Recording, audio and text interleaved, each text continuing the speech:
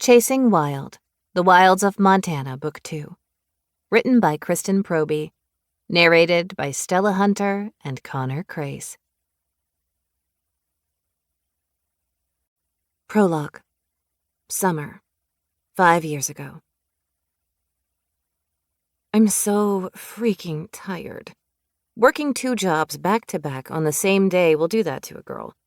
Especially when said girl hates said jobs with every fiber of her being. I didn't bust my ass through college to get a degree in political science to then turn around after graduation and work as a retail clerk and a bartender. Not because there's anything wrong with those vocations.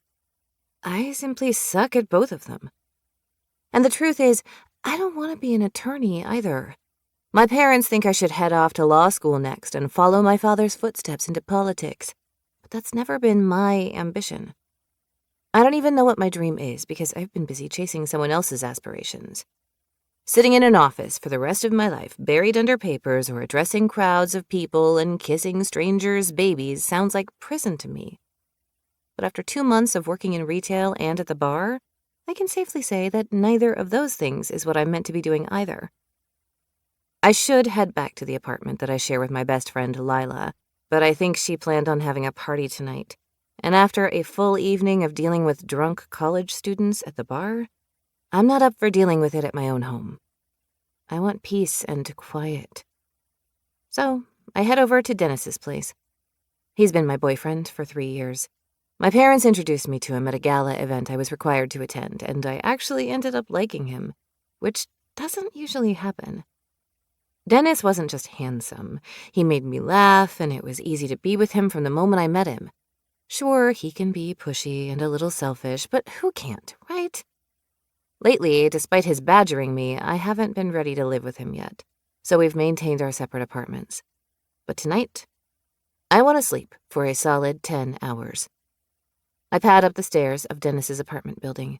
The dark quiet of the warm summer night makes my eyes heavier, and I'm so excited to slip into bed and fall blissfully into sleep.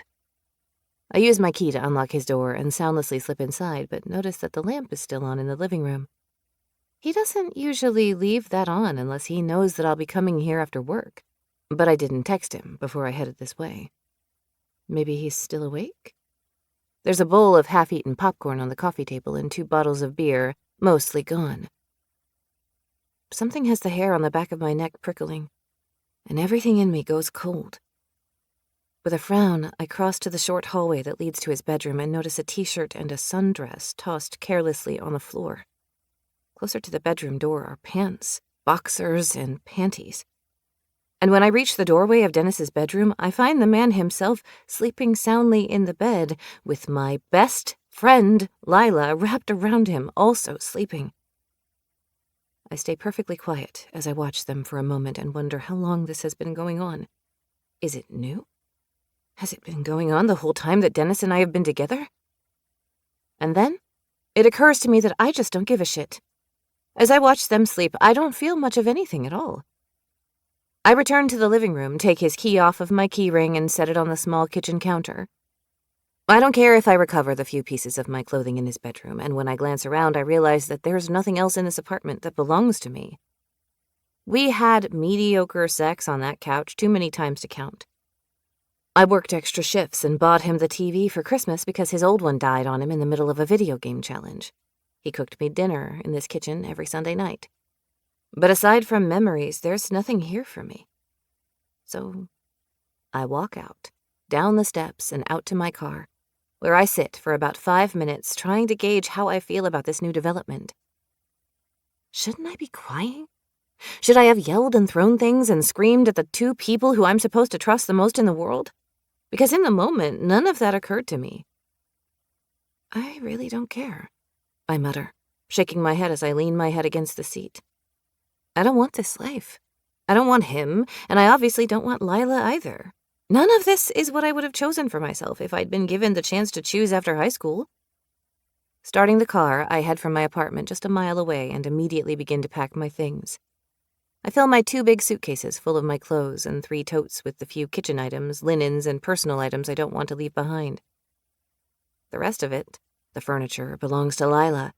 Her parents outfitted this apartment our junior year in college, and I moved in and paid half the rent. So packing up my belongings and stuffing them into my Chevy Equinox doesn't take long at all. I take one last pass through the apartment to make sure I have everything and grab a computer charger from the living room that belongs to me, along with a magnet off the fridge that my aunt gave me for Valentine's Day last year. Content that I've remembered everything, I take one more key off of my key ring and leave it on the kitchen counter. I don't write a note or send a text or anything cliché like that. I simply leave. And I know exactly what I'm going to do. I'm going to start living the life I want to live. Chapter 1. Summer. I'm so sorry, baby girl, I croon to my French bulldog as more fireworks are let off outside. In the middle of the street, in my little neighborhood in Bitterroot Valley. I know you hate them so much, I do too, but it's just noise, it's not going to hurt you. Lily stares up at me with scared eyes and cowers against me, and I fold her into my arms, holding on tightly. I've tried everything I could think of to mitigate the noise for her. The TV volume is up, I gave her a Benadryl to try to make her sleepy, and I even wrapped her tightly in a blanket, but she hates that and scooted right out of it. She's agitated and scared, and it breaks my heart. Lily is a rescue, and loud noises like this frighten her. I thought it was illegal to let off fireworks in town, I grumble. Tempted to call the police, but I don't want to be that neighbor. It's not like this happens every day. They should be calming down now. It's getting late, and most kids should be going to bed. I wish Lily could understand me, but I keep my voice calm and soothing and rub her soft fawn-colored fur gently while kissing her sweet little head. I rescued Lily last year, and we immediately fell in love with each other. She comes with me to the flower shop that I own pretty much every day, so we're together most of the time. And that's good, because she's definitely a Velcro dog. She prefers to be with her person, and when she can't be with me, she goes to my Aunt Paula's house, where she's spoiled and cuddled, which suits Lily just fine. I breathe a sigh of relief when it starts to sound like I'm right about the fireworks calming down. The loud pops are starting to be farther and farther apart, so I lower the volume on the TV a bit, testing it out. There are a few loud bangs here and there, but they're farther away. And Lily lowers her head to my lap and falls instantly asleep. Holy shit, I'm glad that's over. I breathe, resting my own head back on the couch with exhaustion. I'd be perfectly fine if we just did away with fireworks altogether. If my little dog, who knows she's completely safe with me, reacts like this, then I can only imagine the fear this holiday puts into the wildlife around here. I think we deserve some ice cream, I whisper, thinking about the pint of peanut butter chocolate currently sitting in my freezer. Of course, I don't want to move you now that you're settling down. Considering this new challenge, I hear someone jiggling my front door handle. Lily's head immediately comes up, and she growls as she stares at the door. Who's there? I call out as Lily moves off my lap. And I stand, but there's no answer, and the jiggling stops. I hurry back to my bedroom, open the bedside table drawer, pull out the one gun that I own, and rush back to the living room where Lily's still on high alert. Who's there? I call out again, louder this time. The jiggling starts once more, and that just pisses me off. Listen here, asshole. I have a fucking gun, and I'm not afraid to use it. I'm calling the cops. It stops, and I can hear footsteps running down my sidewalk as I pick up my phone and dial 911. 911, what is your emergency? Someone just tried to break into my house. I hear the tremor in my voice now. I think they ran away, but I want someone to come over here, please. I live at 433 6th Street. I'm sending someone right now. What is your name? Summer. I lick my lips and run my hand down Lily's back. Her fur is still standing on end. I'm Summer Quinn. Okay, Summer. I just called someone and they should be there in less than 5 minutes. Are you safe? Yes. I look around, listening. Yes, I don't think anyone is here now. Okay, good. I'm just going to hang out with you until our officer arrives, okay? Thanks. I rub Lily's head and then pace in front of the couch as I wait. I'm sure you guys are busy tonight, and I'm sorry. Don't apologize. She interrupts, immediately making me feel a little better. This is what we're here for, even on a holiday. The officer should be pulling up now. I just heard the car door, I confirm and run to look through my peephole. Yes, I see him coming this way. Thank you for your help. You're welcome. I'm hanging up now. I end the call and open the door when the doorbell rings and find Chase Wild on the other side. Oh, God, Chase. I sniff and realize that I have tears rolling out of my eyes.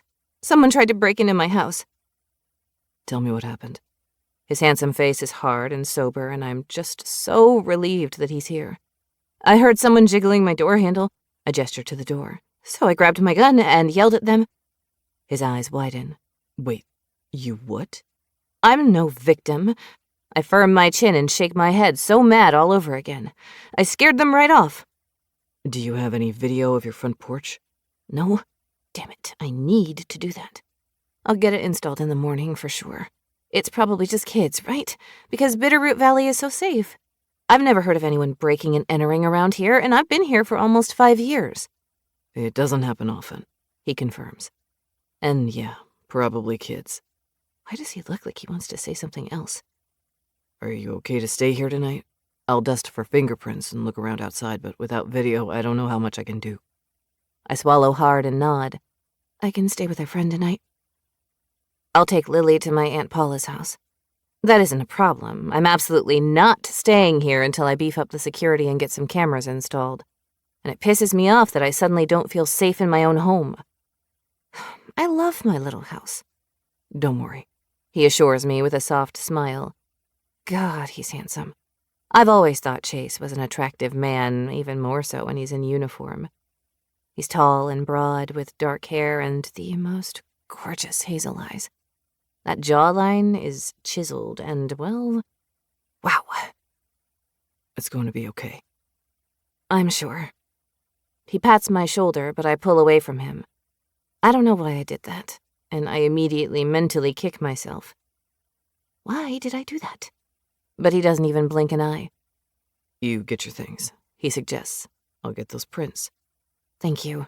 I sniff once more, wanting to apologize for pulling away from him, but I decide against it. Thanks. I smile and turn to Lily, who's been waiting patiently on the couch for me.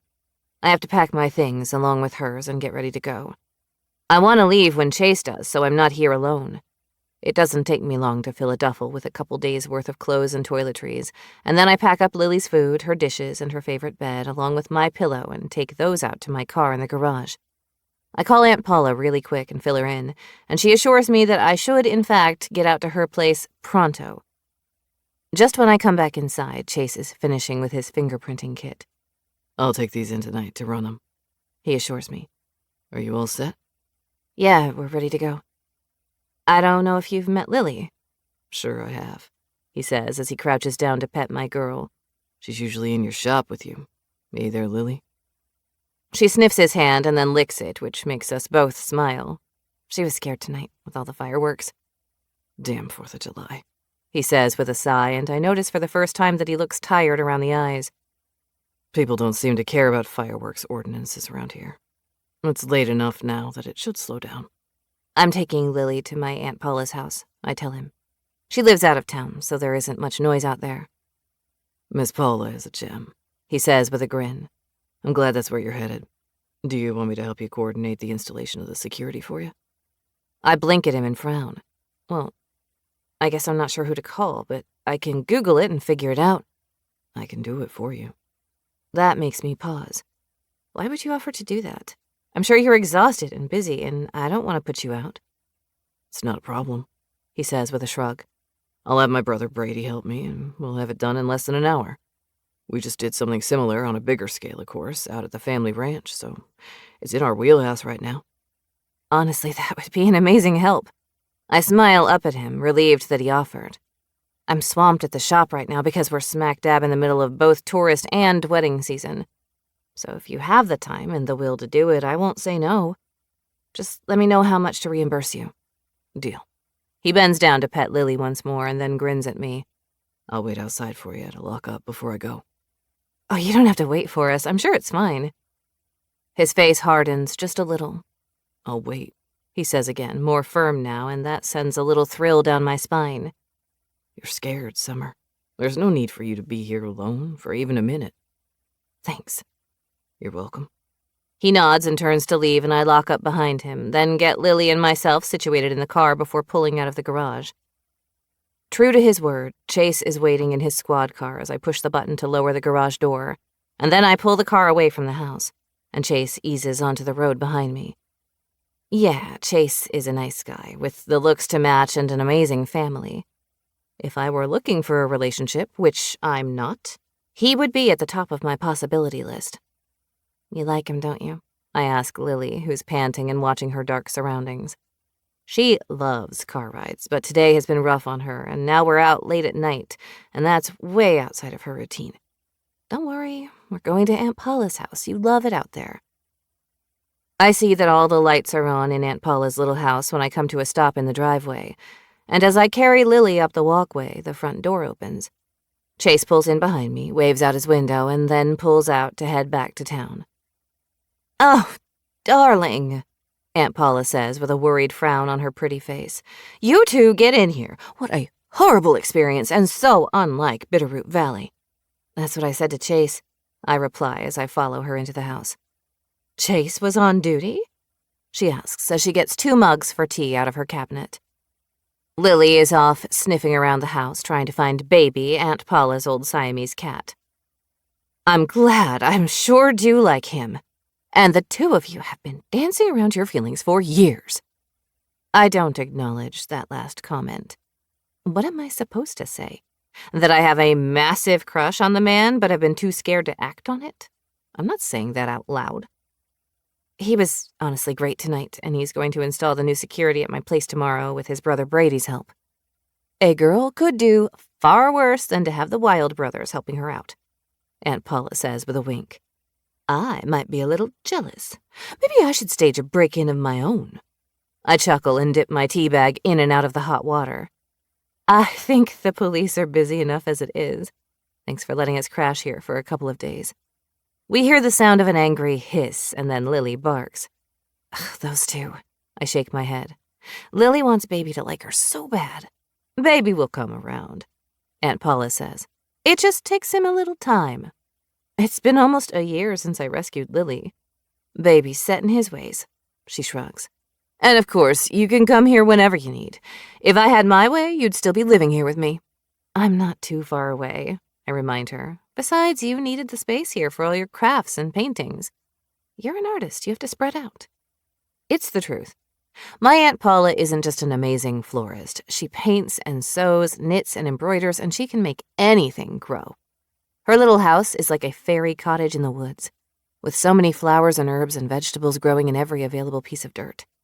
Not to mention the bread she bakes fresh every week and all the projects she always has going. She's wonderful. I love nothing more than spending my summers here, I say with a happy sigh as I look around the place that looks so much like it did when I was a kid. It's always been my safe place, and I know it's here when I need it. But I'm happy in town too, Aunt Paula. I like being able to walk to work when the weather's nice, and I have great neighbors. It's good for young people to be where the action is, she agrees. But yes, you're always welcome here. I know. She welcomed me with open arms 5 years ago when I left the life I hated in Missoula, and she helped me start the life I love now here in Bitterroot Valley. I always knew I belonged here. Lily whines, and I know that it's time that we go to bed. Thank you for everything. I'm going to head to bed. We've been so busy at the shop, and I'll need to get an early start. Okay, darling. I'm going to finish the sewing project I started earlier today, so if the light bothers you, just let me know. It won't. I cross over and kiss Aunt Paula on the head. Love you. I love you too. Lily and I make our way back to our bedroom. The bed is made fresh for us, and Lily immediately hops up, turns in a circle, and lies down. I take my time washing my face and getting into pajamas before sliding in next to her. No, the light doesn't bother us at all, and the rhythmic whirring of the sewing machine is the perfect white noise to send me off to sleep. Can we take another wedding in August? Ida, with the phone held against her shoulder, asks me from across the shop. What date? I ask as I arrange the last of the local lilacs I have in a vase. It's always so sad to me when lilac season is over. They smell amazing. What date? Ida asks the person on the line. Okay, let me ask the boss. Hold, please. She presses the phone against her shoulder again and looks up at me. The 15th? No, ma'am, that's the wild wedding, and I'll need all hands on deck for that one. I add some baby's breath to the bouquet as Ida relays the bad news to the potential customer, and then she hangs up and walks over to resume working on her own bouquet. The calls just keep coming in, even though the website clearly states that we're full for the season. Ida huffs and reaches for a bucket of yellow roses for the bridesmaids' bouquets for this Saturday. I guess they figure that if they call and ask, they can talk us into fitting them in. Charla, another of my employees, says. Aunt Paula always says it never hurts to ask. However, the calls are getting annoying. I sigh and stare at the arrangement, wondering what it's missing. I think I'll add a message before it rings through, reiterating that we're not taking any more weddings until November. It's really not a bad problem to have as a business owner, but the calls are taking up a lot of our time. Not a bad problem at all, Charlotte agrees. You know, some baby pink roses would look sweet in that. Oh, you're right. I rush off to the cooler and pull some out and bring them back. It adds just the right pop of color. Good idea, Char. The bell above the door jingles cheerfully, pulling Lily out of a dead sleep in her bed in the corner. Well, hello, boys, Ida says as Chase and Brady Wild saunter into the shop. Ma'am? Brady says with a nod. It always smells good in here. Flowers. I grin at him. They always do the trick. How's it going, guys? Great. Chase replies as he picks Lily up into his arms and is attacked with kisses. I think this could be the first time since I brought her home from the shelter that I feel a little jealous of my dog. We got the cameras and the smart doorbell installed. We went ahead and put a camera on the back door and the garage door, too. Good, Ida says, giving me a stern eye. Our girl is alone too much in that house. And sure, it's a safe town, but we need to keep an eye on her. We can't be too careful. Too bad you're not a guard dog, Brady says as he takes his turn loving on Lily. You're just a lover, aren't you? She'll growl and sometimes bark if someone's at the door, but no, she's not a guard dog. I laugh when Lily drives that point home by kissing Brady square on the mouth. You can just download the app onto your phone, Chase continues, and it'll show you whenever someone or something trips the sensors. So it doesn't know the difference between a deer and a person? I ask. It's not that smart, he says with a wink. Here, I'll walk you through it. I pull out my phone and Chase helps me, standing just behind my right shoulder. I can feel the heat coming off him against my skin, and I can even smell the soap from his shower. My body practically hums whenever he's close to me. Yeah, I'm definitely attracted to him. There, you're all logged in, he says, and reaches around me to point at my screen. See, there's the front door, and if you touch here, you can see the back door and yard. I nod, following his direction, and grin up at him. Is it weird that I'm excited about this? No. He smiles back at me. He's so close, he could just lean in and plant those lips on my forehead. And for a heartbeat, it looks like he might do just that. I don't even feel an urge to back away from him, not at all. But then he pulls away, and I slip my phone back into my pocket. How much do I owe you guys for all of this? I saved the receipts, Brady says, and pulls them out of his back pocket, then passes them to me. And for labor? We're not charging you for that, Brady replies before Chase can, as both men shake their heads. It took an hour. Don't worry about it. Okay, how about some flowers, then? I walk to the cooler and pull out 2 sweet little bunches of wild roses.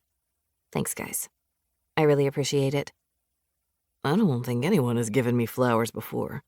Brady sniffs his. It's kind of cute to see the handsome cowboy bury his nose in a flower. Nice. Thanks.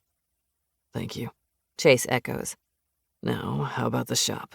Do you have decent security here? I bite my lip and Brady laughs. I'm going to take that as a no, Brady says. I'll call a company. We'll see to it.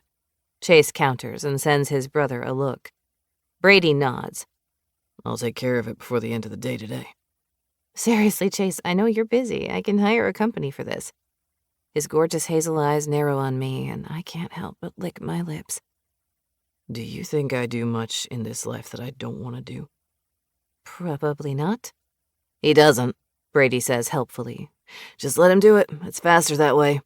I don't want to take advantage of you, that's all. You're not, he replies simply. I'll be back later with the supplies and tools. For now, we'll let you ladies get back to it. I know you're busy. Brides will be the death of us, Charla says and wipes her brow with the back of her hand. But they pay my salary, so I really can't complain. Are your brother and Aaron getting ready for the wedding next month? I ask him, not quite ready for him to go. They're excited, he confirms. They wanted to have that barn completely renovated and ready to go, but that's pretty ambitious for just a couple months of work. They'll make do, though, because my brother isn't willing to wait another year to marry her. Well, he doesn't want to wait another day. Something tells me it's going to be a bit more involved than making it work, I reply. Sure, that's simplifying it down a bit. Chase agrees with a nod. It's going to be a lot of work. We're all spending pretty much every extra minute out there helping out. But like I said, my brother won't wait. He's impatient when it comes to Aaron. That's so romantic, Charla says with a dreamy sigh. They're great together. I love seeing them when they come to town. I won't disagree with you there. They are pretty great, Brady says. And we don't mind helping. Summer, if you need anything or have questions, don't hesitate to call me. Chase drops his business card onto the counter and offers me a smile. That's my cell number. And I'll be back later. Thanks. I really do appreciate both of your help. See you later, Brady says with a wave, and then they're off again, and Lily makes her way back to her little bed to settle in for another nap. Well, then, Ida says, her lips pursed as she watches me. What? Oh, please, Charla says with a laugh. It's written all over your face that you have a crush on that sexy policeman. And who can blame you? He is one fine specimen of a man. What? I do not. I focus on fussing with the blooms in my hands. You two are a couple of busybodies. Uh-huh, Charla says, her tongue in her cheek. Sure. Well, I sure hope you find a reason to use that phone number. It would be a shame to let a man like that go to waste. If you're not going to use it, I will, Ida adds with a sassy wink. You could be his mother. But I'm not his mother, honey, Ida retorts. Not even a little bit. I smirk and carry the finished bouquet of lilacs to the cooler. I have no plans to use that phone number. But I can admit to myself I'm not sorry that he's coming back later to work on the security here at the shop. Chapter 2. Chase. I set up a makeshift shop on the family ranch the day after Erin, my soon-to-be sister-in-law, asked me to make her an arbor for her wedding. She wants it made out of some of the recycled wood from the old barn on the property that she's going to have rebuilt and converted into an event space to rent out for weddings and parties, so the arbor would be a piece that the business offers guests to use for their events. The whole family agrees that the new business venture is a great idea, and I especially love that she wants to reuse as much of the old wood as possible. The barn collapsed in on itself long before I was born, and it's just sat there, in the middle of a grazing field for cattle. There are several other smaller buildings, also no longer in use, around it. We never considered using any of it for anything. In fact, when we were kids, Dad thought about tearing it all down but never did. Erin saw it this past spring and had the great idea of turning it into a business. With the gorgeous views of the mountains as the backdrop, I have a feeling that the space will be booked solid year-round.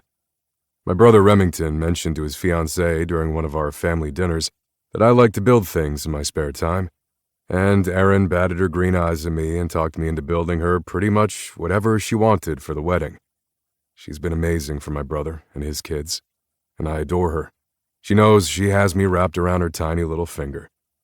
No, the event space definitely won't be ready in time for next month's nuptials, but that doesn't mean that we can't make it work with a tent, and we can bring in whatever Erin wants to make it pretty for her. Right now, I have to build this arbor, which is a fun project. Or would be, if I had the right shop to do it in.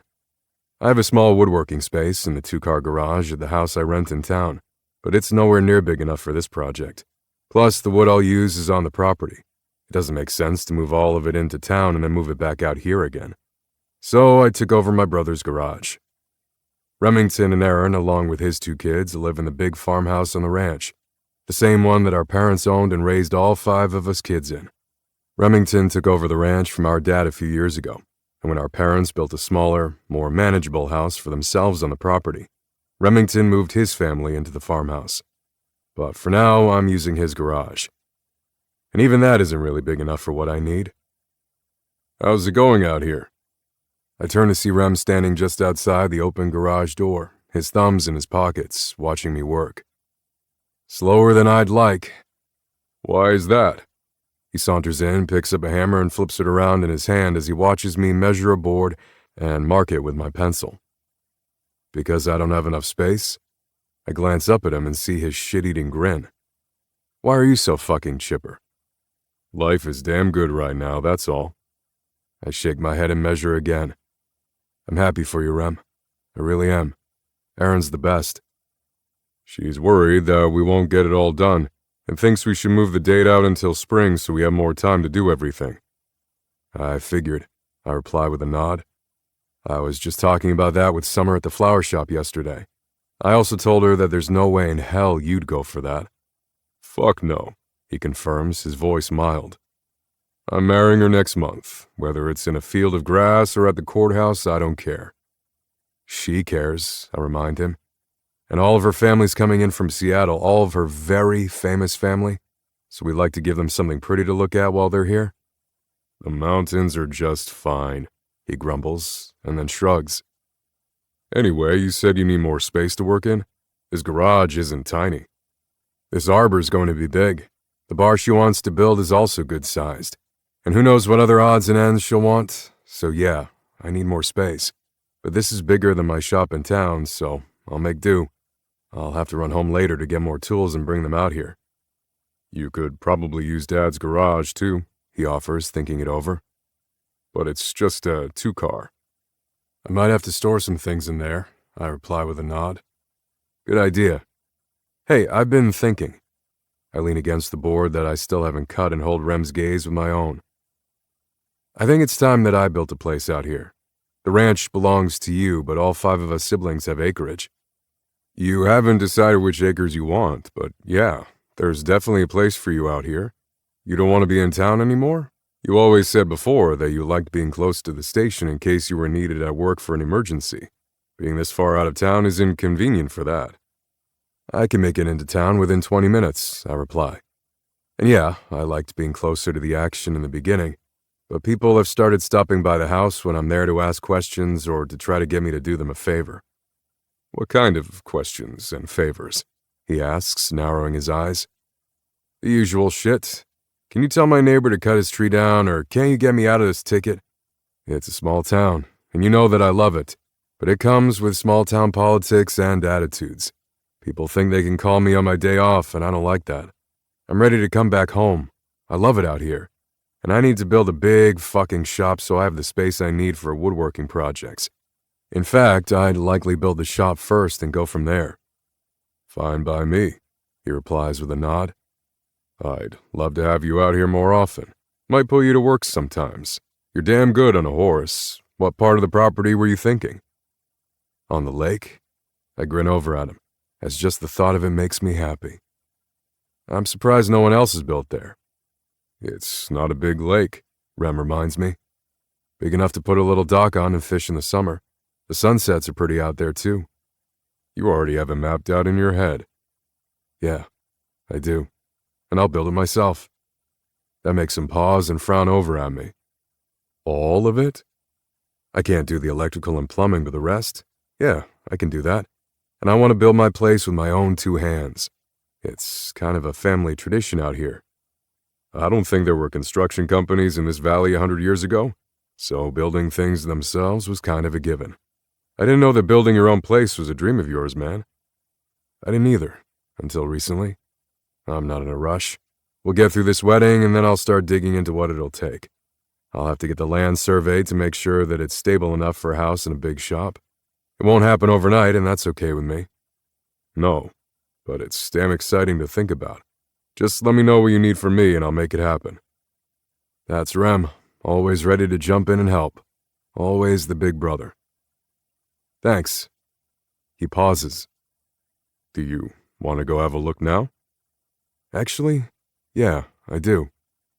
Rem laughs as we walk out of the garage and over to his Jeep. We hop in, and it only takes us about 5 minutes to make our way over to the lake. He's right, It's not a big lake. Definitely not big enough for motorized boats, but it's not tiny. We've spent many a summer canoeing and paddleboarding out here, swimming and fishing. Hell, we'd camp out here as teenagers, sometimes for a week at a time. Not only is it a pretty spot, I say as Rem comes to a stop, but it's not part of your grazing land. It won't interfere at all with the business. That makes it a win-win then, he replies. Point out where you're thinking, and I'll drive us over. I point to the other end of the lake, and Rem turns to me in surprise. All the way over there? That's right. Okay then, hold on, it's going to be a bumpy ride. He puts the Jeep in gear. He's not wrong. It's a rough ride through the brush and trees, but we eventually make our way to the other side of the lake. Right here, I murmur, and climb out of the Jeep, taking a deep breath of clean air. I want the shop here, 4 bays wide and 2 stories tall. Nice, Rem says with a nod, scanning the land. And the house? About 40 yards that way, closer to the shoreline. It'll also have an attached garage so it's easier in the winter. Not a huge house, about 2,000 square feet, all 1 story. I already like it, he says, surveying the area, and I can tell he's picturing it all in his head. I do too. I can imagine the wraparound porch, my truck in the driveway, and a dock on the water. I want to fish out here in the summer, maybe with a couple of kids and a pretty wife. I don't just want this for now, I want it forever. This is my place. I know we need to get through the wedding to really wade into the project, but why don't you go ahead and get the surveyor on the schedule? They might be booked out a bit, and this way you're on top of it. Have plans drawn up. Plans are drawn. I should have known, he says with a rueful laugh. It may be a newer idea, but once you get your mind set on something, it's full speed ahead. I simply grin over at him. No sense in moving slow. No, God forbid we move slow. He snickers. Come on, we'd better get back. But I stop, just for a minute, and look back at my place. I belong here. I'm ready to plant my roots in this spot. If she had any issues, she'd have called me already, I muttered to myself as I parked my truck in front of Paula's Posies and cut the engine. And she likely doesn't want my mom's cookies. This is lame. I've wanted to see Summer all week, since the incident at her place on the 4th. Yeah, I wanted to check in to see how her new security systems are working out. But more than that, I just want to look at her. Make her smile that big smile that lights up the goddamn room. Bonus points if she laughs because Summer has the best laugh I've ever heard. You're a sap, I whisper, as I push out of the truck and, with a plate of cookies in hand, walk to the door of the flower shop. The bell rings as I push in, and I hear Summer laugh and then see her pat a tall man on the shoulder. Oh, stop it, Evan. He didn't say that. Swear to God, Evan says, his right hand in the air as if he's swearing on the witness stand. Both sets of eyes turn to me. Summer's expression warms, and if I'm not mistaken, her smile brightens. Evan's eyes narrow. I keep my face passive but quirk an eyebrow. This idiot can fuck right off. Well, hey there, Summer says. It's good to see you, Chase.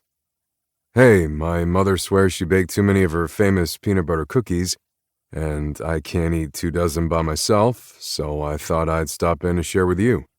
Also, I wanted to see how your security systems are working out. First of all, I never turn down a cookie, Summer says and accepts the plate from me, just as Lily the dog hops out of her bed to come and greet me. And second, everything is working great. I think I've finally got the hang of checking the app, and I love being able to see both places when I'm not there. You got a security system? Evan asks. I did, she confirms. Both here and at home. I'm sorry, Evan, I assume you know Chase Wilde? Sure, I say with a nod to the other man. How's it going, Evan? I'm great, he says and turns back to Summer. Why do you need a security system? Oh, I had some kids try to break into my house on the 4th, she says, waving it off. Chase and Brady installed it for me. Well, that was nice, Evan says with a forced smile. You're okay. Summer bites into a cookie and closes her eyes with a groan. Jesus Christ, I want to make her groan like that for completely different, more primal reasons. These are seriously so good. Tell your mama I want the recipe, Chase. You're okay? Evan repeats, clearly irritated that he's being ignored for cookies.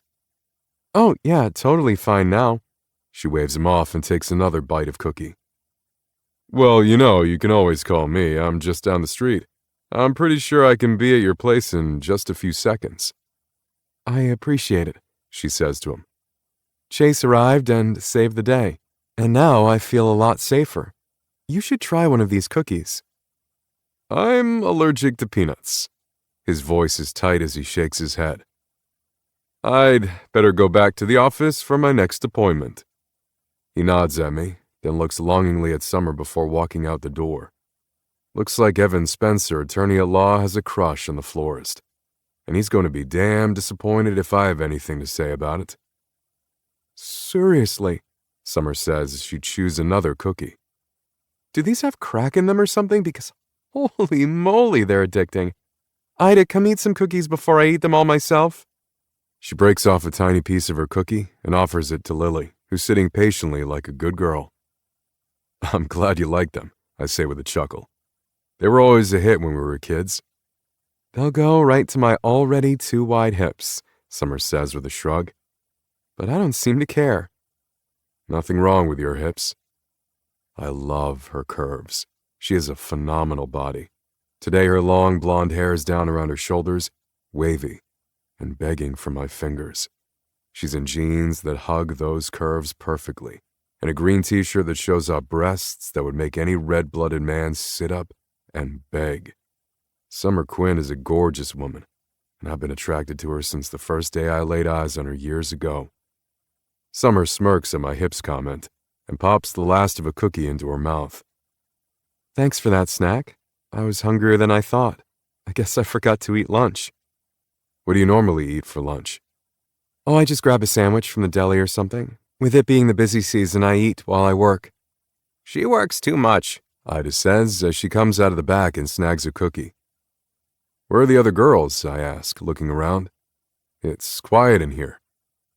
Charla and Margie are both out on deliveries, Summer replies. And my new gal Vicky is working over at Charlie Lexington's office on a wedding we're doing in early September. You know better than to mention a Lexington when a Wild is around, Ida reminds Summer, whose eyes widen. Oops, sorry. I laugh at that and shake my head. The family rivalry isn't that bad. Oh yeah, it is, Ida disagrees. I went to school with your father, and let me tell you that it's worse than that. For the older generations, I reply with a shrug. They may not be my favorite people in town, but you can speak about them in my presence. It's fine. I'm not going to pull out my gun or anything. I wonder if Erin would hire Charlie for their wedding. She's the best event planner there is, Summer wonders, and that makes me bust up laughing. Okay, that might be a line that we wouldn't cross. But why? Charlie's the best in this part of the state. She's super organized and listens and works so well with all the local vendors. I was just talking with Erin yesterday, and she's so overwhelmed. She needs the help, Chase. More than Millie or even I can give her. It's a big wedding with really famous people coming, and her family lives far away. Well, when you put it like that, I mutter, thinking it over. I just don't think that Rem will go for it. We've mellowed out a bit where the Lexingtons are concerned, but hiring them? That's altogether different. Mention it, Ida suggests. Just don't mention it to your father. I think there are a few other wedding coordinators in town, but none hold a candle to Charlie. That girl can work magic out of a dandelion and a paperclip. So she's the MacGyver of weddings.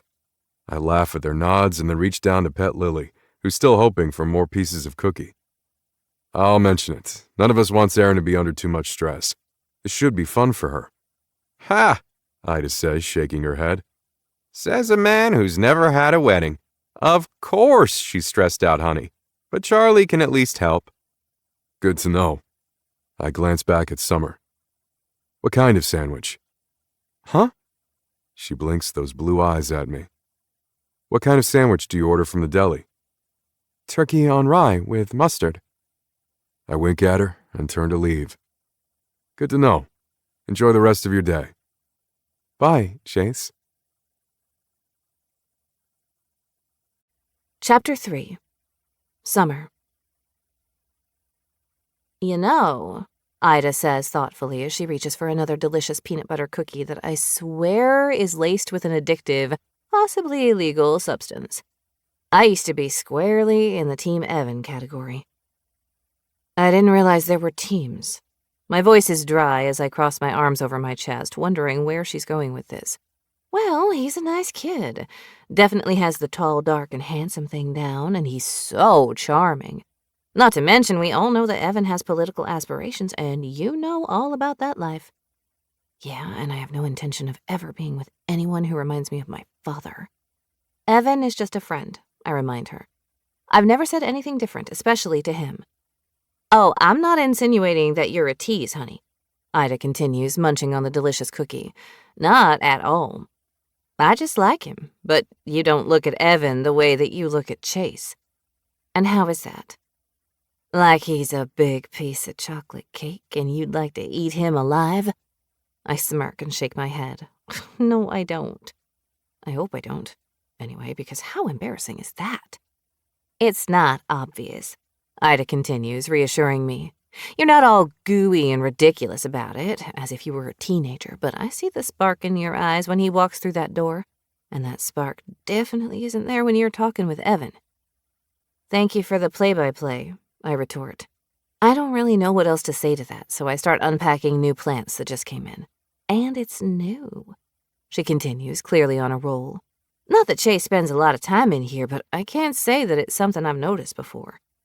Ida? Yes, honey. Let's not talk about this anymore, okay? You're the boss. I need that drink, I announce to my best friend, Polly, as I sit in the booth across from her at the Wolf Den, our favorite bar in town.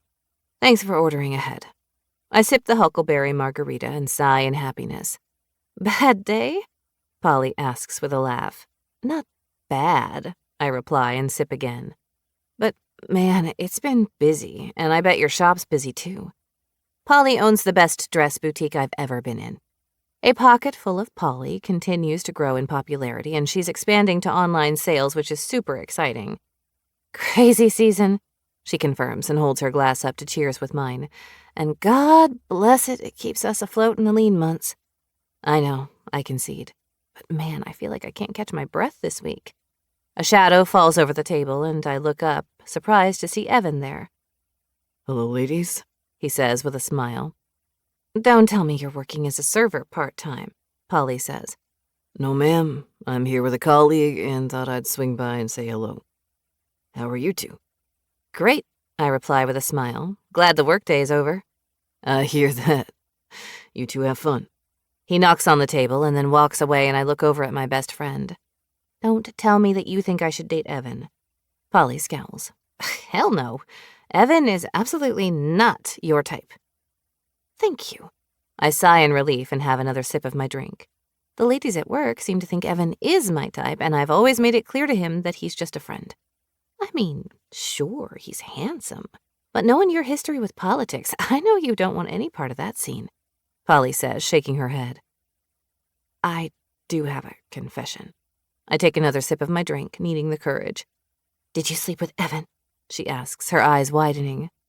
No, hell no. I scrunch up my nose. Just, no. I think I might have a crush on Chase Wilde. Polly stares at me for 5 seconds and then busts up laughing. What's so funny? Of course you do, honey. Have you seen that man? Holy shit, Summer, he's hot as the sun, and I think you should chase him down. See what I did there? Har har. Chase that man down and ride him like the cowboy he is. Polly. What? You should. You haven't dated in 5 freaking years. It's time to move on from those assholes and get laid, girlfriend. Hi, Pot, I'm Kettle. I don't see you dating and getting laid. I'm focusing on my career right now. I tilt my head to the side. Yeah, me too. Seriously, Summer? Polly continues. You told me that Chase asked you out years ago. He did, but I wasn't ready for anything then. I was too numb. I get that. But you're not numb now. No, I'm not. He was so sweet when he came to my place on the 4th. And he pops in now and then to see how I am. He even brought me cookies today because he said his mom made too many. Okay, that's sweet. And a total excuse to get to see you. You think? Hell yes. If he had extra cookies, he could have taken them to work or something. He wanted to see you. He's hot, Summer. Do it. Go for it. I don't know. Polly rolls her eyes. Okay, now you're annoying me. You don't have anything to lose. Do the hot wild brother so you can report back and tell me all about it. I don't know if that's a good reason to have sex, I say, considering. Also, I didn't even say anything about sex to begin with. I was thinking about just dating him. Do both, Polly suggests with a wink. And tell me all about it. You've lived here all your life, I reply and lean back when our food is delivered. Polly ordered this for us too. God, I love tacos. Me too, Polly says. Sure, I've lived here forever. What do you want to know? What do you know about the Wild family as a whole? Aside from the fact that they breed hot men? She pops a chip into her mouth and shrugs. They were one of the founding families of Bitterroot Valley, so they go way back. Rem runs the ranch now, chases the cop, Brady rides rodeo every chance he gets, and he's damn good at it. Doesn't he win awards and stuff? Oh yeah, that man is damn good on a bull. Ryan's the second oldest. She twists her lips before taking a bite of her taco. He left for a long time, worked in the city. I think he was in New York, but I'm not sure. Something to do with finance. I've seen him around town recently. Rumor has it that he's back for a while. He has a good-sized ranch of his own, and he bought some horses recently. My brother's been helping him with them. Ryan rescued them from a pretty bad situation. Okay, that's kind of sexy, a man who rescues horses. Polly chuckles and nods. Does your brother know him well? Oh, yeah. Mac and Ryan have been best friends since they were kids, and then Millie is the youngest Wild sibling. I love Millie. I reply and scoop a heap of guac onto my chip and take a bite. She's the best. Totally agree. Polly nods. Chase is the middle kid, smack in the middle. I like him. I think I like him too. I finish my taco and drain the last of my margarita. I mean, I already knew that I liked him well enough as a person, but I'm attracted to him. So I think I'll consider a date with him. Oh, great, Polly says with fake enthusiasm. At the rate you move, you'll date him when you're at retirement age. You're a riot. With a smirk, Polly also finishes her meal, and we decide to call it a night. We pay the bill and walk out of the bar to our vehicles. Next week, same time, same place? I ask her. Unless you have a hot date with the cop. Yes. She replies and leans in to hug me. Seriously, go on a date with him. I don't even know if he wants to, I remind her. He does. She winks at me and gets into her car. I'll wait for you to get in yours before I pull away. I wave and then unlock my own car, get inside and start the engine. And then Polly drives off, headed for home. After putting the car in reverse, my car starts to move, but I realize immediately that something isn't right. What in the hell? I put it back in park and get out, circle the car, and realize that I have a flat tire on the passenger side. Oh, shit. The door to the bar opens, and Evan strolls out, tilts his head when he sees me, and hurries over. Are you okay, Summer? Flat tire, I reply with a sigh. Just my luck. He scowls and walks around to see for himself and kicks it. Yep, that's flat. Come on, I'll give you a lift home, and we can call Brooks to come take care of this. Thanks. I follow him over to his BMW and sit in the passenger seat after he holds the door for me. I'm sorry about this, but I'm grateful for the ride home. It's definitely not your fault. He replies immediately and fastens his seatbelt. You probably ran over a nail or something somewhere along the way. I just replaced those tires too, I grumble with a huff. Figures, right? They'll fix it, he assures me as he drives us into our neighborhood. Did you and Polly have fun? We always have fun, I reply with a smile. I feel like we've been friends since we were kids. Aunt Paula says we're two peas in a pod. I like her a lot, he says with a nod. She's a good businesswoman. Her boutique seems to be doing really well. She's smart about what she brings in to sell, I agree. Tourists and locals alike love it, and I think that's really smart. I agree. You should date her. Evan glances my way, an amused look on his handsome face. I like her, but not like that. Your loss, I guess. Evan pulls up to my house. Thanks a lot for the ride. I appreciate it. No problem. Do you want me to walk you in? Nah, I've had my eye on the security app and there hasn't been anything going on. I'm good. Thanks for coming to my rescue. Anytime. Have a good night. He waves to me, offers me that charming smile, and then drives off toward his own house just down the street. It's too bad Evan isn't interested in Polly that way, because I think they'd make a cute couple. Lily is excited to see me when I walk in the door. She does her zoomies through the house and then runs out to the yard to do her business as I put a load of laundry into the wash and unload the dishwasher. By the time that's done, she's ready to come back in, and I give her dinner. I know you hate these evenings when you're here by yourself. I scratch her behind the ears. But I deserve to have a social life too, you know. She doesn't reply, just leans into my hand as I continue to scratch her in her favorite spot. Come on, let's go watch some TV. When did you get here? Charlotte asks me with a frown. She glances at her watch. I thought I was early, and it's 7 in the damn morning. I was here at 6, I reply without looking up from the bridal bouquet I'm working on. This is a busy weekend. They're all busy this time of year. Charla loops her apron over her head and immediately strides into the cooler to fetch what she needs for the orders she's working on today. Before long, Ida and Vicky arrive, ready to dig into work. Margie's sick today, I inform the others, who all pause what they're doing and stare at me. That's all I know. So, Vicky, you'll be delivering by yourself today. I'm sorry. It's okay, Vicky says, waving me off. I've got this. Don't worry about it. If I have to, I can stay late. Thank you, I reply, relieved that the conversation went way better than expected. Not that Vicky's ever given me trouble, but I was worried that she'd tell me she couldn't stay later than scheduled. I owe you. You owe me nothing, Vicky says with a wink. We've got this. The morning flies by, and when the bell above the door sounds, my eyes are glassy, and my brain is foggy as I look up and see Chase walking through the door. Good afternoon, ladies, he says with that handsome grin, looking delicious in his uniform. Afternoon? I repeat and check the time. Wow, I didn't realize it was so late. I take that to mean that you haven't eaten, he guesses and sets a brown paper bag on the glass counter. 1 turkey on rye with mustard, just for you. My stomach growls. You should go sit outside in the fresh air and eat that, Ida suggests. Take 20 minutes. I shouldn't, I reply as I untie my apron and pull it over my head. But I'm going to. Do you have time to join me?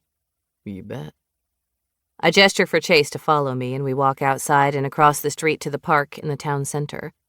We find a bench and sit, and when I unwrap the sandwich, I sigh in happiness and pass Chase half. Eat with me. I won't pass it up.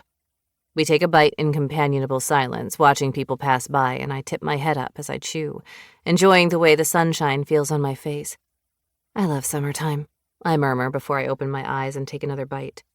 I used to live for it. Every year, I got to come here to Bitterroot Valley and spend a couple of months with Aunt Paula, help her in the shop, and run around her property. I still say that summer here in Bitterroot Valley is the absolute best. But now I can't help but wonder why she would agree to let me come stay with her every year. Why do you say that? He asks. Because now I know how busy she was. It's the craziest time of year for the business, yet she never said no to having me underfoot for several months at a time. She probably enjoyed it as much as you did. I think so too, but she must have been swamped. What did your parents do while you were here for the summer? I clear my throat and shrug a shoulder. The same thing they did when I was home. My parents are in politics, so they traveled a lot. It felt like they were constantly campaigning and running off somewhere. When Dad was in D.C., Mom would go with him. I swear they're attached at the hip. He's retired now, but they still like to schmooze with the who's who of politics. They weren't thrilled that I didn't follow in their footsteps. They wanted you to? Of course. I was supposed to be the first woman governor of Montana, but I did not want to go to law school, and the political life didn't interest me. They supported me through college, but once I'd graduated, I told them to stop sending money. I just wanted to be separate from them in every way. That's a very different family life than what I grew up with. He considers and watches as someone jaywalks across the street. Is that really illegal? I shield my eyes from the sun with my hand. Yep, He says with a sigh. walking outside of a designated crosswalk is a violation, and I can write a ticket for it. Do you? Not often. He says with a shrug. I don't have time, but I have in the past, and I likely will again. Usually when it's dangerous and the jaywalker's being stupid. Makes sense. I nod and can't help but smile, remembering all the times I've done it myself. I have to confess, I'm guilty of jaywalking. I'll cuff you and take you in. The idea of Chase cuffing me makes my mouth go dry, and I can't help but look over at his mouth. It's full and sexy, and he's likely good at using it. For the first time in my life, I wish I could read minds. That pulls me right out of my reverie, and I laugh nervously. And I'm glad that you can't. Thank you for lunch. It was really nice of you. I feel bad that I ate half of it. Don't. I offered. I smile over at him, and he reaches out and tucks my hair behind my ear. I think we should hang out sometime, Blondie. You do? Also, did you just call me Blondie? It suits you. His lips twitch with humor. And yes, I do. What do you say? I mean, we're friends, right? And friends hang out together. As friends. Well, that's disappointing, but I nod slowly. Sure, they do. That would be fun. How are things going out at the ranch for the wedding? It's busy out there, he says. In fact, I'll be headed there in a little while when I get off work. I'm building the arbor, bar, and a few other things for Aaron, and I spend my days off out at the ranch working on those projects. I didn't know that you built stuff. It's a hobby. He lifts a shoulder. It takes my mind off things. That's how I feel when I'm designing flowers. I agree. I can just zone out. It's my favorite part of the business. Not all the taxes and math? No, that's definitely not my favorite. What else have you built? All kinds of things. My dining room table, a chair for my mom, a wishing well bird bath that a friend asked me to make his wife for her birthday. That sounds super cool. Do you have a picture? As a matter of fact. He pulls his phone out of his pocket and scrolls through photos, then turns it to me, and I feel my jaw drop. Chase, that's gorgeous. Turned out sharp. He agrees. Here's hoping everything that Aaron wants works out as well. Some of the wood from the old barn is too rotten, so it's been a pain in the ass. What are some of your hobbies? I like to paint. I don't do it often, but I enjoy it. Mostly watercolors, but sometimes I'll draw with charcoal. I watch a little boy riding his bike on the sidewalk alongside his mom, who's pushing a stroller. I should do more of that. Paint, that is. If it makes you happy, then yeah, you should. The radio on Chase's belt signals, and he grins over at me ruefully. I have to get back to work. Me too, I say as we stand. Thanks again for lunch and the break. It was nice. I'll see you soon, he says, but stays put. Don't you have to go? Not until you're safely back inside your shop. I frown and glance around. It's the middle of the day. I'll be fine. Chase crosses his arms over his chest, showing off sculpted biceps, and doesn't move, waiting for me to go inside. I'll make sure you're back safely, Blondie. Okay, stubborn man, I'm going. Don't work too hard. Take your own advice, he suggests with a wink before I turn to walk away.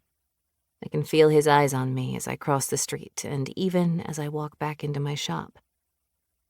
Yeah, I would spend more time with Chase, even if it is just as friends.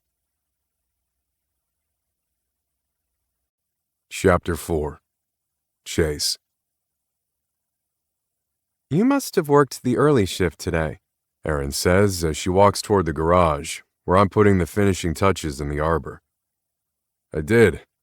I grin over at her, happy to see her. Although I've known her for less than a year, my brother's fiancée has quickly become one of my favorite people. And you have good timing because I'm about finished with this. I need you to put your stamp of approval on it before I move on to the bar. Erin's green eyes shine as she looks it over. Oh, Chase, it's so beautiful. And I know that it'll be great not only for my wedding, but also for so many others who want to have their special day out here on the ranch. It's exactly what I wanted. Thank fuck, I mutter and close my eyes, propping my hands on my hips. You have no idea how much pressure this was. I didn't want to have to tear it apart and start over again. No, you did a great job. She tilts her head to the side and taps her lips, examining it. I wonder... Wonder what? If you want something changed, now's the time to say something. No, not changed. It's exactly what I asked for. I just wonder if Summer will be able to hang the flowers on it the way we discussed in her shop, or if I'll have to change my mind on some of those decisions.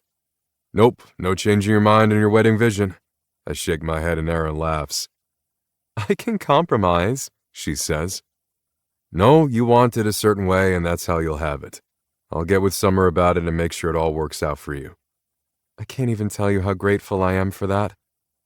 For what? Rem asks as he joins us, looping his arm around Erin's shoulders and kissing the top of her head. I'm going to take point on speaking to Summer about the flowers on the arbor. I fill him in.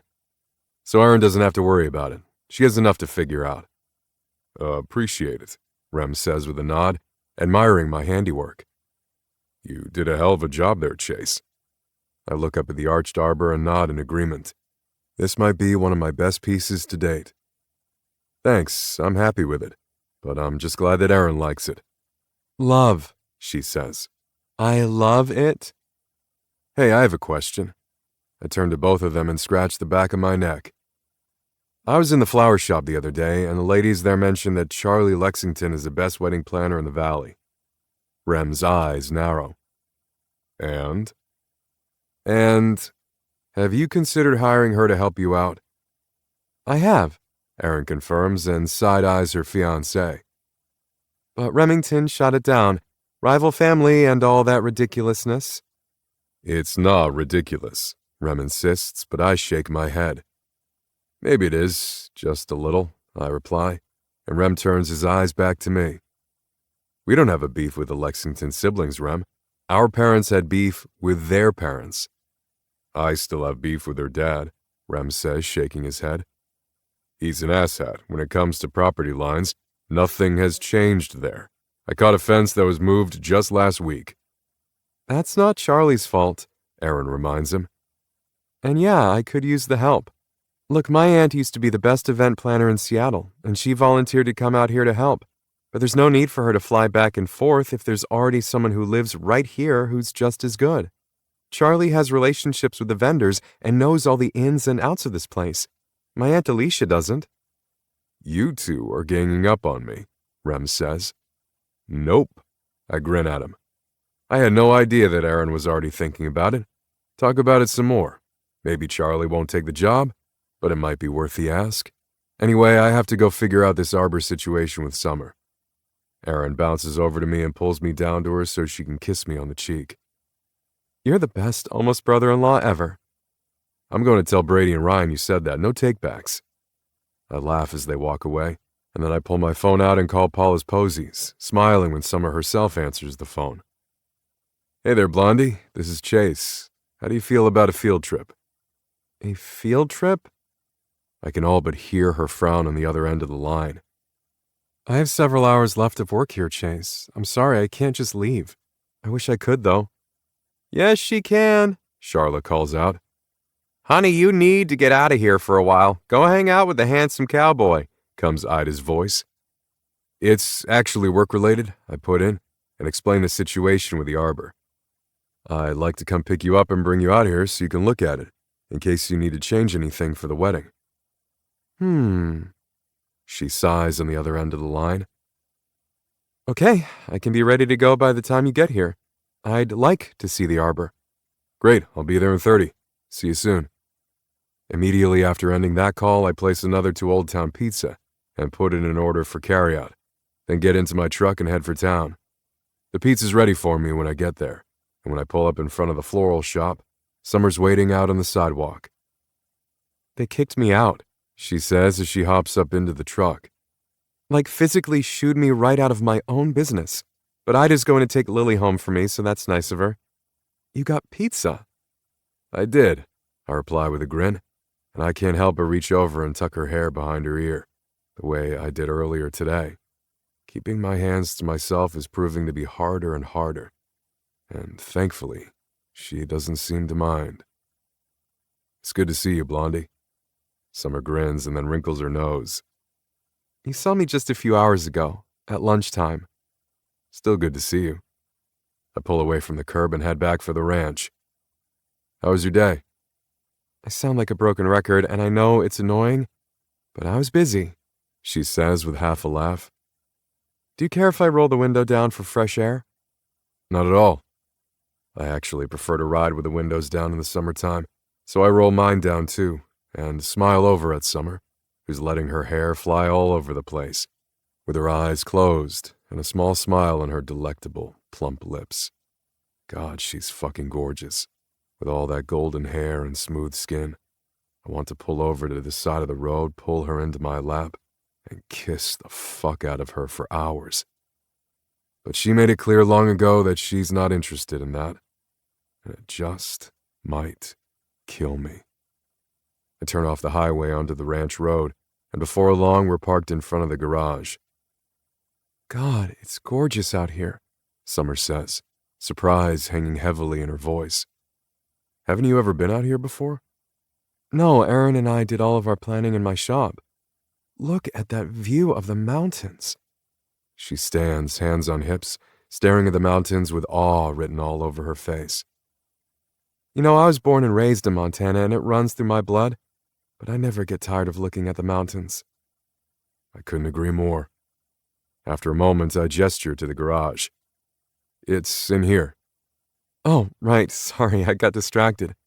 This is amazing, Chase. You built this? With my own two hands, I confirm. But Aaron is concerned that you won't be able to hang the flowers the way you discussed. Summer taps her fingers on her lips, the same way Aaron did earlier, as she examines the arbor. Yeah, we can do it. I'll have you add a few discreet hooks here and there, and it'll be totally fine. We can also use zip ties and twine. I can hang flowers on just about anything. She turns to me and narrows her eyes. Chase Wild, you could have shown me this over a FaceTime call, and it would have been a lot faster. I feel bad that you came all the way into town to get me, when I could have saved you the trouble. But then I wouldn't have the pleasure of showing you around the ranch, would I? She gazes longingly at the mountains. Well, I would like to see it. And you have pizza. Pizza and a tour sounds like a good deal to me. I hold her door open for her, then round the front of the truck and climb into the driver's seat. We'll keep these windows down and eat on the way if that's okay. Are you kidding? I can eat pizza anywhere. She opens the box and takes out a slice, passes it to me, and then takes one for herself. I do notice, however, that you're always feeding me. I glance her way, and my breath catches in my throat. Christ, she looks good on my ranch, the sun shining through her blonde hair, watching me with happy blue eyes as she munches on her pizza. Why do you think that is? She continues. We have to eat, I reply with a shrug. And I love watching this woman eat. The way she eats is sexy as fuck, and she's unapologetic about enjoying every bite. Plus, I continue, I like spending time with you. 2 birds, 1 stone. She glances my way, then back out the window. So what was it like to grow up out here? Heaven. I finish my pizza and move to get another slice, but Summer's already holding it out for me. Thanks. Growing up here was the best there is. We were hardly ever inside, unless there was a blizzard. We spent most of our time with our dad in the barn or on horseback. I've never ridden a horse, she mutters, and I frown over at her. What? I may have grown up in Montana, but my dad was a senator. I lived in the city. Well, we're going to change that and get you on a horse in the near future. Maybe, is all she says as she chews on her pizza. That barn is big. I grin and nod as we approach the barn. Lucky and Bruiser, 2 of the ranch hands, are just walking outside. Hey there, I say to the men. This is Summer Quinn. She owns the floral shop. We've met, Bruiser says with a nod. Hello, ma'am. Hi, Summer says with a smile. How was your niece's recital? I ask the big man, whose eyes go gooey at the mention of his niece. She was a star of the show, he says proudly. I'll show you pictures tomorrow. Can't wait. How far out you going? Lucky asks. There's a grizzly in the north pasture. Holy shit. Summer breathes next to me. I wasn't planning on going that far. I'll show her where the new event venue will be, and then we're headed back over by the lake. Good idea, Lucky says with a nod. Have fun, you two. I nod and pull away from them and feel Summer watching me. What's up, Blondie? I have so many questions. First of all, how old is Lucky? He looks really old. He is. I smile and then shrug. I have no idea how old he is. He was old when my dad was a kid, but that might be all the time he spent in the sun showing. What other questions do you have? You know about Bruiser's niece's recital? Sure. They might be employees, but they're family too. We have to trust them with the most important things in our lives, our home. I like that, Summer says slowly. That's actually really sweet. And finally, grizzly bears? You're not new to this area. Bears are a fact of life. I can honestly say that in my almost 30 years of living in Montana, I've never seen a grizz in the wild. Wow. I blink at that. Well, maybe someday you will. I'm fine. I don't need to see them. They're not scary if you aren't being an idiot. Just don't try to pet them. Still don't need to see them. She shakes her head adamantly, making us both laugh. No way, I'm good. Oh, is that where it's going to be? I nod when she points straight ahead. Yeah, the old barn has been dismantled piece by piece. The concrete slab is down, but I think they're going to hold off on construction until after the wedding, so the ceremony's not in the middle of a construction zone. Oh, I like that idea, Summer says with a nod. This is absolutely... I can't catch my breath. She covers her chest with her hand, and I slam the truck into park, all of my attention immediately focused on her. What's wrong? Shit, are you allergic to something? No, it's not that. She takes a long, deep breath and then turns to me. It's just so pretty. She pushes out of the truck and I take my own breath, calming my racing heart. Jesus, she scared the shit out of me. That view in the background, she says, turning a circle to take it all in. That's priceless, Chase. Erin's photos are going to be spectacular. I hope so, because they'll be splashed in every magazine and gossip site on the planet, I reply.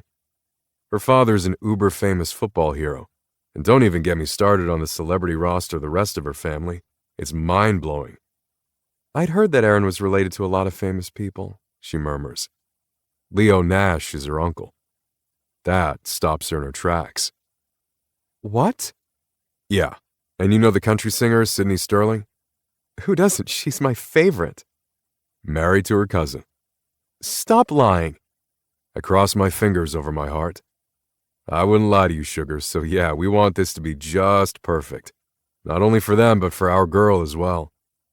Well, in my personal and professional opinion, it doesn't get any better than this. Wow. Summer crosses her arms over her chest and just stands there, gazing at the mountains.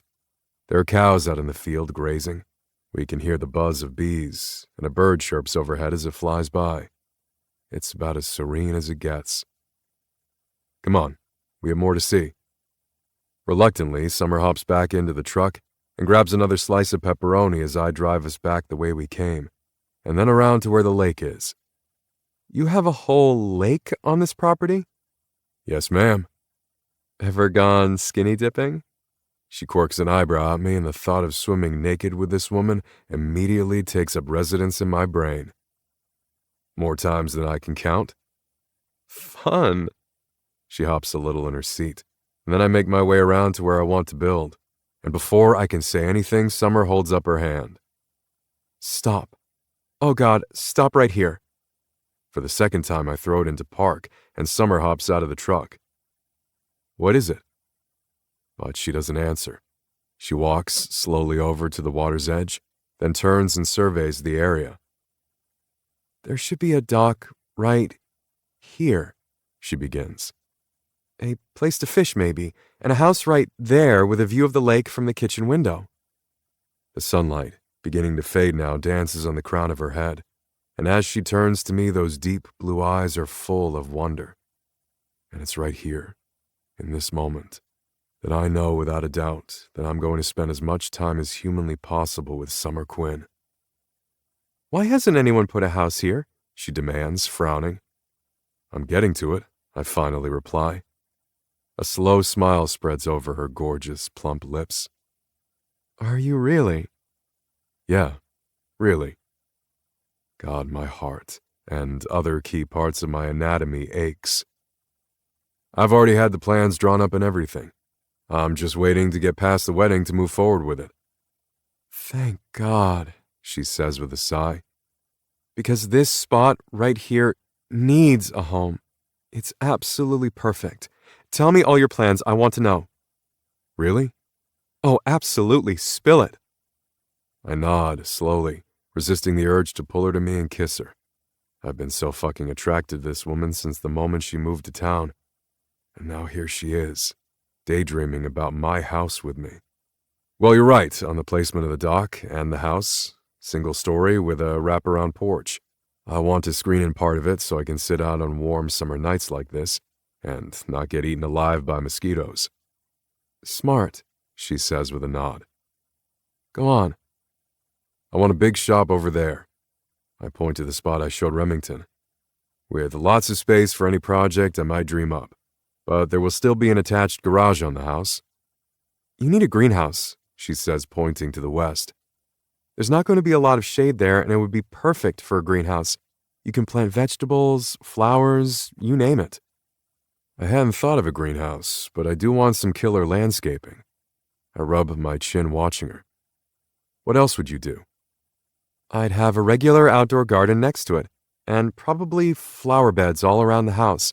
Flowering trees and bushes, too. Although there are already so many gorgeous wildflowers in the woods, you don't really need them.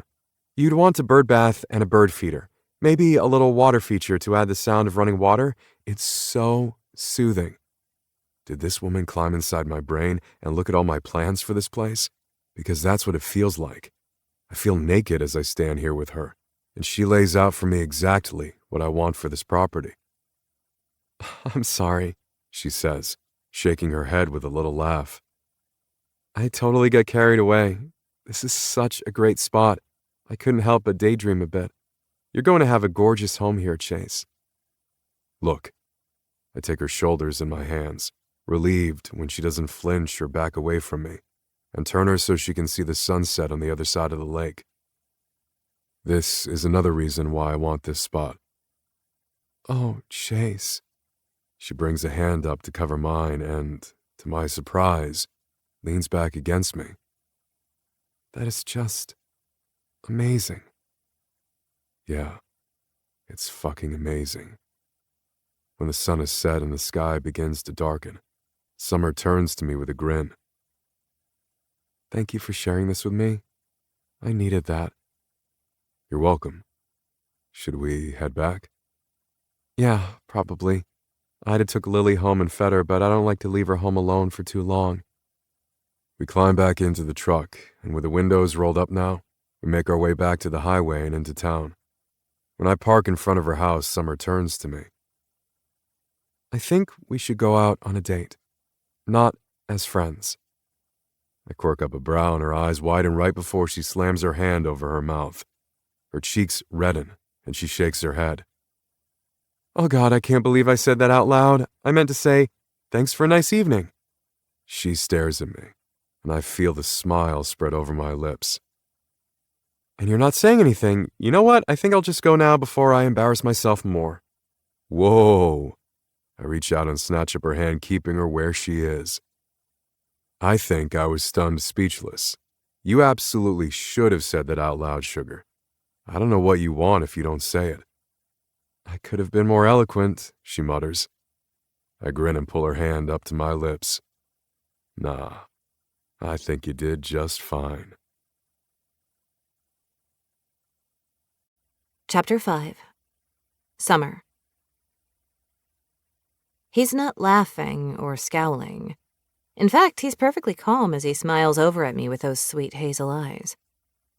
I think, he continues, that maybe we're finally on the same page.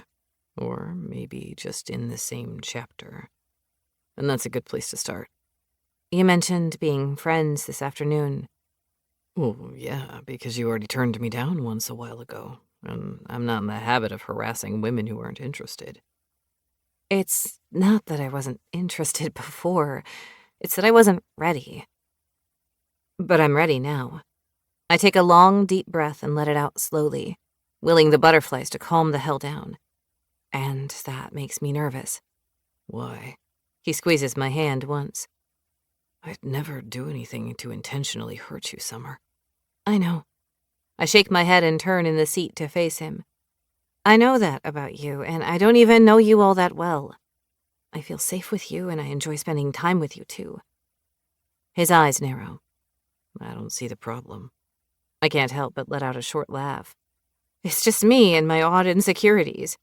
I haven't dated anyone in, well, a long time, for reasons. Reasons that you don't have to go into. He tucks my hair behind my ear, which makes me tingle in all the right places. How about tomorrow night? We'll keep it casual. How does the Wolf Den for dinner sound? Did someone tell you that it's one of my favorite places? No, but that's handy because it's one of mine, too. He smiles again. Tomorrow night? I'd like that. Me too. He climbs out of the truck and makes his way around to let me out of the passenger side. And then he walks me to my door. I kind of love how chivalrous he is. Thank you for showing me your home, I say after I unlock the door and turn to him. It's really beautiful out there on the ranch. The spot you have picked for your house is unbelievable. It was fun. He agrees. He leans in, and just when I think he's going to kiss me, he simply presses his warm lips to my forehead, sending even more tingles on steroids, all the way down my body to the tips of my toes. Have a good night, Blondie. Thanks. I walk inside and close the door and immediately pull up my phone and the video app so I can watch Chase. He pauses, still facing the door, and then he shoves his hand through his hair and turns to walk down to his truck. I can see him glance this way once more before he starts it up and drives away. Lily's sitting in her bed, giving me the side eye. Wow. I swallow, then toss my handbag onto the table by the door and kick off my shoes. Wow. If having his lips just on my forehead can make me feel like that, I can only imagine what will happen if he ever kisses me for real. Now don't pout, Lil. I know that you were fed and loved on, and Ida texted to let me know that she left here 30 minutes ago. You weren't alone for long. My eyes are heavy as I walk through the house to the bedroom and continue to my bathroom, where I start the shower. Yeah, starting something with Chase is a little scary. And not because I think he would hurt me. I know he wouldn't, like I told him in the truck. I'm just not used to dating someone who likes me for me, and not what my father's political connections can get them. Sure, I was attracted to Dennis, but it wasn't lost on me that he wanted to have a career in politics someday. I've heard through the grapevine that he's already being groomed for exactly that. I don't trust people easily. I grew up in a fake world where I was expected to smile whether I felt like it or not, and where I learned early that most people can't be trusted. I stick mostly to myself, aside from the girls at work and Polly, and, of course, Aunt Paula. Evan has wanted to be in my circle, in my life, for several years, and he's a friend. But that's all he'll be. And now I find that I want to open myself up to Chase in ways that I don't think I ever have before. I've always held a piece of myself back from everyone, kept that wall up so I didn't get too hurt. I found my best friend and my boyfriend in bed together, and I didn't even shed a tear, for fuck's sake. But I think things would be different if I let myself get attached to the hot cowboy cop. And that's exactly what he is, a cowboy cop. He's sexier than sin in his uniform, but then seeing him in tight jeans and a black t-shirt with a cowboy hat knocked me off my axis. Chase Wilde is sexy with a capital S. He's also kind and smart, and he lets me ramble about things. I've always been a chatterbox, much to my mother's horror. And I know that I can let my excitement get away from me, like when I saw that place by the lake. I saw the house so clearly in my mind, I just couldn't help but talk about it. I couldn't help but be excited about it. and Chase didn't seem to mind at all. I like that about him. Dennis used to tell me that the motor on my mouth was running away from me and to rein it in. I can't imagine Chase saying that to me or anyone else. With a towel wrapped around me, I step out of the shower and walk into the bedroom and stop, frowning at the window. Lil? Lily, who hopped up onto the bed while I was in the shower, lifts her head. Is there someone at the window? My heartbeat quickens. I could swear I saw a shadow behind my blinds, but there's nothing moving. Now. I reach for my phone and check my security app. There's no one on any of the live videos, no animals or movement of any kind. Of course, this window is in a blind spot, but if someone was walking here, they'd have to pass by the front or rear camera. Nope, I mutter, staring at it, watching carefully. Nothing going on. I shake my head and set the phone down. I'm just tired. Getting up at 5 in the morning to be at work by 6 is early for this girl, I say to Lily, who's laid her head down again, but continues to watch me as I dry off and pull on some shorts and a tank top. I'm too much of a night owl, but that's okay. In a few months, I'll have a quarter of the work, and I'll be complaining about that. I climb into the bed beside my dog and kiss her head. How was your day? It was nice of Marian from the coffee shop to bring you some treats. Lily licks my face. No, I don't have any for you. It's time for bed. We snuggle down and I open up my iPad so I can read for a while, and before long, Lily is snoring happily beside me. I hear the slightest thump outside my window and I sit very still, listening. It happens again, and without another pause, I reach for my phone and call Chase. Hey there, Blondie, he says, and his voice immediately calms my hammering heart. You okay? I think someone is outside of my house, I reply, not bothering to whisper as I don't move my eyes from that window. There's nothing on my cameras, but I can hear someone outside my bedroom window. I should have called 911. I'm sorry, Chase. Be there in 5. He hangs up, and Lily doesn't even stir as I get out of bed and wait, listening. Chase and Brady were right. Lily is not a home protector.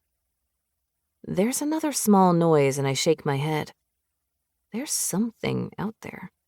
Maybe it's a critter. That would make sense. It's summertime, so it could be a raccoon or a cat. Anything, really. My phone pings with a text. Chase. I'm going to walk around your house before I knock on the door. I reply with, okay, thank you. I watch him on the app. I can see him on the video as he walks around the side of the house, and then he disappears from my view. I switch to the backyard, and a few seconds later he appears. Every muscle in his body is on high alert, and he's not skulking around. He's walking with authority, and it's not just reassuring, it's sexy. But there's nothing and no one else in view. I see him walking back toward the front door, so I hurry through the house and meet him there, opening the door before he can ring the bell. I'm sorry, I begin, shaking my head as he steps inside, and I close the door behind him. I absolutely should not have called you. Yes, you absolutely should have. He replies easily as his eyes skim down my body. He clears his throat. I walked around and didn't see anyone. There aren't any footprints under the window, but it's been dry lately, so they might not have shown up. Nothing on the cameras? No, nothing. It's probably my overactive imagination or an animal. Could be an animal. He agrees with a nod. It was just so weird because I could have sworn there was a shadow or something through the closed blinds. But I suppose that could have been headlights from a car? He nods, thinking it over. Do you want me to stay for a while? No. I frown and then shake my head with certainty. No, I'm really okay. I'm so sorry that I made you come all the way back over here. I just wasn't thinking clearly, and you were the first person who came to mind to call. I like that. Chase pulls me into his arms and hugs me close. I'm so surprised that I don't return the hug for a nanosecond, but then I wrap my arms around his waist and lean into him. He rocks us back and forth and presses his lips to the top of my head. I'm glad you called me, Blondie. His voice is soft, and I feel like for the first time in a long damn time I can exhale. Thanks. I don't want to move yet, so I don't. It feels good to soak him in. This is really nice. Sometimes a person just needs a hug. I feel him grin against my head. I don't remember the last time someone other than Aunt Paula hugged me. I never really thought of it. I hope I didn't get you out of bed. His heart beats steadily next to my ear and his chest is firm under his soft t-shirt. Nope. He stops rocking. Where's Lily? Asleep on the bed, snoring. Definitely not a guard dog. I chuckle and pull back, smiling up at him. No, she's not. I'm sorry for the false alarm, but I'm definitely not sorry for the hug. I don't like that you were scared. He reaches up and tucks my hair behind my ear in that way he does that sends little zings down my arm.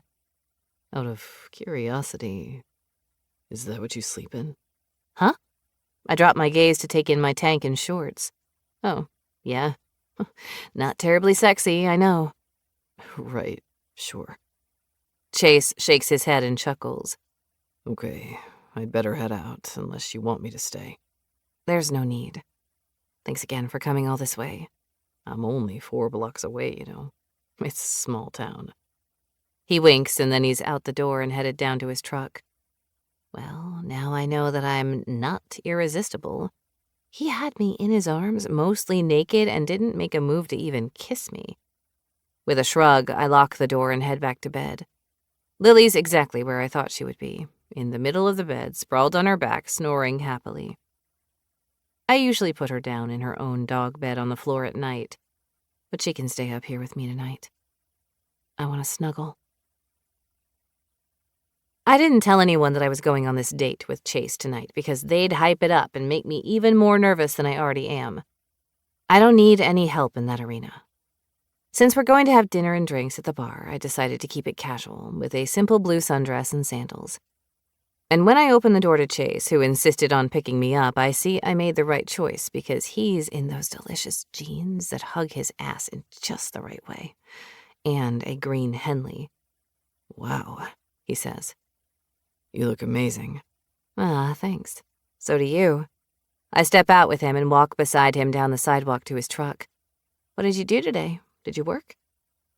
I have a few days off, so I got started on Erin's bar for the wedding. Helped Remington with some work on the ranch and played with the kids for a while. How was work for you today? No, wait. He opens the door for me, then circles around to the other side. Let me guess. It was busy. Extra busy today, I reply with a nod.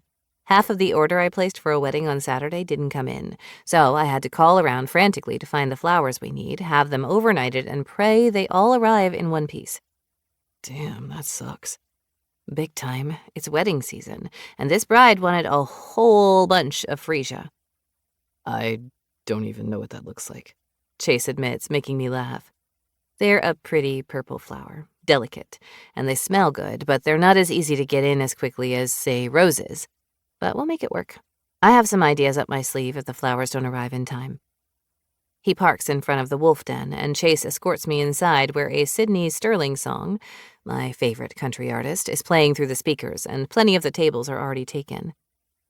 I like the atmosphere in here. It's laid back, but it's not a dive. The food's good and it's clean, with fun, old-timey photos on the walls from days in Bitterroot Valley long ago. I'm seating you at your grandpa's table, the hostess informs Chase. He'll be watching you, so be good. Great, Chase says with a laugh, and we slide into opposite sides of a booth. On the wall is a picture of a man with a rifle and a big, dead bear. Is that your grandfather? I ask him, gesturing to the photo. Yep, that's him. It was taken on the ranch a long time ago. Hey there, what can I get you to drink? Our server, Pete, asks as he places 2 coasters on the table and winks at me. Huck margarita for you, Summer? I'm really predictable, I say with a laugh and then shrug. Yes, please, because they're delicious. I'll just take a beer, Chase replies. Blue Moon, if you have it. Sure thing. Do you need a minute with the menus? Chase looks at me, raising an eyebrow. I always know what I want because it never changes, but I can wait if you're still deciding. I know what I want too, Chase says. You go ahead, sugar. I order the tacos with extra chips, and Chase gets himself a burger with fries, and finally we're alone. Did you hear any more noises last night after I left? Are you kidding? I smirk and shake my head. No.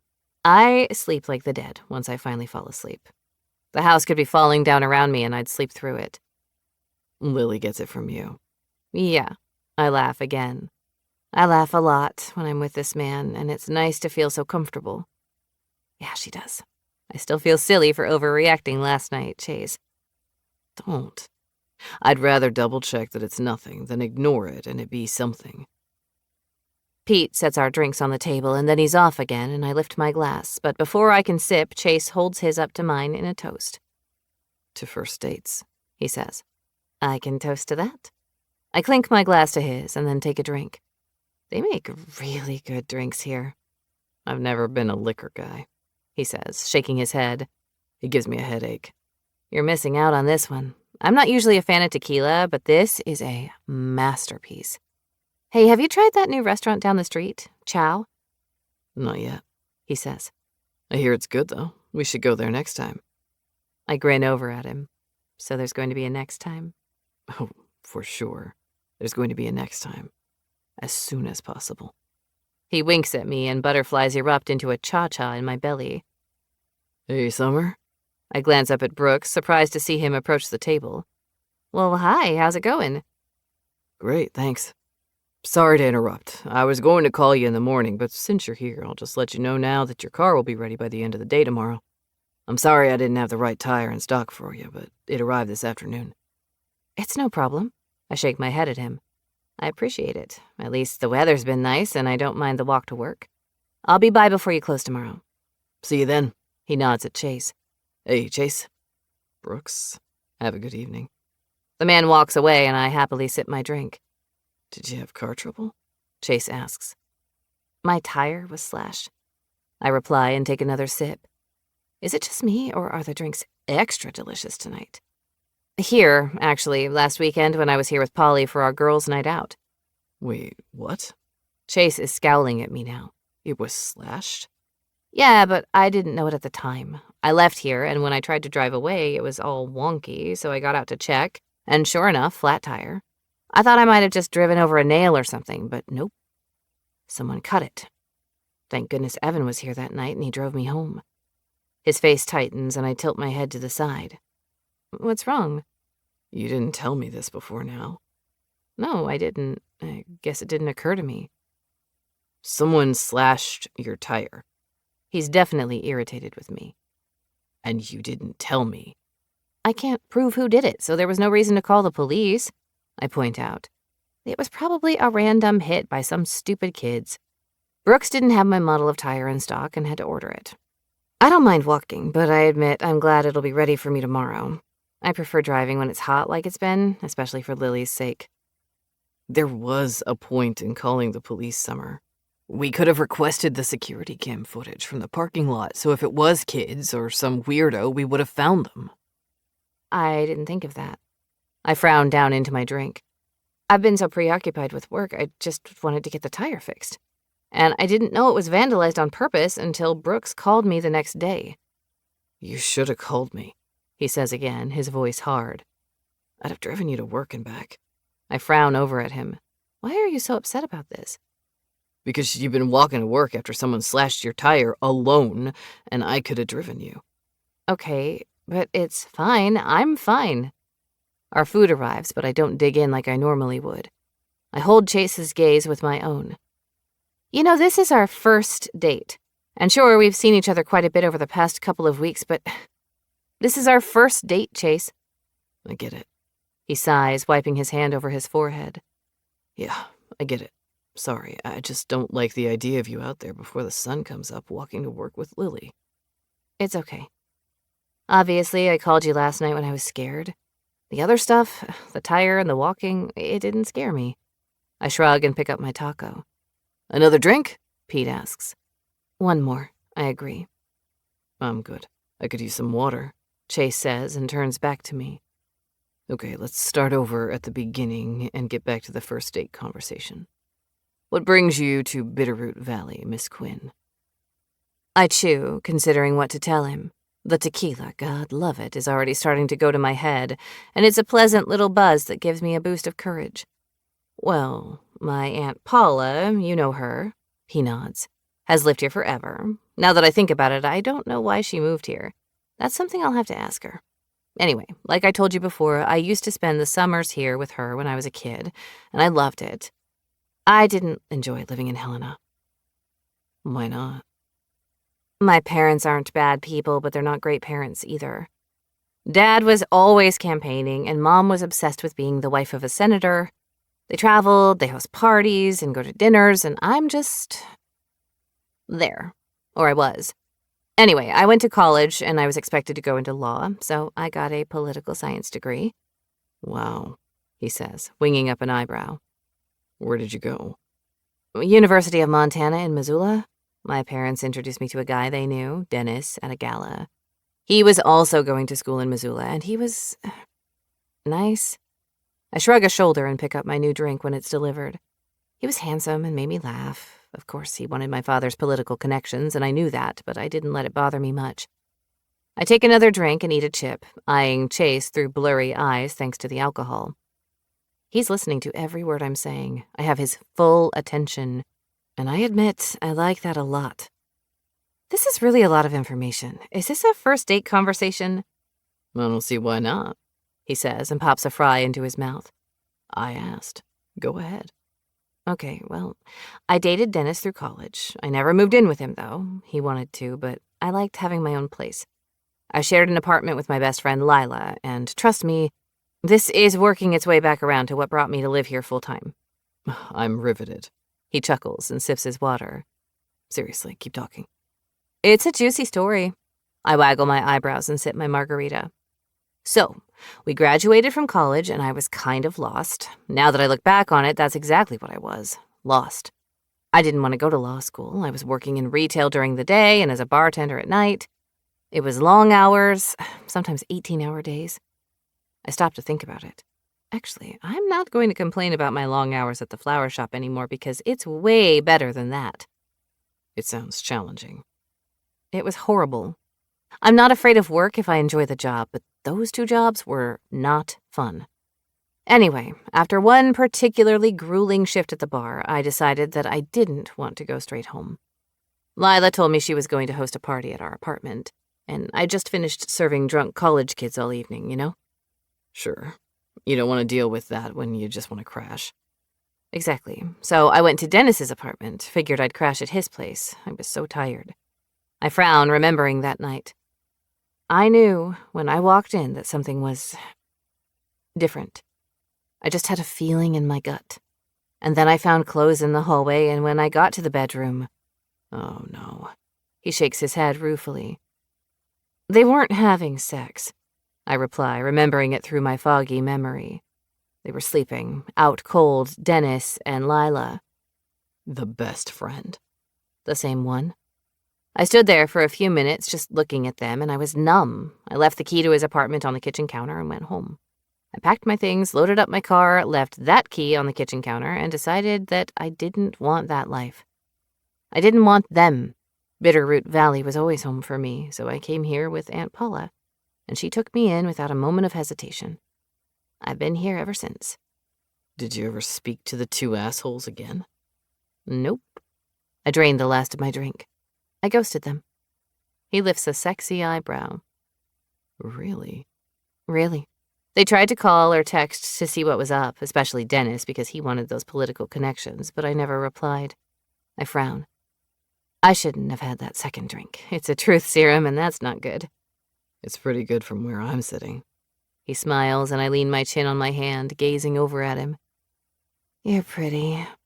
My voice sounds all dreamy and soft. Yep, that second drink is kicking in. I would probably tell you that if I was sober, too, so I'm not embarrassed. And I'm not that tipsy. I take a deep breath, and we chat for a few more minutes. Chase pays the bill, and then we're back in his truck and headed for my house. It occurs to me, I say as we reach my front door, that we talked all about me tonight. You didn't tell me about your sordid past and the girl you found in bed with your best friend. He smirks and tucks my hair behind my ear. Thankfully that didn't happen, but I have other tales to tell on the next date when I take you to chow. That's a deal, then. I really, really want him to kiss me. But he doesn't. He leans in and presses his lips to my forehead again, and when he pulls away, I frown up at him. Am I repulsive to you? Excuse me? The kissing thing. Don't get me wrong, the forehead kisses are nice and something out of a movie, but you haven't actually, I gesture between the two of us, kissed me. Are you repulsive? He asks, shaking his head. Fuck no. It was all I could do to walk away from you last night. Oh, good, because I thought maybe the bedtime outfit was a turnoff. He blinks in surprise and then blows out a breath. No. No, it wasn't. I haven't kissed you, he says, stepping just a smidge closer to me. Because once I start, I won't stop until I kiss every inch of your amazing body. And you're not ready for that yet, so we'll take our time. I'm okay with that. Wow. Are your panties wet or is that just me? The laugh that bubbles out of him is one of surprise and delight, and he kisses my forehead again. My pants might be a little tight, he confesses. Now I'm going to be a gentleman and walk away, as long as you can get inside okay. I wave him off. Of course I can. It's right there. Next time, we can do the kissing thing. That's a promise. Chapter 6. Chase. How could she think that she's repulsive? What kind of a complete fucking asshole would have put that thought in her gorgeous little head? Because Summer Quinn is anything but repulsive. Jesus. She stars in all of my fantasies, whether I'm sleeping or awake. I left here hard as fuck last night, and thanks to the conversation on her porch, I'm leaving in the same condition tonight. I glance over to her front porch and watch her open the door and stumble inside, closing it behind her after she blows me a big kiss. Summer's funny when she's a little tipsy. I like that she's more outspoken and comfortable talking to me, even if it took a little liquid courage to get us there. I hope that we've crossed a line tonight and that she stays comfortable with me. I start the engine, but before I can pull away from the curb, my baby sister texts me. Millie, what you doing? I grin and call her. Why are you calling me? She asks. You're supposed to text? I'm driving, I reply easily. What's up? I was bored and thought I'd come hang at your pad for a while, but if you're out and about, it's all good. I'm headed home now. I can hear something in her voice that isn't usually there, and it has me curious. Meet me there. I'm 2 minutes out. Okay, see you soon. She hangs up and I drive home, park in the driveway and walk inside. My rental is bigger than I need, and I don't have a ton of furniture, so I've closed off the rooms I don't use. I've just kicked my boots off when there's a quick knock on the door, and then Millie strides right in, grinning at me. Hey, She says. where were you tonight? I had a date, I reply easily. I know that she's going to dig for information, and she'll likely tease me about this for the foreseeable future. But I don't really give a shit. With Summer Quinn. Millie stops in her tracks and stares at me. Seriously? You finally asked her out? And she actually said yes. I offer her a bottle of water, toss it to her when she nods, and join her in the living room. Millie stretches out on my couch, so I sit on the floor on the other side of the coffee table with my back against a chair. And how did it go? Millie asks with a sly smile. I like her a lot, by the way. I do too. It was great. The conversation is easy and I like being around her. It doesn't hurt that she's the prettiest girl I've ever seen. Well, cheers to that. She holds the bottle up and then takes a drink. Good for you. Will you see her again? That's the plan. I stretch my legs out and cross them at the ankles. What's going on, Mill? You don't usually want to just hang out and chat. Maybe I should want to, she says. I mean, you're my brother and we're friends. We can hang. Okay, sure. I watch her quietly, patiently waiting for her to get around to what brought her over here. Millie's close to all of us brothers, but she and I have always had a special connection. And I know that it takes her a while to speak about what's on her mind, so I'm patient. Where did you and Summer go? She asks. The Wolf Den? She nods as if she's thinking that over. Cool. No sexy time? I absolutely refuse to speak to my baby sister about my sex life. Millie rolls her eyes at that. Oh, come on, if Brady asked you, tell him. No, I don't think I would. I lean back on my hands. How's work going at the coffee shop? I've been there for a long time, She says, and plucks at her lower lip. 5 years this week. I love it there, Chase. I know you do. You're damn good at what you do. It's just making coffee. I'm not saving lives or anything.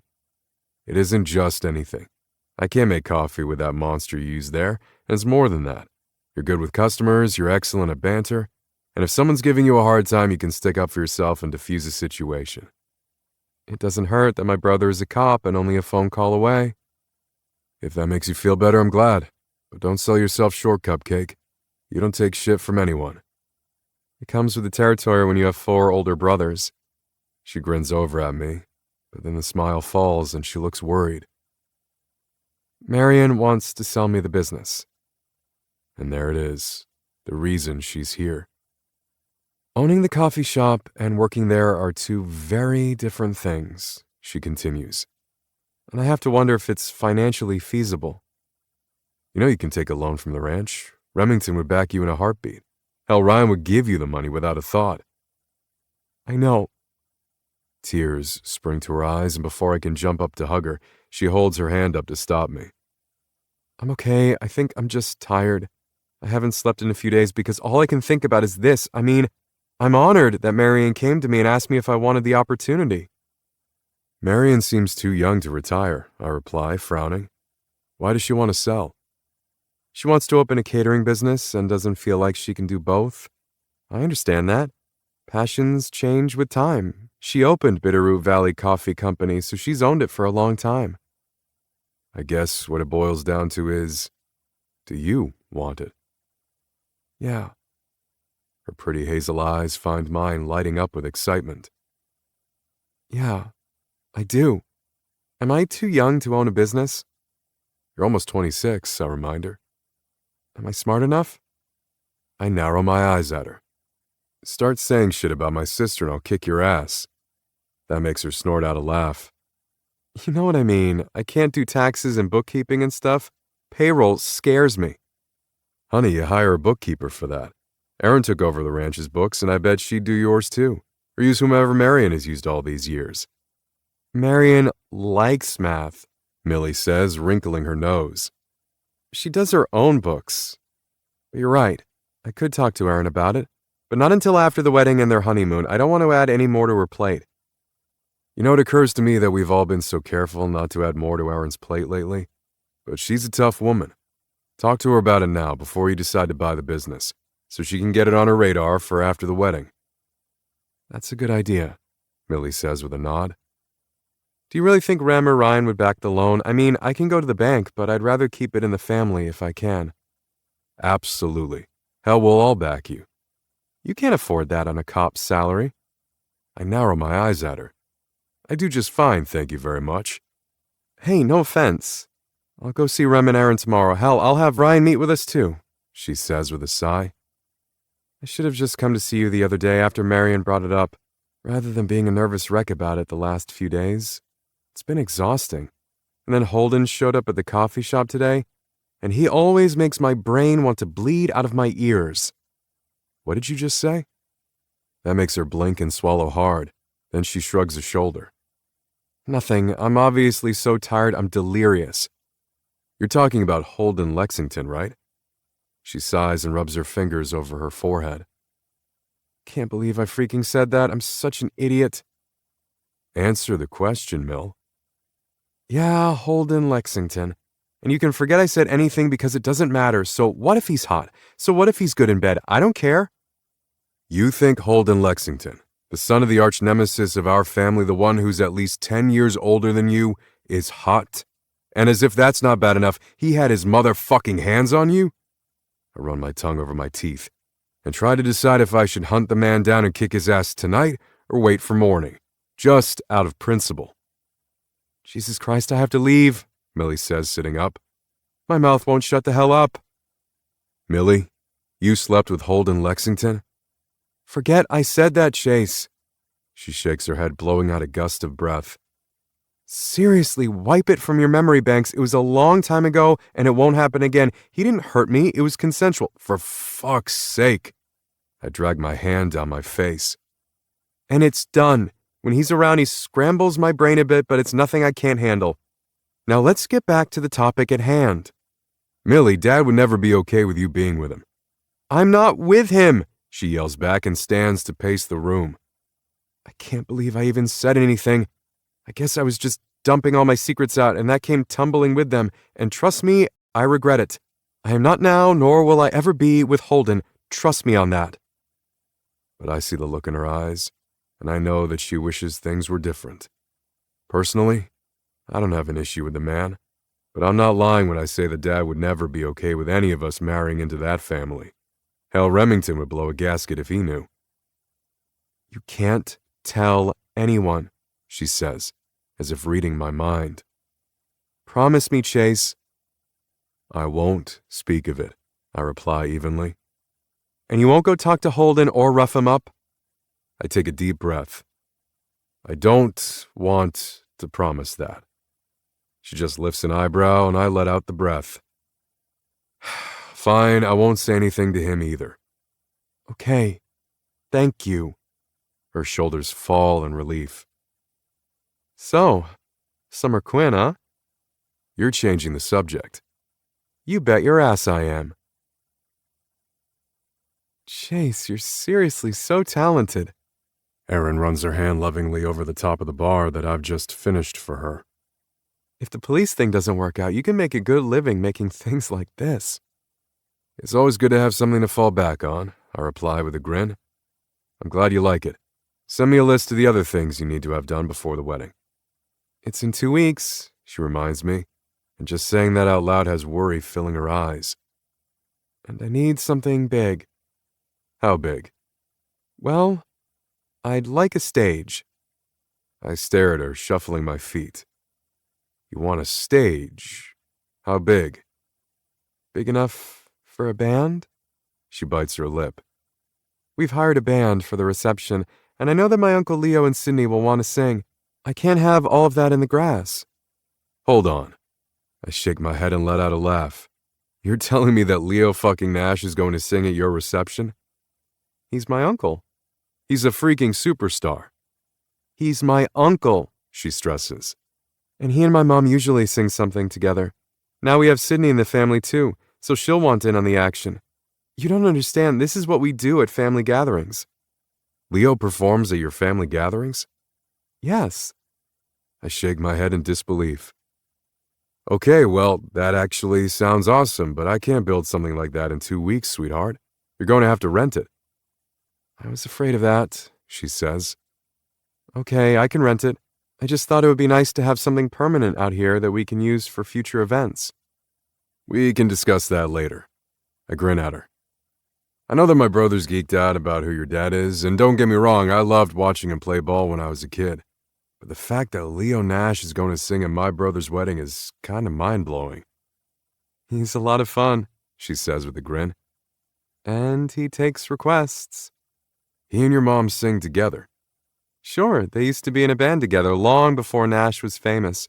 But then Mom went to nursing school and Leo went off to be rich and famous. They grew up as siblings. They were in foster homes together. I tip my head, listening raptly.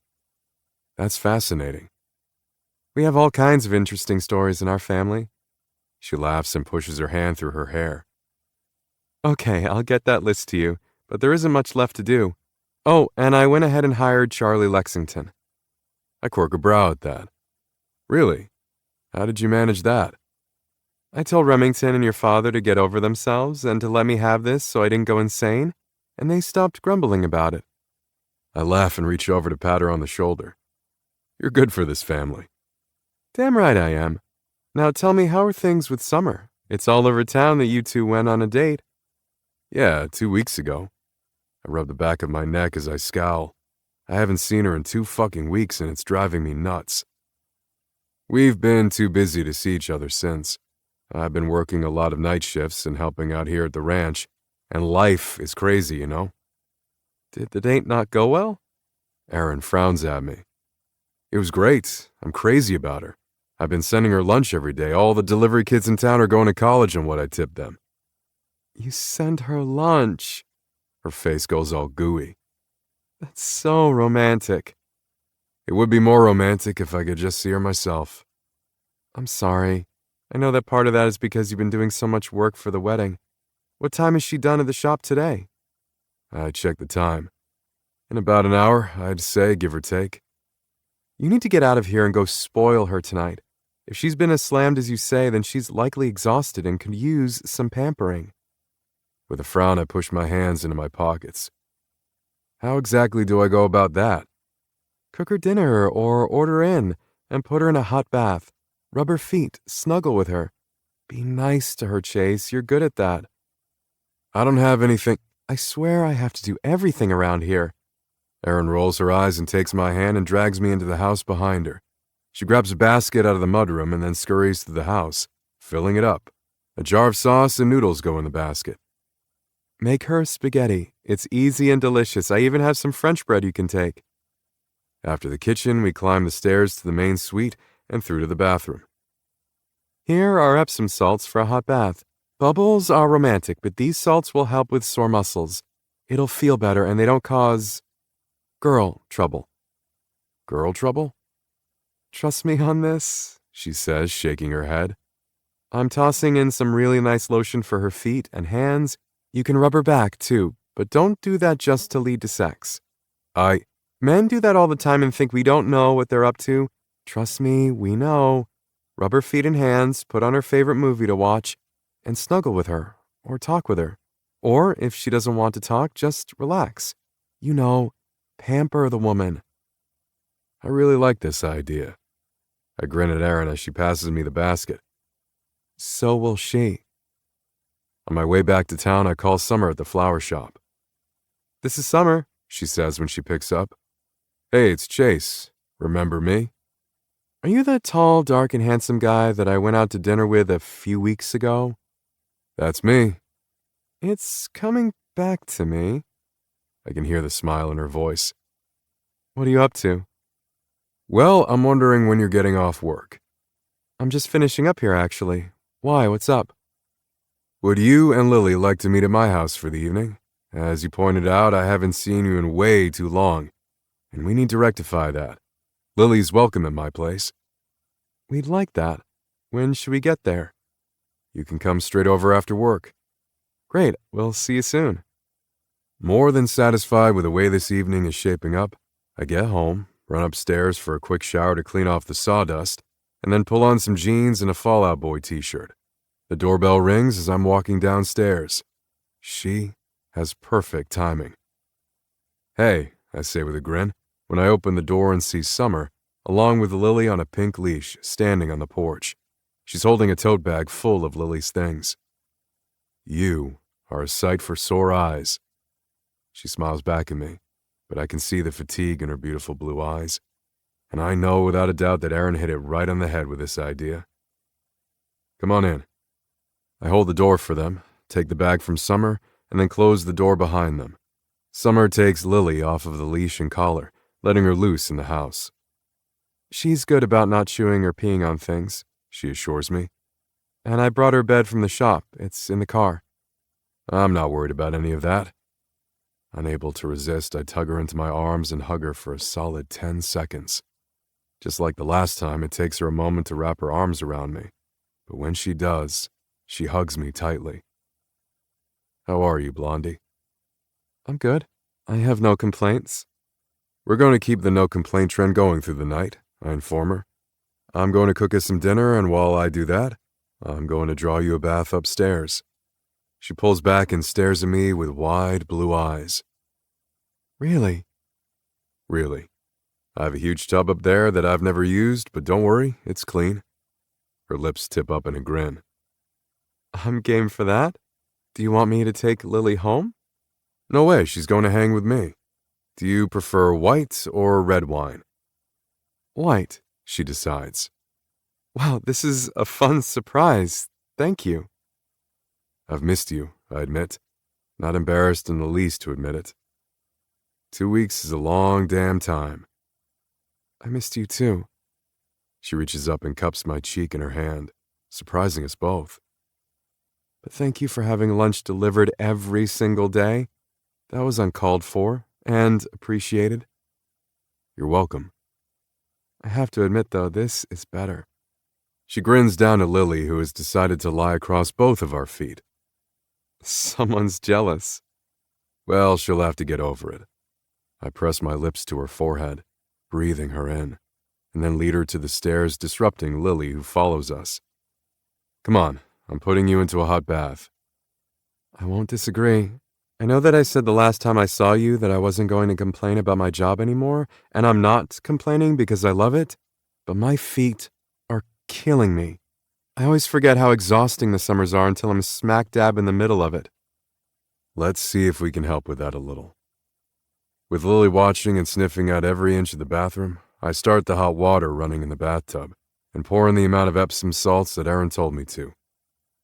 I have a robe on the back of the door, I say as I gesture behind me, and I have a t-shirt and some shorts there that will absolutely be too big for you, but they're clean. And red is my color, she says, as she picks up the t-shirt and buries her nose in it. Thank you for all of this. We haven't even done anything yet. I grin at her and reach out to rub the pad of my thumb over her cheek, needing to feel her skin. I'll be right back with your wine. Not to be left behind, Lily follows me downstairs and watches with her head tilted as I pour a glass. She's right on my heels as if we're playing a game as I climb the stairs once more. I've got a new shadow, I inform Summer as I pass her the glass. I think she likes me. She definitely does, because if she didn't, she would be stuck to my side. Summer sips her wine and nods with approval as I light the candle on the vanity. This is great. Good. You get cozy. I'll be downstairs in the kitchen if you need anything.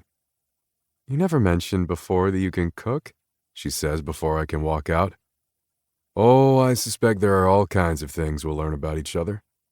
I wink at her, gesture for Lily to follow me, and close the door behind us. We're going to give your mom some alone time. Lily smiles up at me, and we head back downstairs. As I brown the ground beef for the sauce, I hear music come on upstairs and grin. Glad she's comfortable up there. I add the beef to the sauce and set the stove on low so it can simmer. I won't boil the pasta or put the bread in the oven until she's done with the bath, so everything is fresh.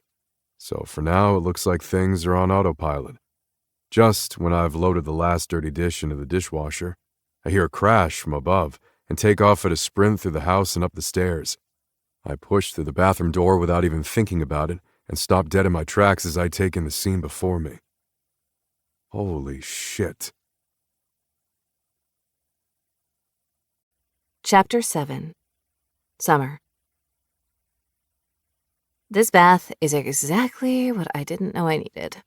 After remembering how miserable I was in Missoula, I've made a conscious effort to be grateful for my little flower shop in my sweet town, because I am thankful to be here.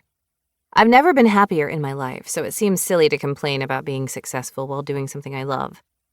I enjoy the weddings and the hustle and the bustle of summer, working with brides on their visions. I only get 1 or 2 bridezillas a year, and that's not so bad at all. But man, it's tough on the body. I'm on the go from before dawn until sundown, and I'm starting to feel it. But we only have a couple more months to go of the crazy season. This hot bath with the salts that Chase added soothes my sore joints and muscles, and I lean back against the end of the giant clawfoot tub and close my eyes. I could conceivably fall asleep in here. Music.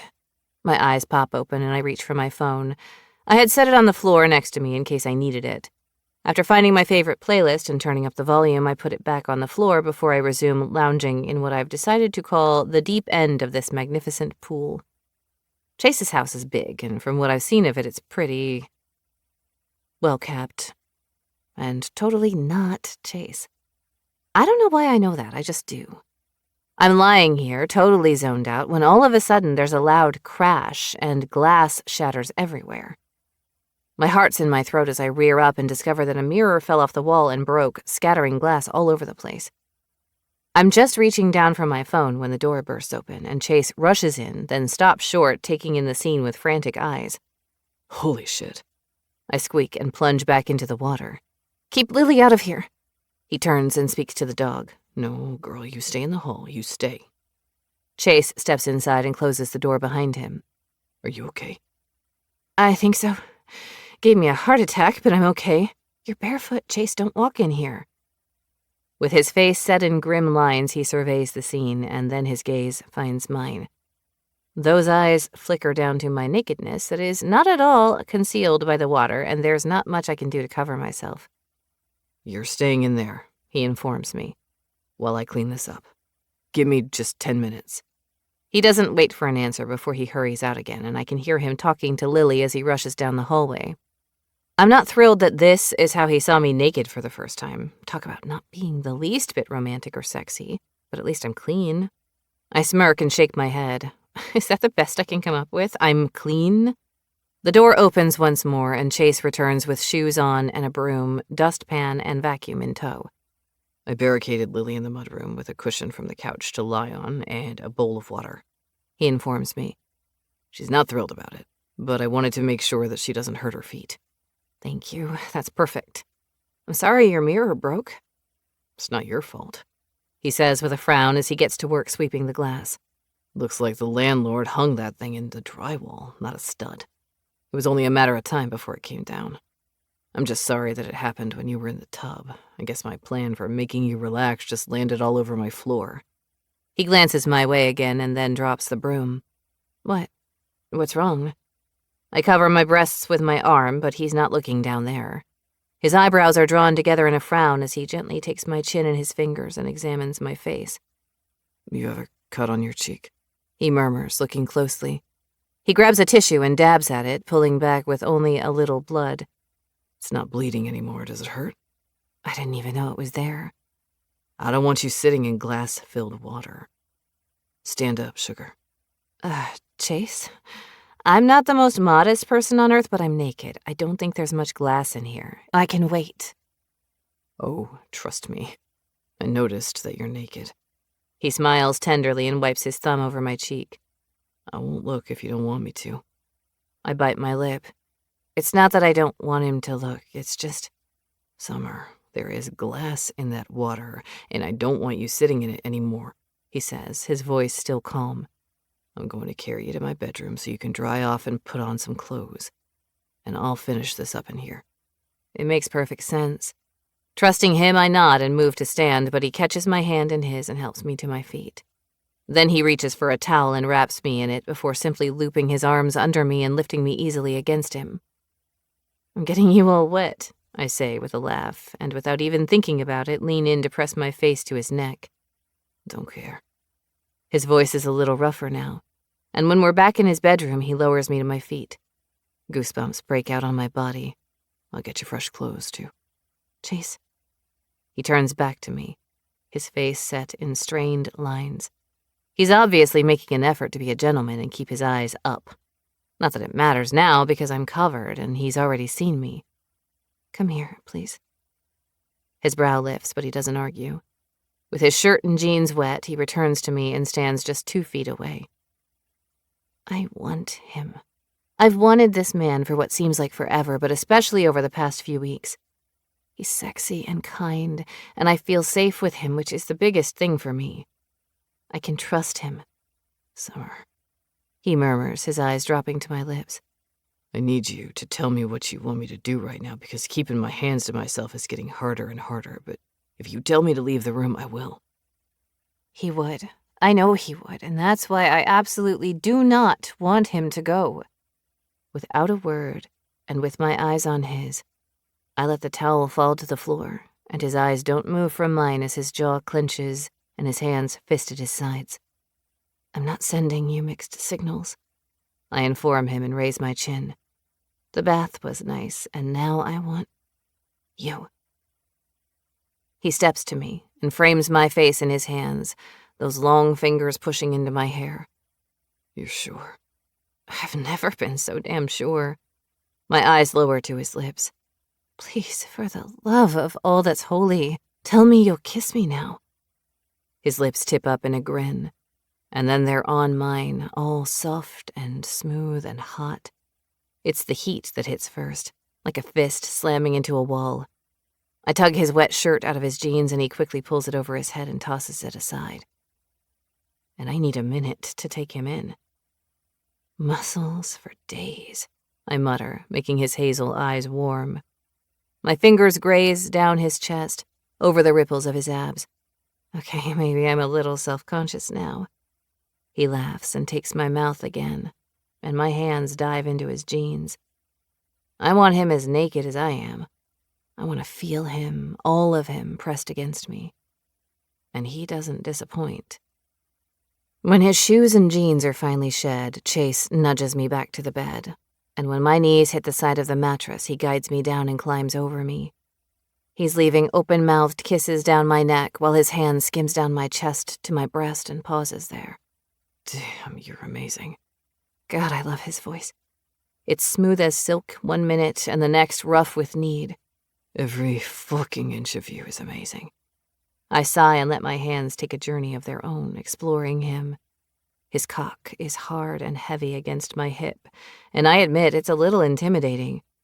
But I don't have time to think about whether or not I'll accommodate him when that magical hand of his journeys farther south and covers my center, making me gasp. So hot, he mutters. So fucking wet for me. I moan and my hips lift when he presses a finger inside of me. But I feel myself holding back, as though the thought of letting go with him means that I'm surrendering everything, and that scares me. Chase and what he makes me feel scares me. And yet I've never wanted anything so badly in all of my life. Go over, he growls and nips at my jaw. I can't. My breath is lodged in my lungs as I strain for control. Go the fuck over, Summer. My head moves from side to side and I bite my lip. I can't. You can. His touch gentles, his fingers slow. Eyes on me, babe. I shake my head again, and suddenly his hand is gone from my core and he's tipped my face to him. Open your eyes. I do as he asks and feel myself melt at the look on his face. He's not impatient or demanding. He's smiling down at me. I'm right here, he says softly and nips at my lips.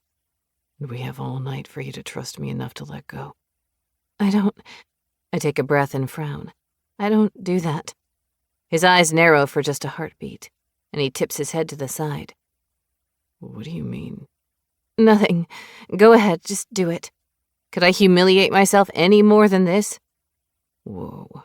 Now he seems frustrated as he takes my chin in his hand again and frowns down at me. Back up, Blondie. I'm not going to just do anything here. Don't you shut down on me. You have a partner now, so let's figure this out.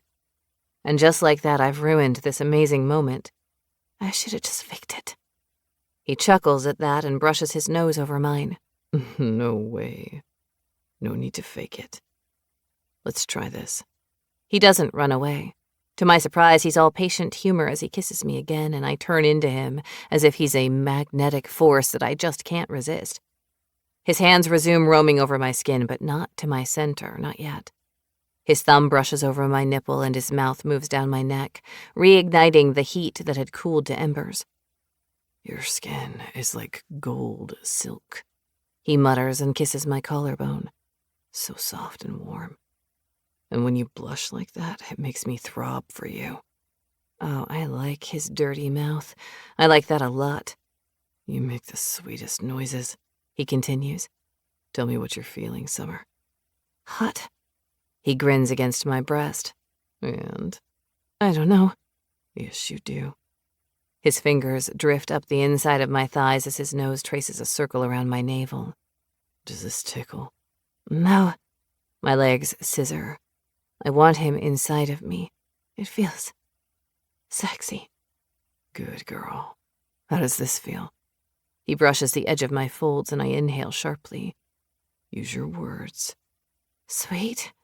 It's like a sweet hurt that feels good. Oh, I like that.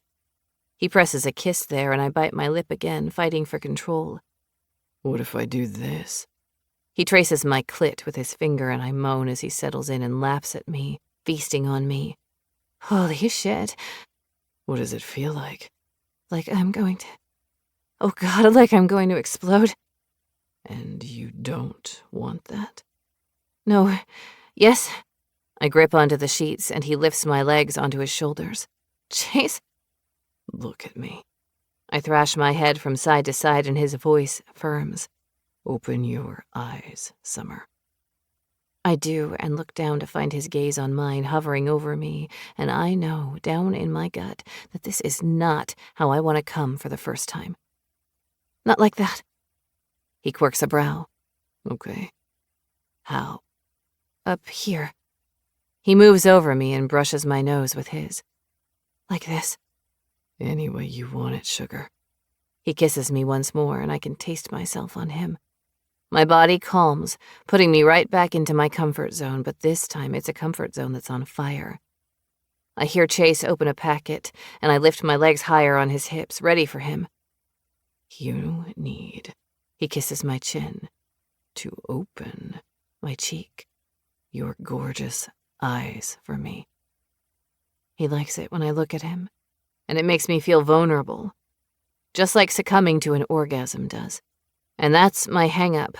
I don't want to be vulnerable with anyone. You're overthinking again, he murmurs and presses the tip of his cock against me. I'm going to take this slow. Just do it and I'll spank your ass. I blink at the words said so calmly yet so firmly as his hazel eyes are bright with lust and are pinned to my own. We're doing this, babe. You and me, together. I take a deep breath and hold his gaze as he presses into me, and when he's seated fully, I grin at him. I didn't know if you'd fit. Jesus, saying shit like that makes it hard for me to go slow. He rests his forehead on mine.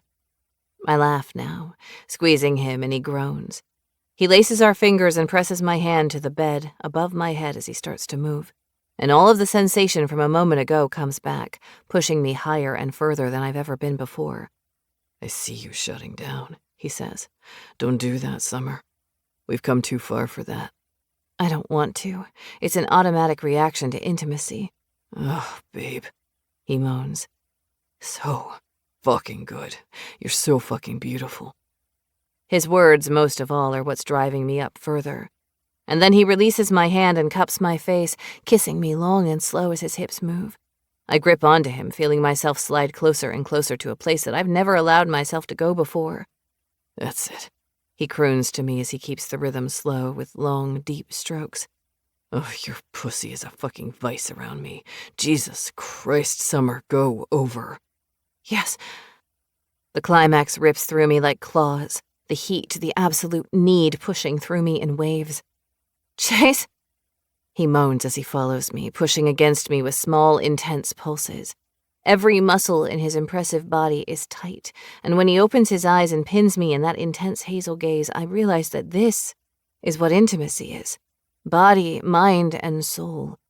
I press my hand to his cheek, and he turns to kiss my palm before he shifts onto his side and rolls me to face him. He brushes my hair behind my ear and kisses my nose.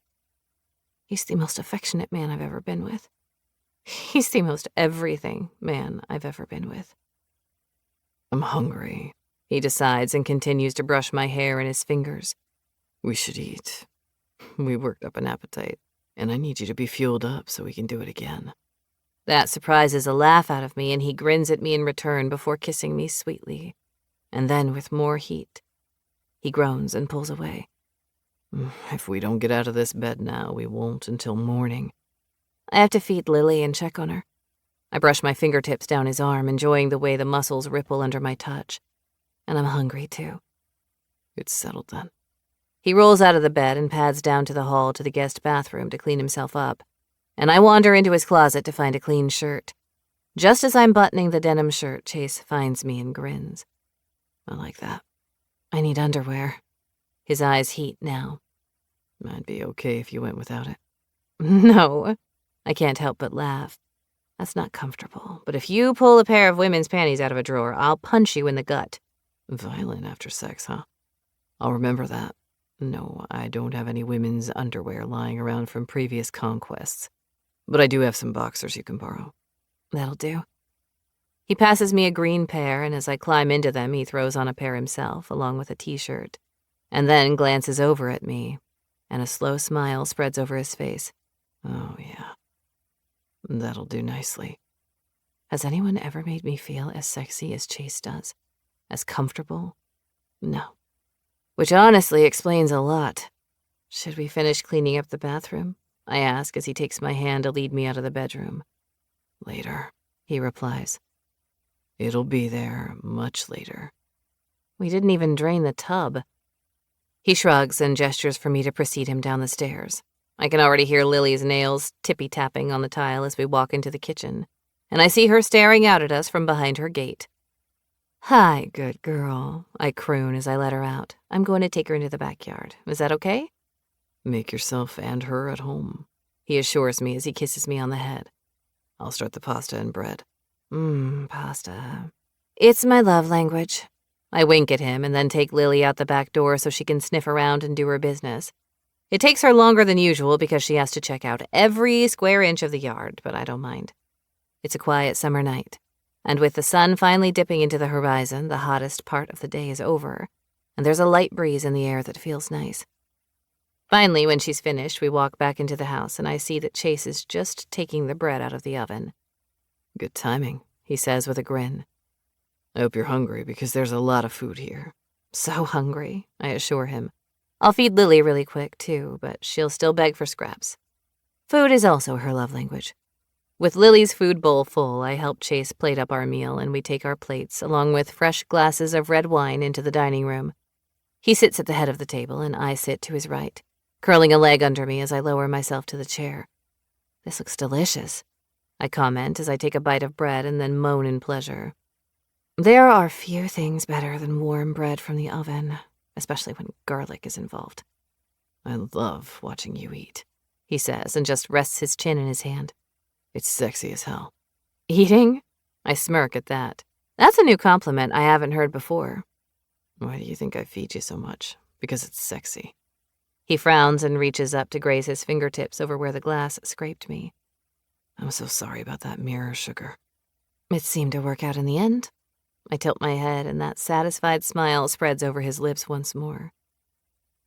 That did it. Speaking of that, are you going to tell me that you'd never had an orgasm before tonight? I choke on my pasta and reach for my wine, washing it down. I haven't had enough wine for this conversation. You don't need alcohol to be honest with me. He takes a bite of his food and watches me. We're past that. Okay, fair enough. No, I hadn't. Why? He takes another bite, and it's as if we're talking about what subjects we took in college. Because I don't do well with intimacy. I reply before taking a bite of my bread, pausing to chew and think it over. Trust issues, I guess? I told you about Dennis. Turns out my instincts were right on that one. We had a lot of sex and it was fine, but it was just that. Fine. He pauses with his hand halfway to his mouth. Are you telling me that Dennis was your only partner before me? I haven't dated since then. I shrug. I don't sleep around, so yeah. Okay. He nods and continues to eat, not making a big deal about anything that we're talking about, and I love that about this conversation. He makes me feel completely at ease. Are you so calm and collected about everything because you need to be for your job? I slip Lily a noodle before I reach for another slice of bread. I've always been pretty mellow until it's time not to be. And when does that happen? If things get heated at work, or when I have a gorgeous woman in my bed who won't give in and come when she knows she wants to. That made me squirm in my seat, and he grins. You were pretty calm about that. Didn't feel like it, he replies. I wanted to pound into you and make you let go, but that wasn't the way to handle it. No. I shake my head slowly. It wasn't. Although, now it doesn't sound too bad. He laughs and tucks my hair behind my ear. I plan to take you in every way there is, Blondie. Hard and fast and slow and soft. And every way in between. And trust me, you'll come. You'll come a lot. I swallow hard and stare down at my plate. Well then. Chapter 8. Chase. Lily's snoring on the mat in front of the kitchen sink after having just come in from her last go around the yard for the evening. so I have to lean over her to finish rinsing the dishes and set them in the dishwasher. This dog is hilarious. It would be convenient if he moved out of the way, I inform the canine, but she just opens one eye for a brief second and then goes back to snoring, peacefully. She's spoiled and lies where she wants, Summer informs me as she joins me in the kitchen. But I can move her for you. I'm done here. I set the dishwasher to run and then turn and pull this gorgeous woman into my arms, where she fits perfectly. How are you, sugar? I'm great. I just cleaned the bathroom upstairs. I scowl and nudge her back. You didn't have to do that. I told you to go relax. It was driving me crazy, she admits with a grin and cups my face. And it didn't take long. I wouldn't have been able to relax until it was cleaned up.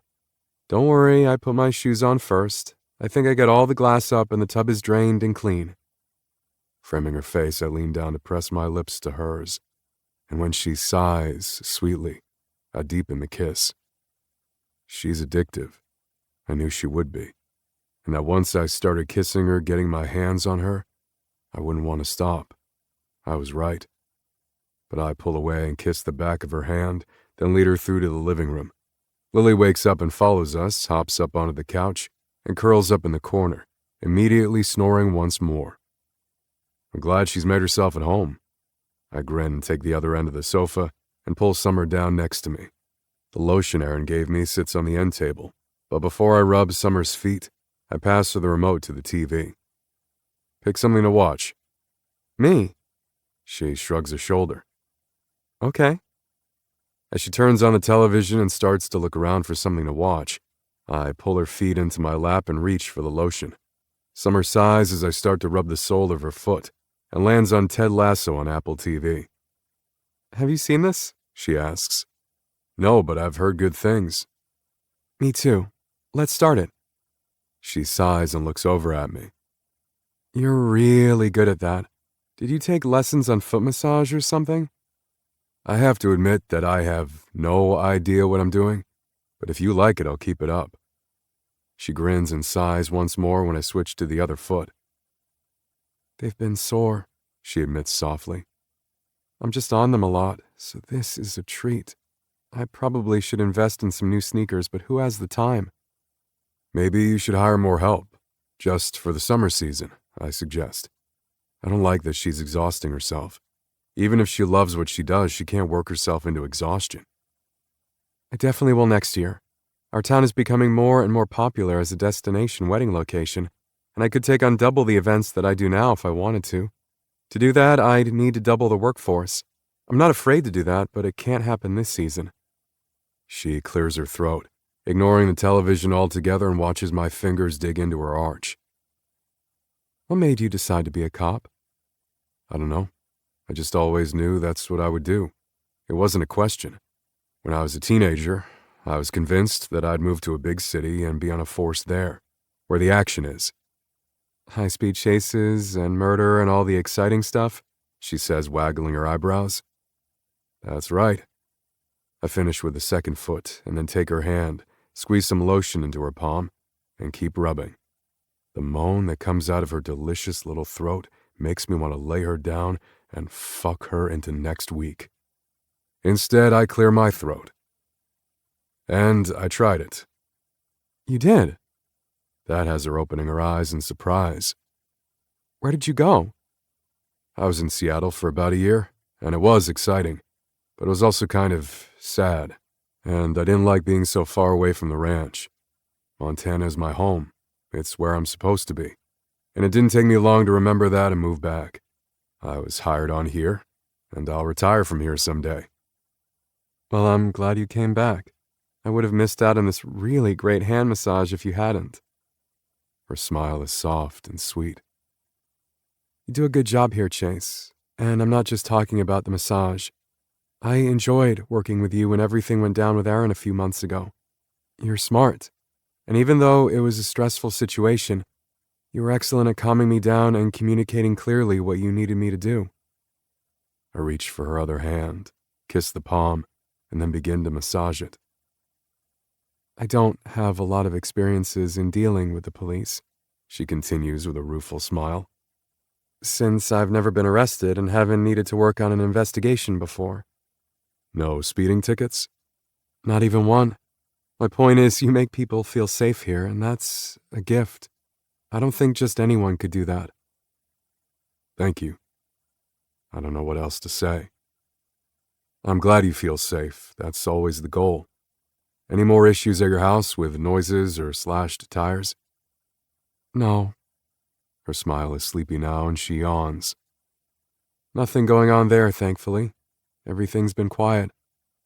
Her voice softens and her eyes slide shut, and within just a few minutes her breathing evens out with sleep. I reach for the remote, turn off the TV, and sit in the quiet, watching Summer and Lily snooze away.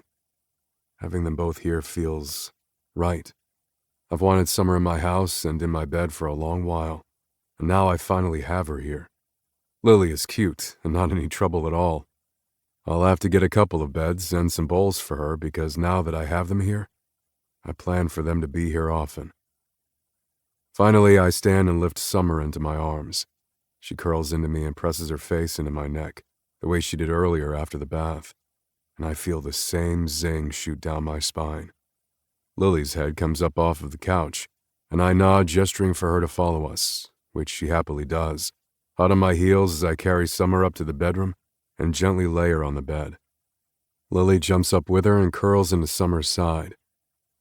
"Leave some room for me," I whisper to her and rub her head before I go back downstairs to turn off the lights, make sure the doors are all locked up tight, and then return to my girl. I climb in behind her and pull her to me, tucking my arm around her middle. Yeah, this feels right. Having her warm against my body and listening to Lily's little snores as my eyes droop is the most contented that I've felt in years. Maybe ever. I'm going to do whatever it takes to make her mine for good. I have to go. Summer sips the mug of coffee I just passed to her.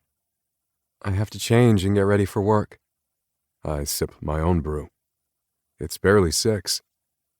Yeah, well, I'm usually at the shop by now, but I admit I slept well, and a handsome man did some delicious things to me when I woke up, so I'm not complaining. I grin and reach out to brush my thumb under her eye. You're sweet. Maybe we should both call in sick and stay here, naked and rumpled all day. Don't tempt me. She chuckles and looks down at Lily, who's been watching us with sleepy eyes. Are you ready to go home? Lily turns in a circle. Here. I take the mug out of her hands and watch as she scowls at me. Don't punch me, I'm putting this in a disposable cup. I thought I was going to have to maim you there for a second. I snap the lid on and pass it back to her. No need for that. I'll help you out to the car. And in case you ever need to get in here, the code to the door is 5391. Is this the equivalent of you giving me a key to the house? She asks. Pretty much. Carrying Lily's bag of goodies, I follow Summer down to her vehicle. And once she has it loaded, and Lily in the front seat, I pull her in and hug her close. I'll bring you lunch. She chuckles against my chest. I won't even attempt to tell you that it's not necessary. I'd like to see you later today. And tonight?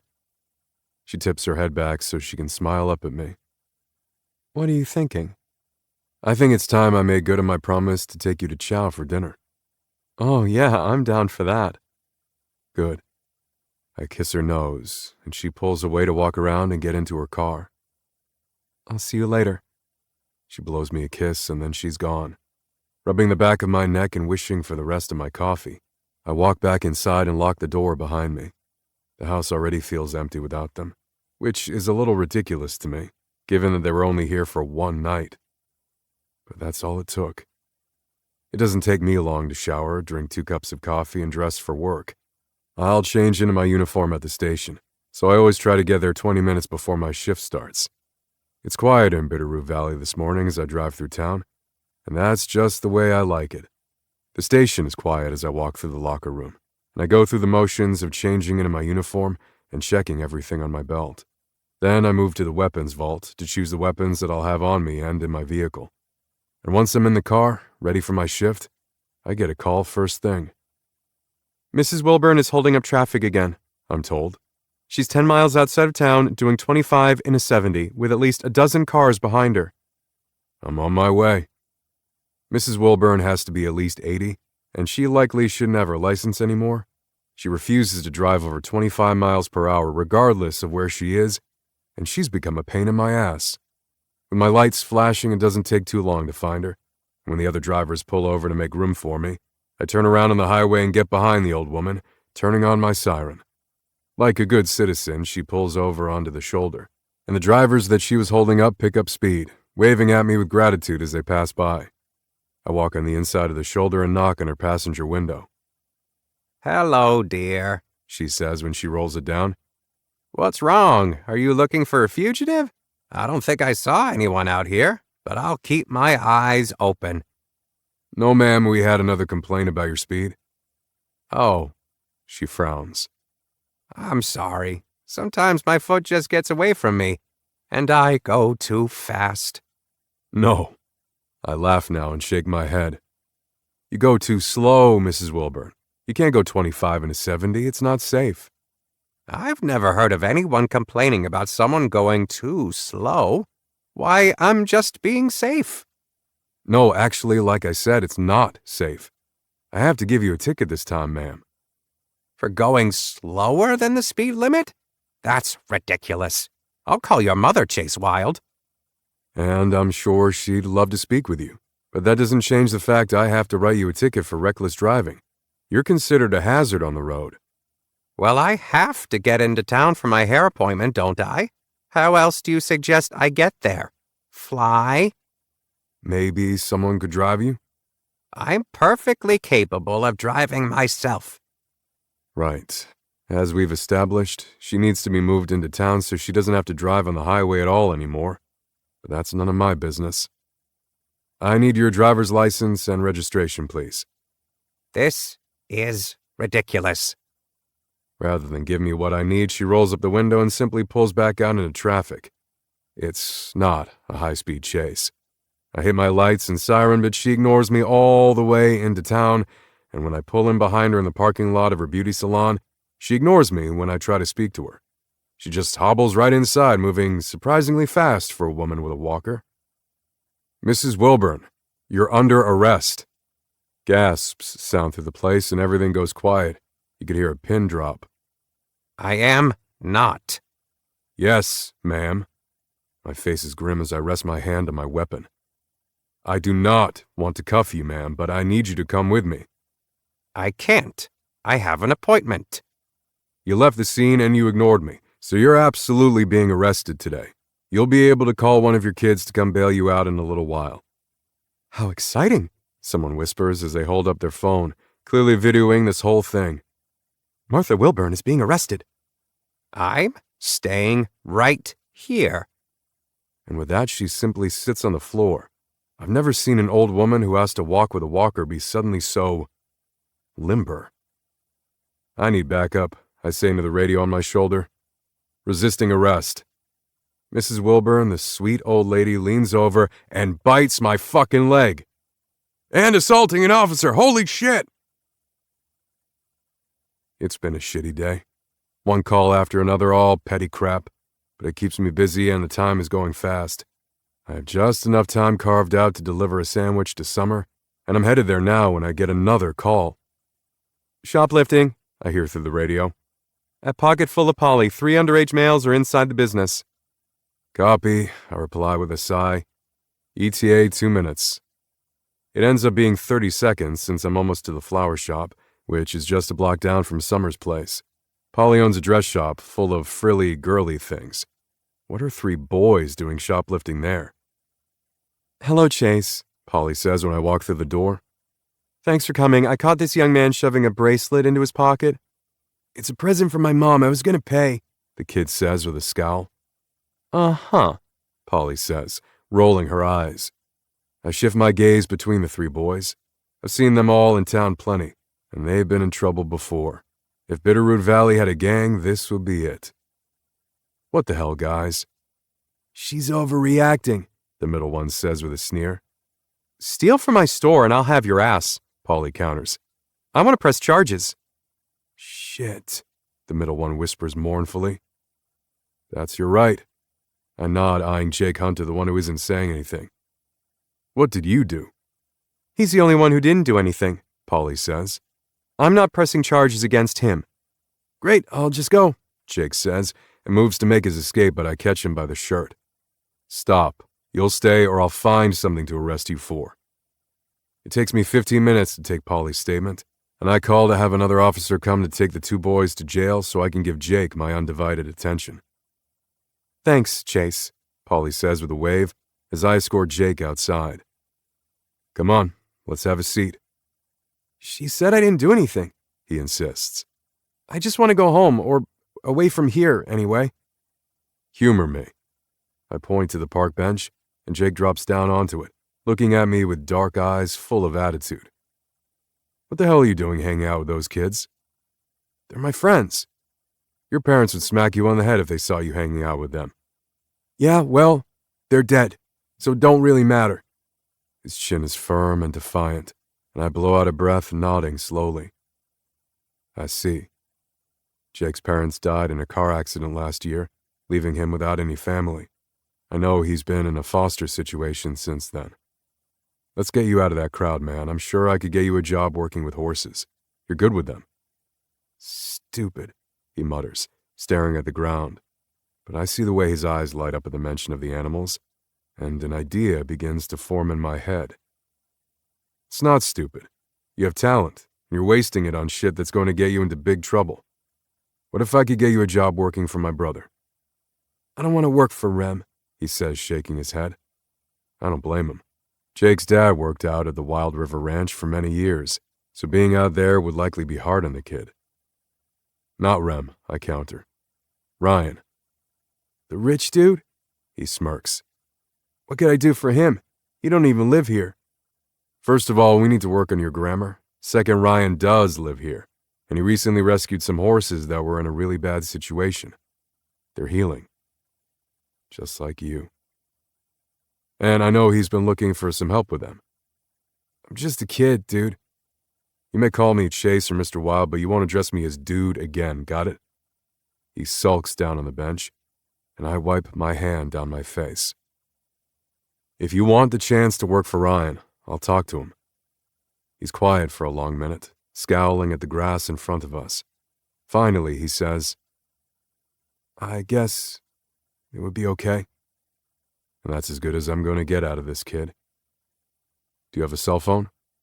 Duh. I narrow my eyes at him and he swallows hard. Yes, sir. What's the number? I pull my own phone out, and as he rattles off the number, I put it into my contacts and shoot him a text. His phone pings with it, and I nod, satisfied that he didn't give me a bogus number. Now I can call you after I talk to Ryan. Why? Why would you do this? I sigh, tucking my phone away. Because you're a good kid, Jake, and I liked your parents. They'd want someone to look out for you. I don't need no one. Don't be an asshole. That makes his eyes go wide. We all need someone, even when you're a know-it-all teenager, especially then. Ryan's a good guy, and it's honest work. You like horses, why not do it? He lifts a shoulder, but I see a smile tugging at the corner of his lips. Stop hanging out with those kids. Nothing good can come of that. Making friends isn't easy when you're the orphan in school. Surprised by the admission, I narrow my eyes at him. Kids suck. Yeah, big time. Don't settle for jerks as friends, Jake. Just don't. And call me if you need something. I'll be in touch about Ryan. He turns his face to look at me. I can go? Yeah, you can go. Stay out of trouble. He gets up to leave and then turns back to me. I guess you're not so bad. That's high praise coming from you. He does grin now, and then he jogs away, and I pull my phone out once more to call my brother. I hear you're arresting old ladies today, he says by way of answering. Yep, that's why I'm calling you. I'm hauling you in. Chapter 9. Summer. I frown as I check my watch and realize that it's past the usual time that Chase has lunch brought in. Not that he's under any obligation at all to do so, but I know he mentioned bringing it himself today, and I'd love to see him, even if it's for a few minutes. It seems that after one night of amazing sex and snuggles, I'm addicted to the man. "Why do you keep checking your watch, darling?" Aunt Paula passes me the daisies I asked for. "Are you late for an appointment?" "No." I shake my head and smile over at her. "I'm glad you came in today. It's always fun having you in the shop." "And I love being here," she assures me just as Charlotte rushes in to gather more deliveries. "I'll help you load these." "I won't turn that down," Charlotte says. "I'd like to get back out there ASAP." Ida and I, along with Margie, continue to build bouquets while Lily snores in her bed in the corner. And suddenly the bell over the door rings and Chase walks in. He's so freaking handsome in his uniform, I immediately begin to salivate. "Ladies," he says with a nod, carrying a paper bag. "I brought you all lunch." "All of us?" Ida asks in surprise. "You didn't have to do that, Chase." "My treat today," he says with a wink. I can see that something's on his mind. He's smiling and acting normal, but I can see the tension around his eyes. "Rough day?" I ask him. "It's been a shit day," he replies easily, "and I have to cancel our date tonight." "Okay, that's not a problem. Do you need anything?" His eyes soften now, and he reaches out to tuck a stray piece of my hair behind my ear. "No, sugar. I'm okay." Lily wakes up and sees Chase, comes jogging over to greet him, and Chase bends over to pet her. "It's just one of those busy days, and we had a guy call off for his evening shift, so I'm covering the first half of it. I won't be home until later this evening." "I'm sorry." I wrinkle my nose. "I'll be happy to take a rain check." "You better take a rain check." His eyes light up when Aunt Paula walks in. "Oh, hello, Miss Paula." "Chase, well, aren't you handsome in your uniform? How are you?" "Now that your niece has agreed to finally put me out of my misery and date me, I'm great, thanks." He smiles over at me, and I feel heat spread through me. I'm not embarrassed. I'm pleased. "I'd better get back to work. There should be enough sandwiches in there for everyone." "Thank you." I walk around the counter to join him as he walks to the door. "I'm sorry your day turned into a bit of a mess, especially after we had so much fun last night." "It's part of the job," he replies easily. "And it's not that bad, just unusual. Maybe there's a full moon or something." "I'll have to check on that." I boost up onto my toes and offer him my lips, not caring in the least that my entire staff plus Aunt Paula are watching us raptly. And Chase doesn't disappoint. He wraps his arms around my waist, dips me back, and plants his lips on mine in a kiss that belongs in a sexy movie. And when we pull apart, the other ladies applaud. "Bravo!" Ida calls out. Bravo." "That'll have to hold me over," he murmurs, staring down at my lips. "I'll call you later." I can't wait. He plants one more on me, and then he pulls away and walks right out the door. And when I turn back to the others, they're grinning widely. Charla, who hasn't left yet, pumps her fist into the air. "Girl, that was a kiss," Charla says. "He's really good at it," I admit and press my lips together, still tasting him there. And yes, as you heard, we're dating. It's new and it's fun. "Good for you," Aunt Paula says and frames my face in her hands. "It's about time you had some fun, my darling." "Well, I am having a good time." I chuckle and open the brown bag, surprised at the stack of sandwiches nestled inside. There's definitely enough in here for everyone, maybe 2 for everyone. I hope you're hungry. He brings, or sends, lunch for Summer every day. Ida informs my aunt and waggles her eyebrows. He's discovered what her favorites are, and he makes sure she eats. "Oh, that's lovely," Aunt Paula says, her hands crossed over her chest. "I just love a man who pays attention to his girl." We've just dug into the bag with a couple of the sandwiches to spare when Polly hurries in. "Why aren't you in your shop?" I ask her. "I'm taking a break," she says, and leans on the counter, breathless. "I locked up for a hot second because I had to run over here and talk to you." "Okay, what's wrong?" "Nothing." She shakes her head and then reconsiders. "Well, that's not true. I caught some kids shoplifting and called the cops. Chase showed up and took care of it and left with the one boy that I didn't press charges against, Jake Hunter." "Poor Jake," Aunt Paula says. "That poor boy has been through so much." "I know." Polly says with a nod. Well, Chase escorted him out, and I figured he'd lecture him, of course, which he should. But then I had a question for Chase, and I hurried out after him to see if I could catch him, and I overheard him talking to the kid, and I just have to say... She pauses for dramatic effect, and I'm on the edge of my proverbial seat. Holy shitballs.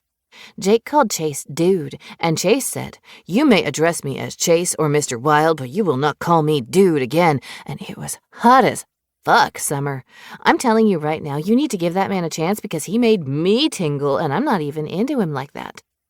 Oh, you haven't caught Polly up, Ida says with a laugh. She's giving him a chance, honey. What? Polly stares at me, stunned. Drinks? The Wolf Den, tonight. I won't take no for an answer. I haven't even had a chance to get a word in edgewise. My evening just conveniently freed up so I can do that. I'll have to take Lily home first, and then I can meet up with you.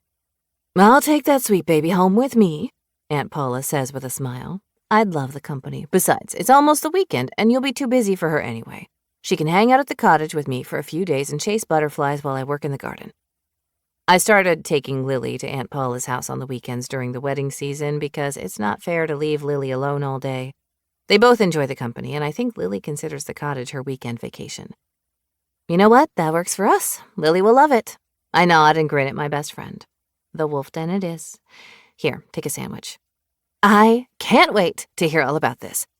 Polly grabs a sandwich, then turns and hurries back to the door. See you later. The Wolf Den is hopping for a Thursday night, and when Polly and I arrive, the only table available is a round six-top. If you'll seat us there, we'll take it, Polly says. Works for me. The hostess winks and with menus in her hands leads us through the full room to the only empty table.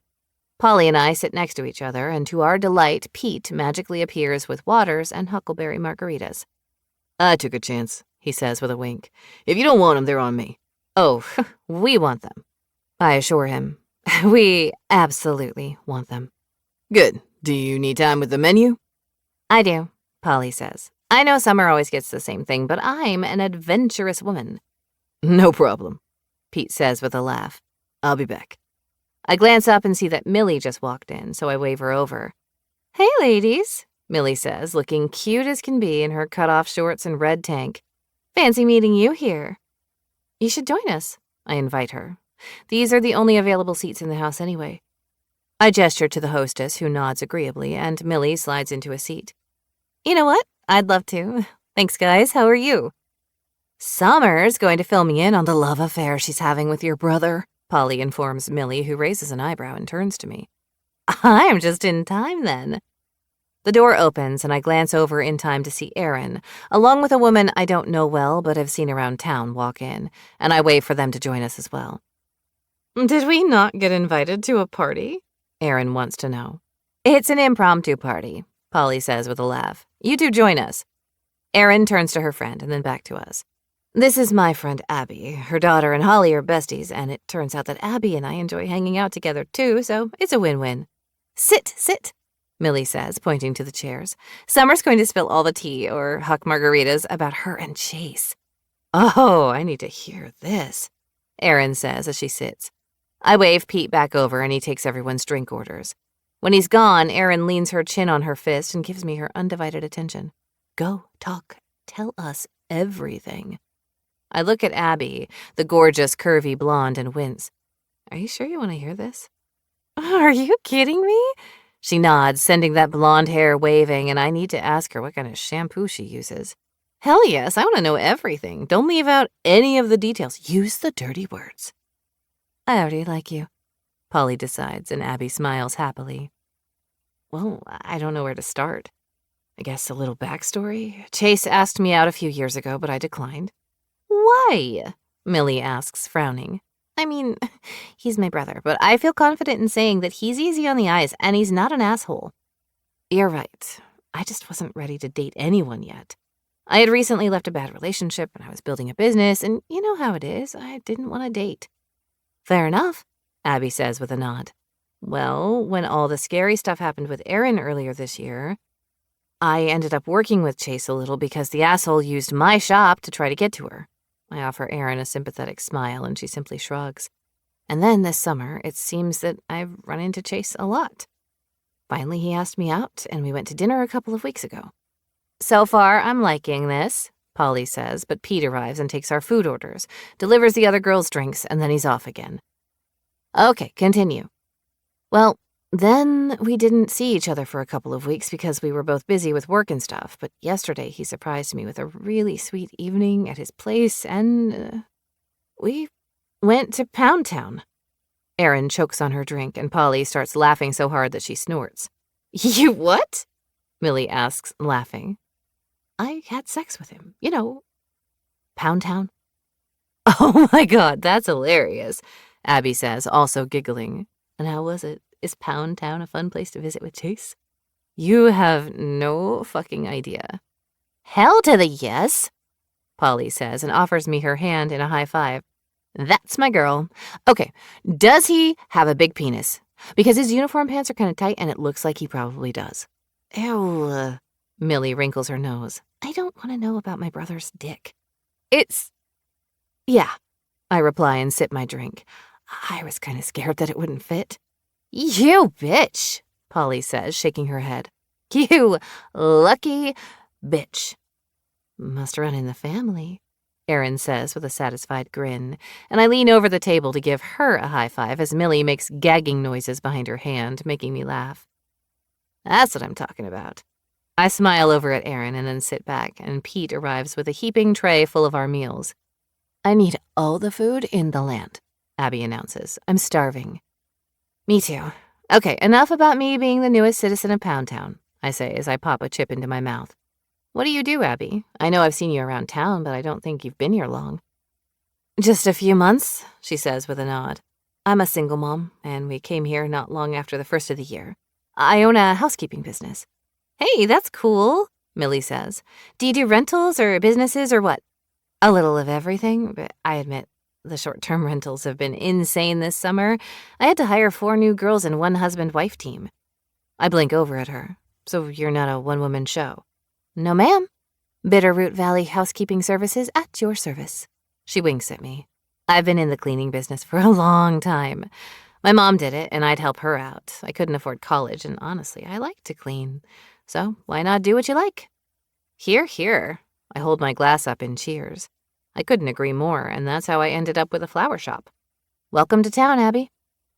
Thank you. I think Erin and I also bonded because we're both new to town, but she and I agree that everyone here has been super kind and welcoming, especially to Daisy, and that means a lot. I want my girl to thrive here.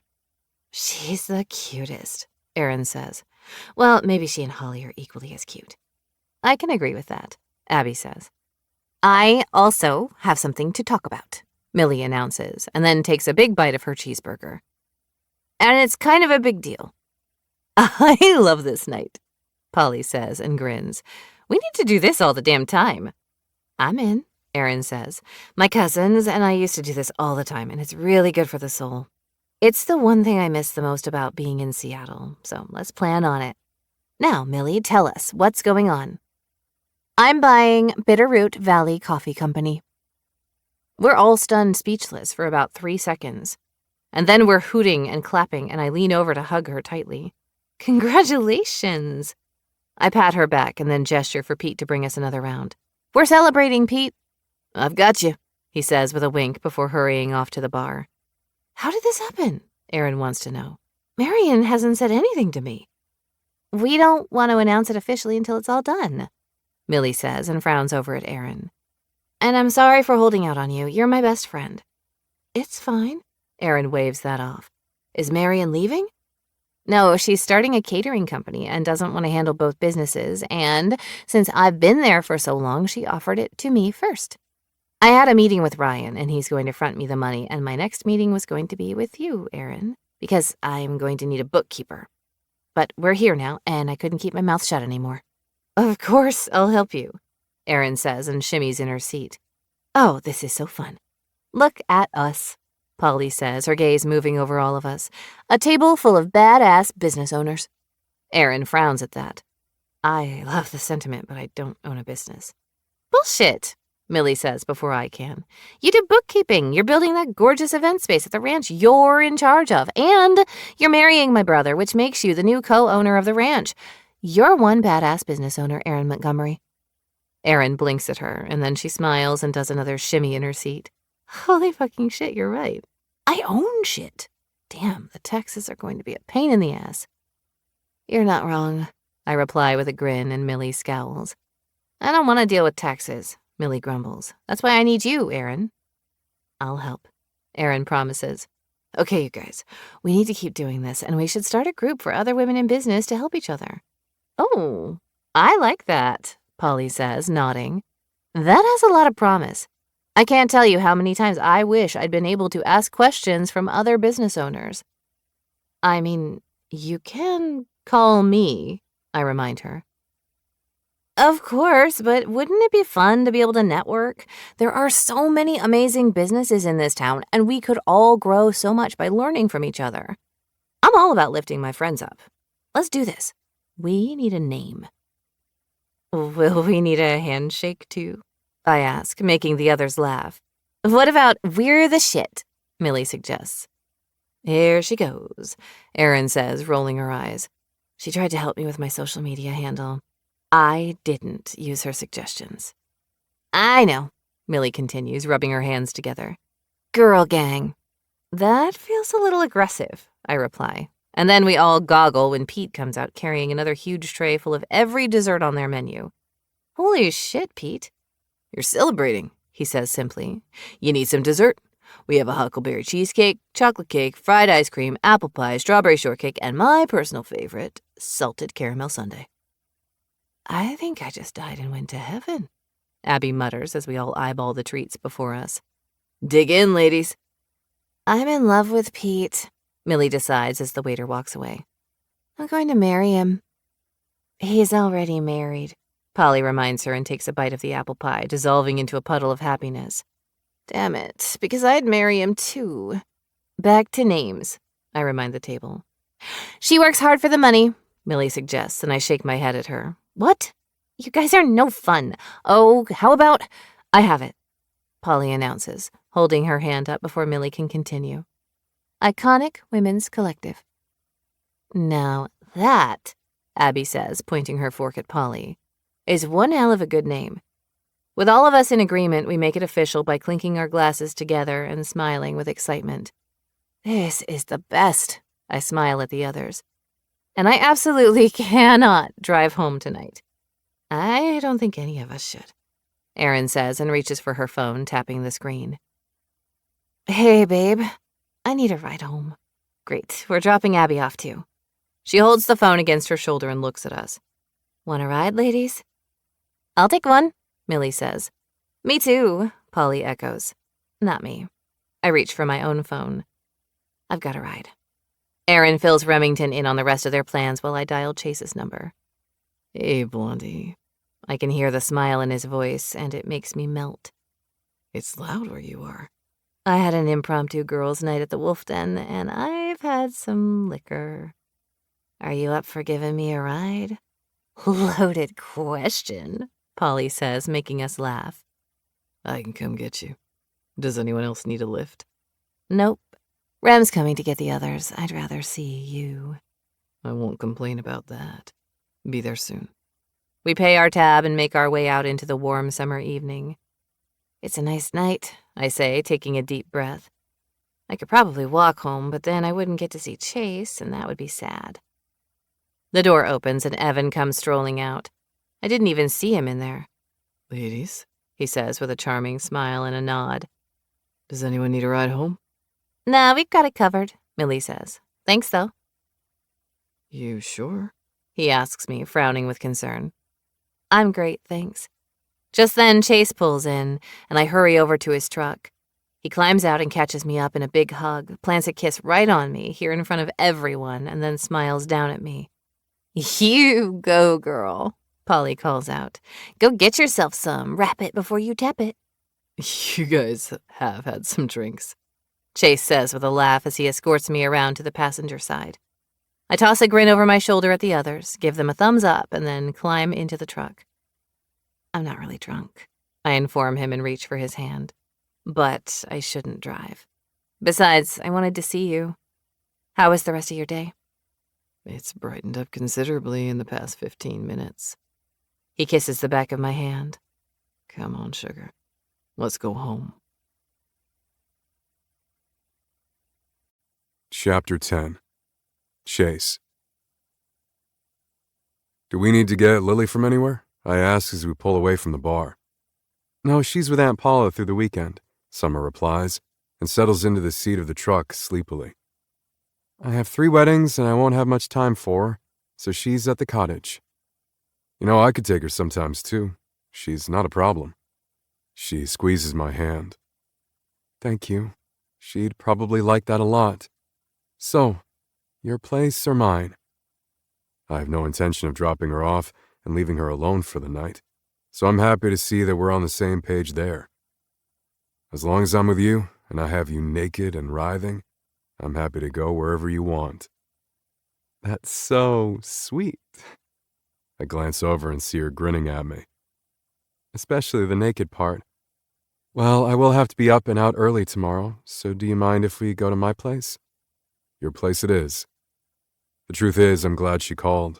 I had just gotten home, showered, and changed, and I was brooding because the day had gone off the rails from the start, and I didn't get to see Summer this evening. And just as I'd opened my fridge for a beer, she'd called, as if I'd conjured her out of my thoughts. Did your day get any better at work? She asks as I pull into her driveway. It calmed down, yeah. I'm just glad I didn't lose the whole night with you. It worked out, she agrees. Come on, let's go in, and I'll tell you all about my girls' night. But once inside, I don't let her settle in so we can have a nice chat. Not yet, anyway. I turn her and pin her against the back of the door, cup that gorgeous face in my hands, and sink into her, running my lips over hers, nibbling at the corner of her delectable little mouth. She moans, and my dick strains against my jeans. She pushes her hand into my hair, and I reach down to unfasten her pants. I'm a man possessed, with only one mission in mind: get inside of her. I plant my hands on her ass and easily lift her against me and carry her to the bedroom, and she chuckles against my lips. I don't think any of this is funny, I whisper, and she grins wider. It's not, she says, but the blinds are open, and I'm not an exhibitionist, so it made me giggle. Setting her on her feet, I cross to the window and close the blinds, and when I turn around, my mouth goes fucking dry. She's already stripped out of her shirt and bra, and she's pushing her jeans down her hips, swaying side to side as the denim slides down those spectacular legs, her pink panties along for the ride. You promised me naked, she reminds me with hot blue eyes. So, let's get naked. With 3 strides, I cross back to her, but she presses her hand against my chest, stopping me. I want to see you. With a grin, I gently take that hand in mine and lift it to my lips, nibbling on her fingertips. You're going to see me, sugar. Trust me on that. But first, I lift her onto the bed, hook my hands behind her knees and drag her to the side of the mattress, before falling to my knees beside it and opening her wide. I have something to do. Oh, Jesus, she moans as I drag my finger down her slick entrance. Look at that, I murmur lazily. All wet and hot and ready for me. I'm perma-wet, she informs me. I need to start packing extra panties with me whenever I go somewhere because holy shit, Chase, you turn me on. Satisfied pride fills my chest, and I can't resist lowering my face to her, lapping up that glistening wetness. I love how pink and swollen she is, and I haven't even really begun. I fuck her with my tongue, and then I move up to her clit and push my finger inside of her, and her back arches on the bed as she fists the bed sheets, writhing as an orgasm consumes her. 1 down, several to go. I tug my shirt over my head and discard it, then draw my jeans and nudge Summer back further on the bed. Gripping onto her ankles, I pull her legs straight up into the air and hug them to my chest as I slip right inside of her, unable to go slow or hold back from pounding into her, reveling at how perfectly her pussy grips me like a fucking fist. Her arms are over her head, pushing against the headboard, and those amazing eyes practically glow with primal lust. Thought of this all fucking day. My voice is a rough growl. Tell me you thought of me. Oh, She licks her lips. fucking day. Jesus, Chase, where did you learn that move? You know what? I don't want to know. I laugh and spread those legs now so I can lean down and cover her mouth with my own as my dick slides in and out of her. Her nails rake down my back. Those legs hitch up higher on my hips, and she plants her lips against my neck, just below my ear. So good. She whispers. God, Chase, it's so goddamn good. I moan as she bites my shoulder. Go over again. Now that I've given her orgasms, I can't get enough of it.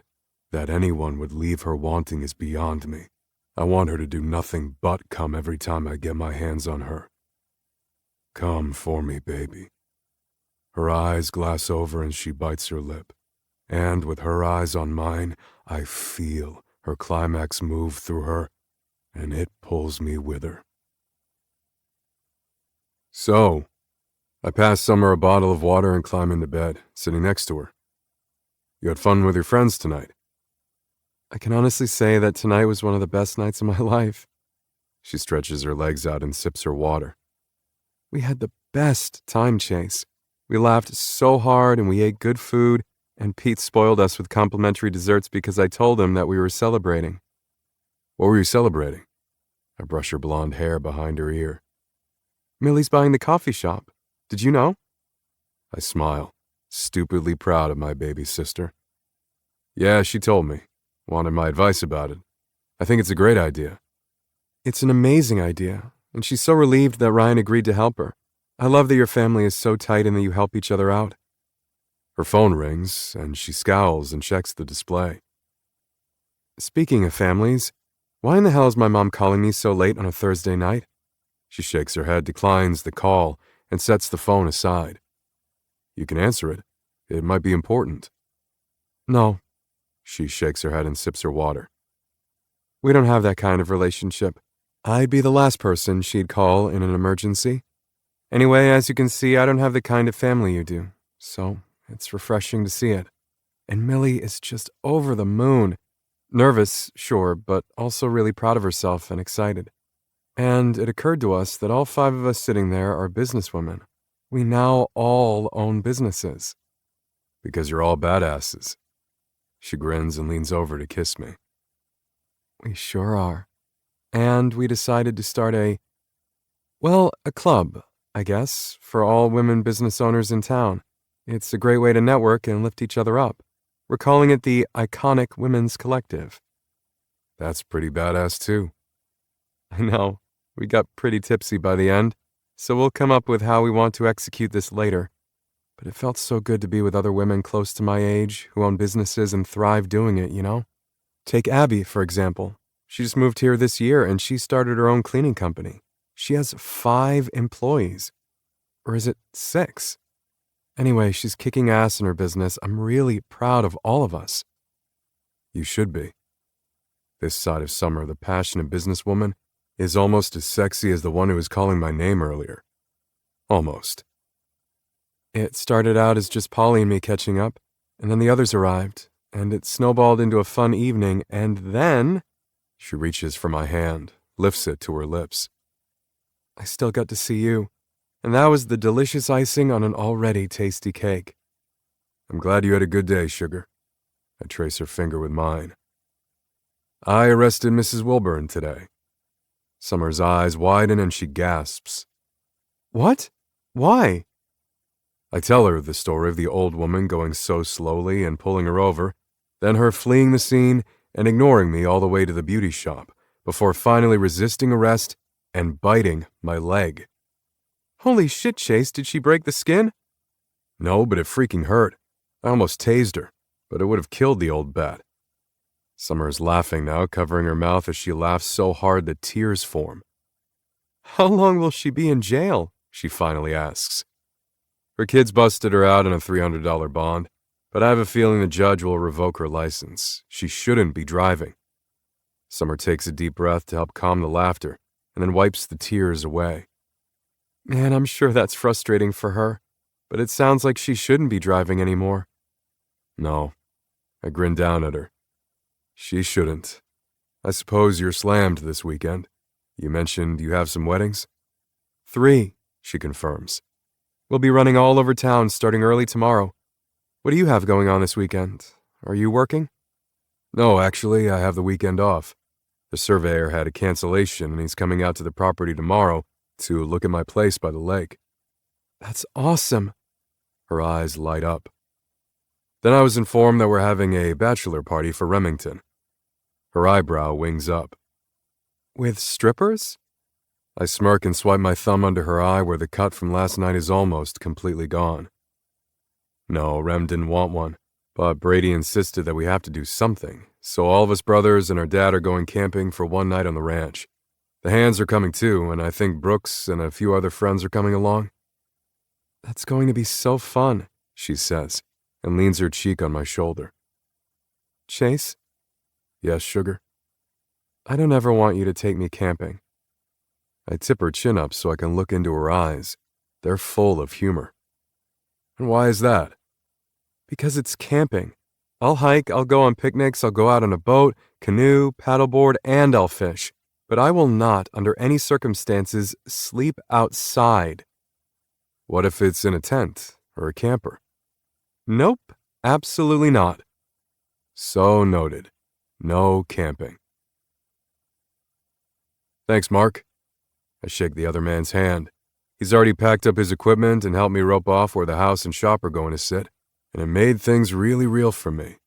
I can't wait to get started. My pleasure, Chase. If you need anything else, just call me. I'll work you in. I nod after him and he climbs into his truck, starts the engine, and pulls away from the property.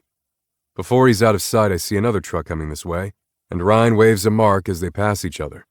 It looks like all 3 of my brothers, along with my dad, are here. Are you about ready for this party? Brady wants to know as he hops out, and then he notices the rope.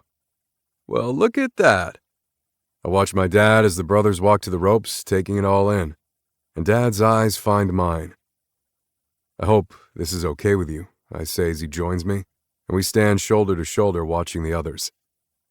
Why wouldn't it be? He asks. Just look at that view. Why don't you tell me what you're thinking? I grin at him and go over my plans, the way I did with Remington just a couple of weeks ago. And when I've finished, he's nodding, and we walk over to where the others are standing. That shop's going to be a honey, Ryan says with a grin. You need it. I'm building that first, I agree. I'm doing as much as I can by myself, so the whole project will take me a while. Why don't you just let me make some calls, Ryan offers. I can have this built for you by next summer at the latest. My gift to you, man. I shake my head. Leave it to my brother, the richest man in the state, to want to swoop in and handle things. I appreciate the offer, more than you know, but I actually want to build it myself. It'll be an adventure. In the meantime, I'm not exactly homeless. If you change your mind, the offer stands, he replies. Man, that view. I know. The 5 of us stand, hands in pockets, looking out over the small lake. It's fucking awesome. Let's go. Remington claps me on the shoulder. The others are already at the barn, loading up to head out. Let's go. There are more people here than I expected there to be. I didn't realize that Erin's dad, Will Montgomery, already flew out to help this week, leading up to the wedding. Including Will, we have all the men in our family, the Hands, Brooks, and all 3 of his brothers, and a few other guys from town. It doesn't surprise me. Rem is well liked in our community, and I know that everyone loves seeing him happy with Erin, especially since his first wife passed away when Holly was born. He hasn't had it easy, but things sure have turned around for him. He deserves every minute of happiness, and Erin makes him damn happy. We're deep into the property, in a clearing that's surrounded by trees. We've come out here to camp since I was a kid, There's a circle of rocks and dirt that make up the campfire, and there are stumps placed around for us all to sit on. Some of us brought folding camping chairs. Tents are scattered further out, already set up and ready for later. We have a table off to the side that's loaded down with coolers full of food and drinks. No one will leave here hungry. I'm staring into the fire, listening to Brady tell the group a story about Remington when Rem was in his early 20s and got caught with his hands down Mary Beth Anderson's pants in the back seat of his car. Ryan passes me a fresh beer and sits next to me. I don't have any tales to tell, I inform my brother, who just smiles. Well, we do, but we'll keep them to ourselves. He clinks the neck of his bottle against mine, taking a swig. Jake starts at my place Monday morning. I lift an eyebrow and nod, still staring into the flames. Good. He's got a way with horses, and I know he'll handle yours with care. He'd better. When did his parents die? Last year. Grimly, I pull my hand down my face. Fucking mess of a car accident, just outside of town. It was icy and his dad was going too fast. I don't know why or what he thought he was late for. Anyway, they skidded into a tree, and both died on impact. Jake wasn't with them. He was at school, I reply, remembering that day clearly. I worked the scene all fucking day in below zero temps. He doesn't have any other family. None that we found. He's in a foster placement. Ryan nods slowly and sips his beer. Okay, well, we'll see how this goes then. The kid has a hell of an attitude on him. Yeah, well, I think I would too if I were in his shoes. Thanks for taking him on, man. He's not a bad kid, he's just been dealt a shitty hand. Ryan nods again, and then there's loud laughter, and we look over in time to see Will stand, holding his hands up like he's holding an imaginary football and he's going to make a pass. I knew he was open, Will says loudly. And I was going to land that pass, but suddenly a fucking elephant plowed me down and I saw stars. You lost me $50 on that game, someone yells out, and Will laughs. Yeah, well, I'm sure you're not alone there. Is it fucking crazy that Rem's father-in-law is a goddamn Hall of Fame football player? Ryan asks me. A little bit, but it's also fucking crazy that you've managed to make $1 billion before you're 35. I'm telling you, let me help you with your investments and I'll make you a rich man. I don't need to be rich. I shrug and Ryan snorts. Come on, man. I don't. I do just fine. If you change your mind, I'll let you know. Yeah, I get it. I'm not trying to be an asshole when I turn you down. I love you and I'm damn proud of what you've built. I just don't need the same things. He nods, thinking it over. Yeah, I get it. I don't think you're trying to be an ass, Chase. It's not really about the money for me. I lift my eyebrow at him and take a sip of my beer. Okay, the money is part of it. I like the wealth. I also give a shit ton of money away. I know. Ryan donates more money than any of us will ever know. It's a game of it. The puzzle. It's exhilarating, and I do really well at it. I know it's a far cry from this life here on the ranch, but that doesn't mean that it was wrong of me to go after it. I glance over at Remington, who's chatting with Brooks and smiling. Rem doesn't think it was wrong. Yeah, he does. Ryan swallows the last of his beer and shakes his head. I worked fucking hard to make a name for myself in the world of business, and now that I have, I can be here in Bitterroot Valley. I can work from home, and I do, sometimes 18 hours a day. Technology is a beautiful thing. You said it. But are you happy here, Rye? Yeah, I am. He looks over at me, his gaze serious. Happier than anywhere else in the world, and I've been just about everywhere. Then that's all that matters. I slap him on the shoulder and stand.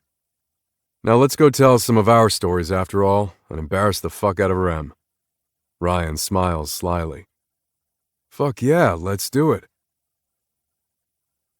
I can still outshoot you, Remington says with a satisfied grin as we both take off our ear and eye protection.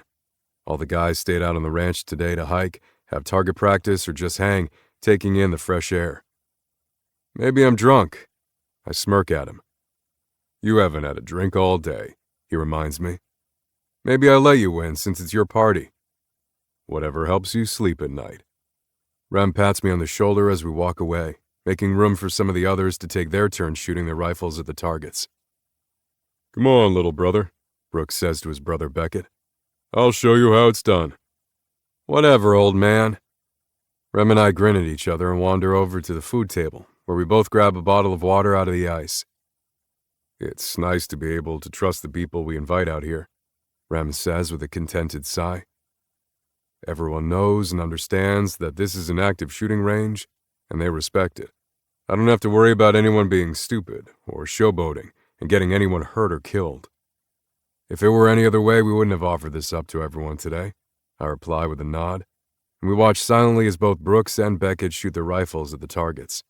Their family has also been around for a long while, although they're still considered move-ins because they've only lived in the valley for roughly 30 years or so. Their family owns the Double B Ranch. What's Summer up to this weekend? Rem asks. Working. She has weddings back-to-back, pretty much through the middle of September. He nods thoughtfully. Where do you think that'll go? I eye him and sip my water. I think she'll continue designing flowers for weddings, I suppose. Rem rolls his eyes. You're a smart-ass. Come on, I'm your big brother. You're supposed to talk to me about this stuff. I could see myself falling for her. She's fucking amazing, and I've been attracted to her for years. The chemistry is crazy. She's driven and smart. You like her? I eye him again and nod. Yeah, I like her. A lot. Good place to start, he says, clapping me on the back. I think she's great. She's been a good friend to Aaron and Millie. I suspect she's a good friend to everyone. Except the part where she talked my soon-to-be wife into hiring Charlie Lexington.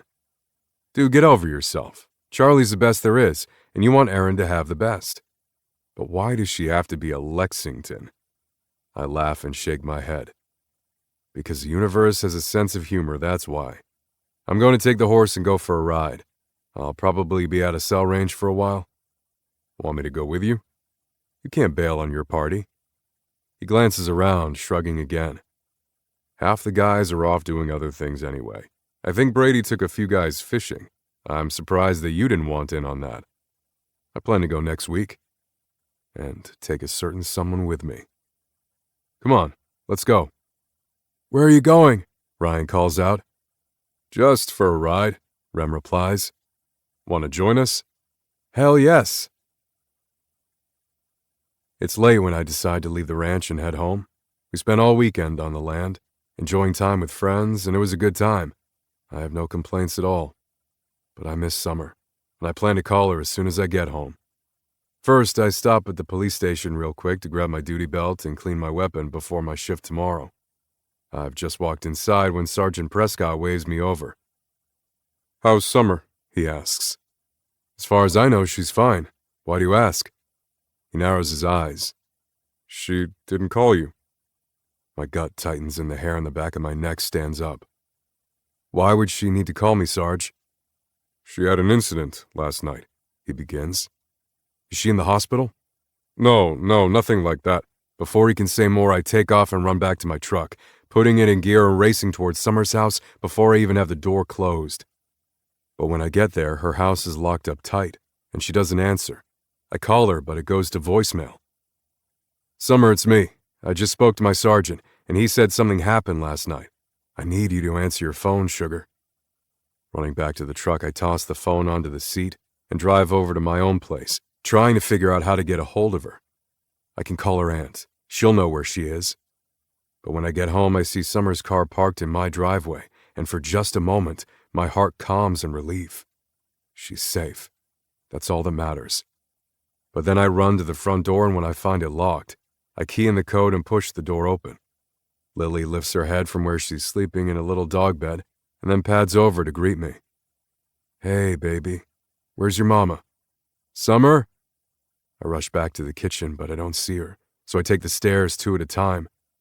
I can see that she slept in my bed last night because the covers are messy on her side, and when I push into the bathroom, I find her in the bathtub with headphones on. Her eyes are closed and she's bopping her head back and forth in time with the music in her ears. Summer? Obviously, she has the volume up, and I'm going to startle her, but I need to know what in the ever-loving fuck is going on. Summer! She jumps, gasps, and slams her hand over her mouth, those baby blues wide, and then sighs. You scared me. She takes off the headphones and sets them on the floor beside the tub. What the hell is going on, Summer? First of all, please let me get out of this bath, and I will tell you everything. Are you okay? Her eyes soften. Yes, I'm okay. And I'm sorry I came here without asking you. Get dressed. I turn to leave the room. We'll talk downstairs. Lily's waiting in the bedroom, sitting on the middle of the bed, watching with interest. Come on, girl. She follows me down the stairs, and it's not even 5 minutes later when I hear Summer coming down the steps. She's in a white tank top, no bra, and a pair of pink sweatshorts.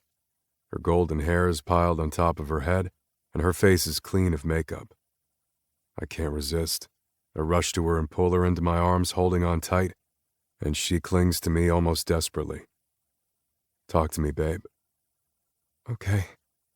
She pulls away and curls up on the end of the sofa, pulling those long legs up under her.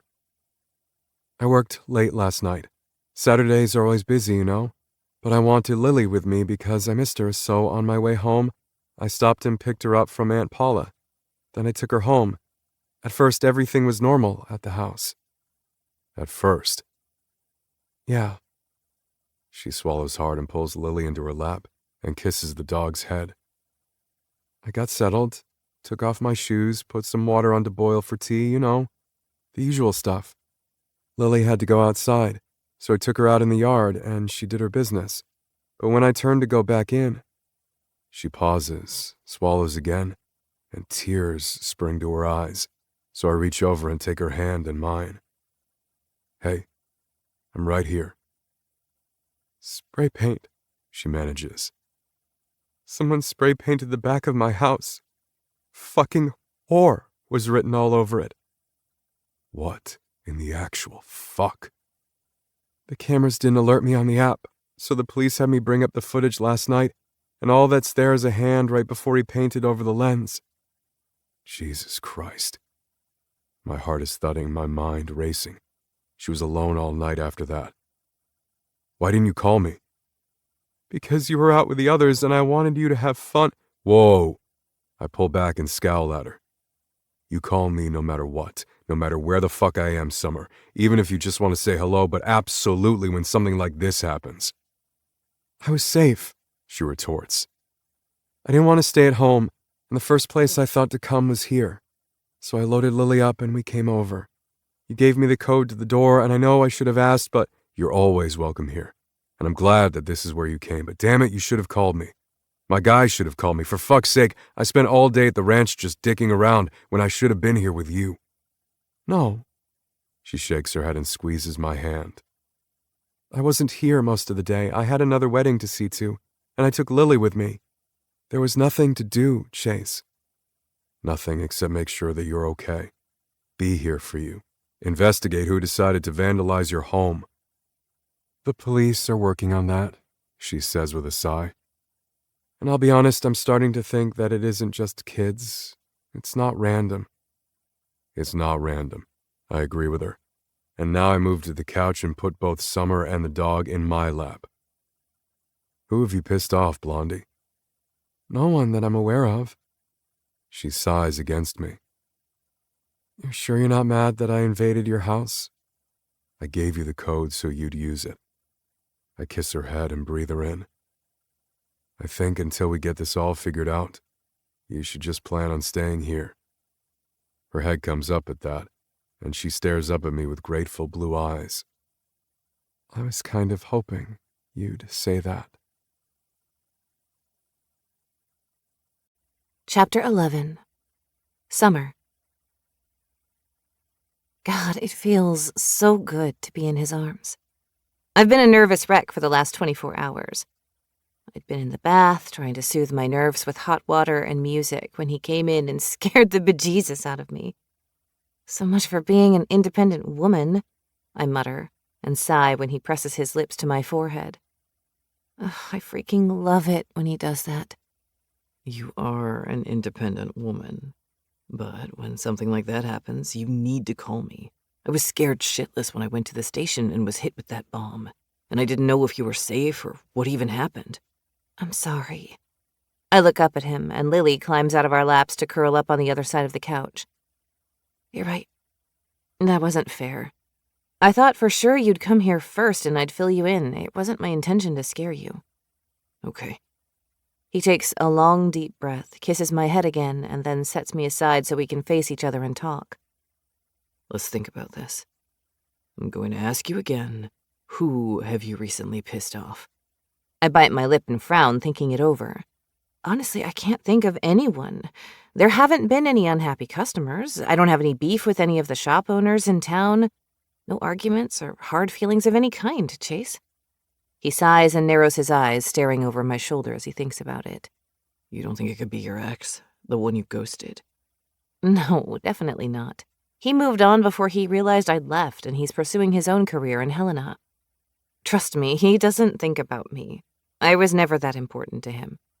And thinking about that doesn't even hurt my feelings, because he wasn't very important to me either.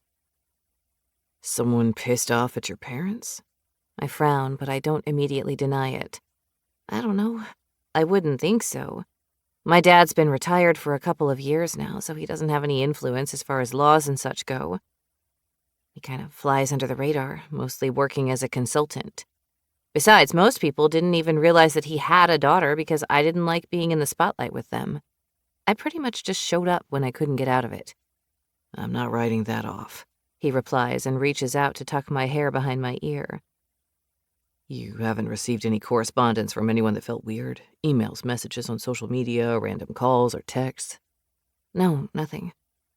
Not even at the shop, which is why I keep circling back around to it being kids or something random. Maybe it's some kids who started out choosing my house randomly but then decided to continue targeting me for the fun of it. Chase narrows his eyes at that thought and nods slowly. That could be the case. I'll ask around tomorrow. What's your schedule like this week? I'm gearing up for your brother's wedding. I still have to fulfill my weekly commitment to the resort. I do all of their flowers every week. But other than that, it's all hands on deck for the wild wedding. I'm not even taking any more orders for deliveries and such. I grin at him, so freaking happy to see him and take his hand, linking our fingers. What about you? I'm working the next 3 days, and then I'm off until the following Tuesday, so I can help out at the ranch. Looks like I'm one of the hands that's on deck. I laugh and then sigh with contentment now that he's with me and I can enjoy a quiet moment with him.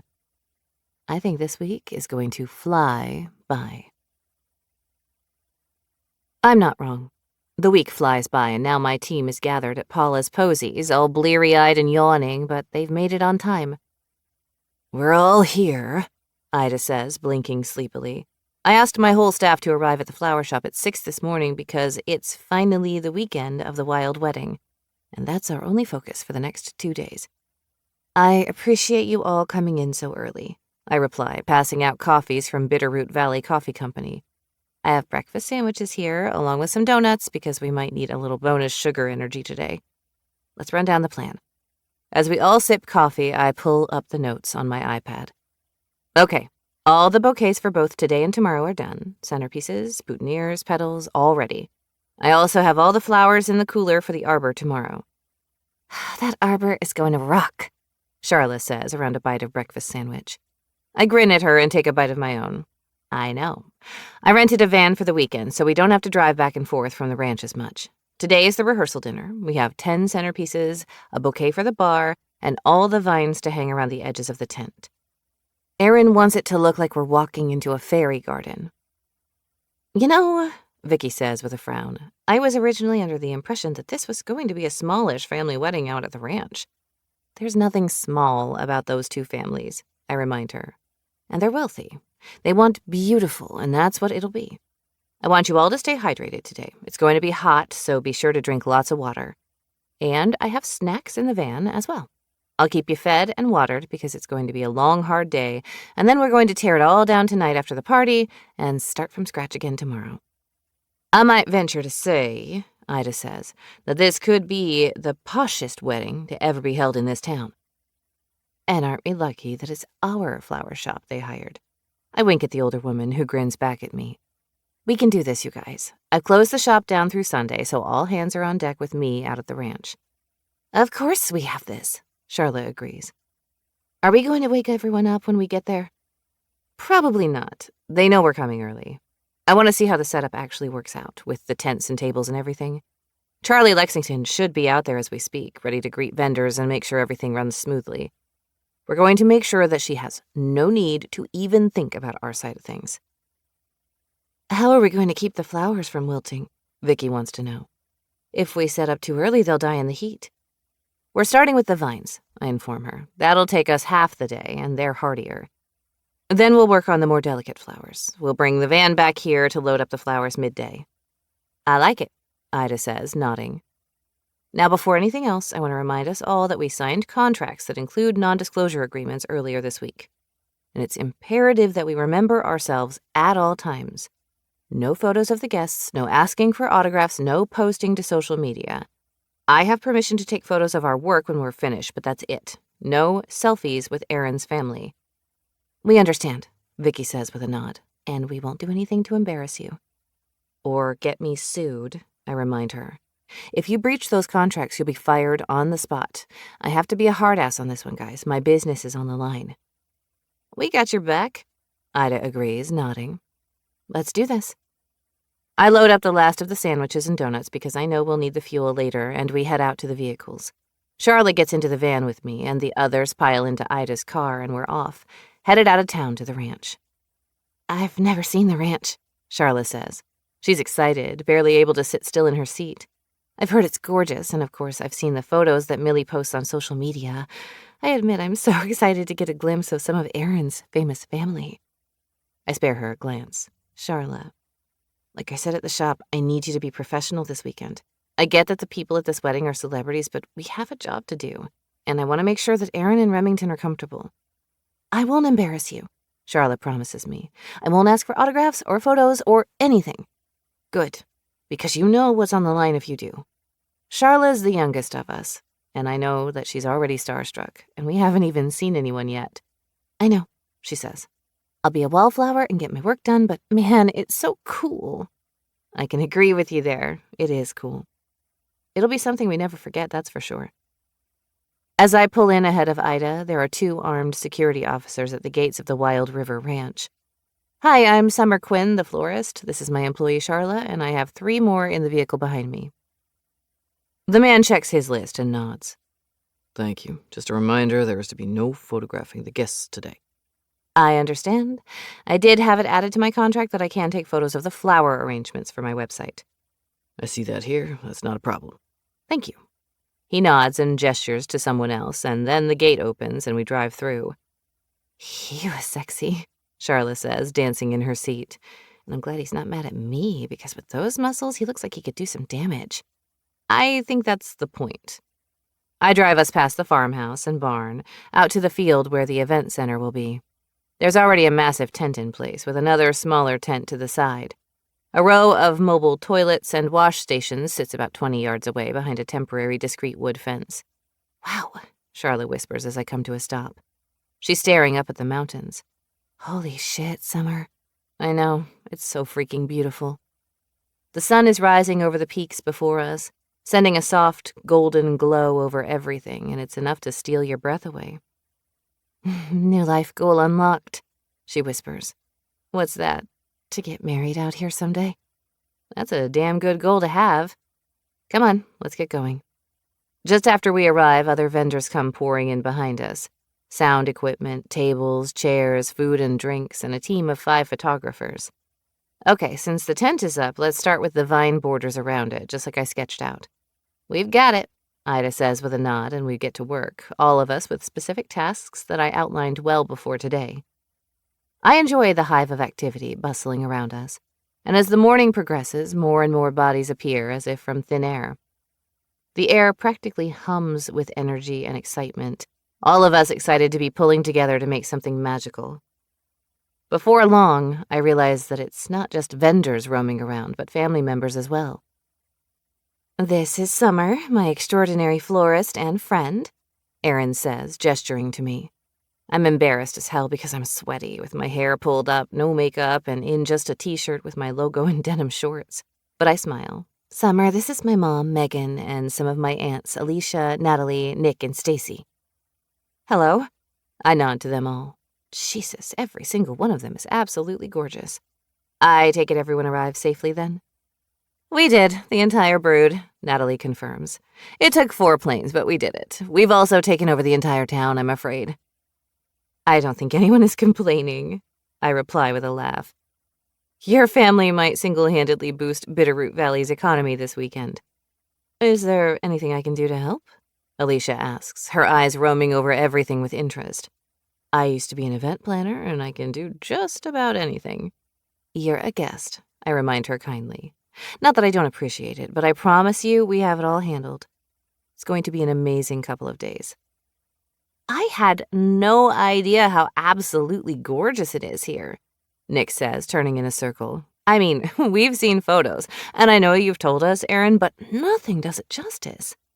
"I know," Erin says with a little happy dance. "And I get to live here." "Mom!" We all turn as a little girl, Holly, comes running our way. "You forgot me, Mom." "No way," Erin says as she scoops Holly into her arms and kisses her cheek.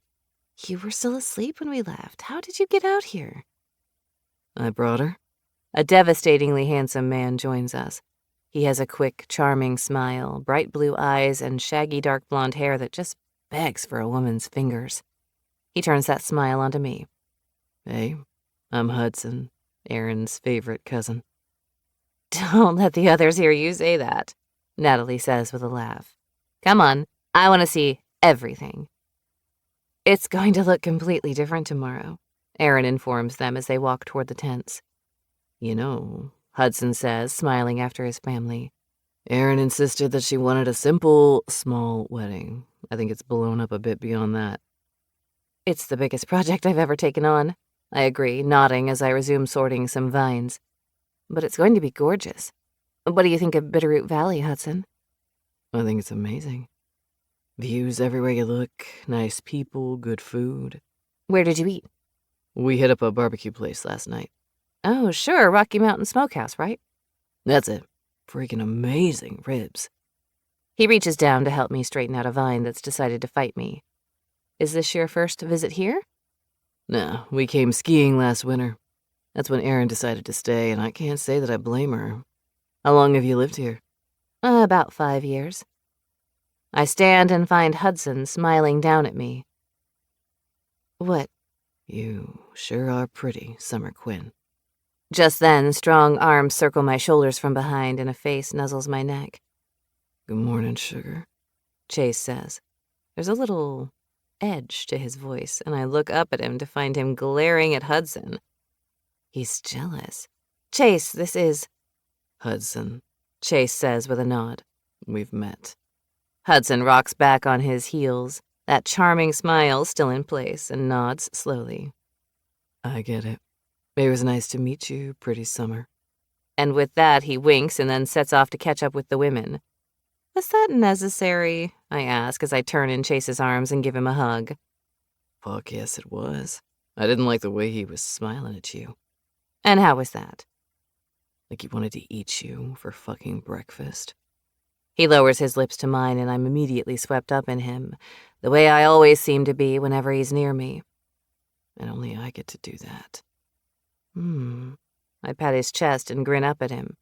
If he had suggested any such thing, I would have turned him down. Probably. Chase growls in his throat, making me laugh. Okay, caveman, I have to get back to work. I'm on a schedule here.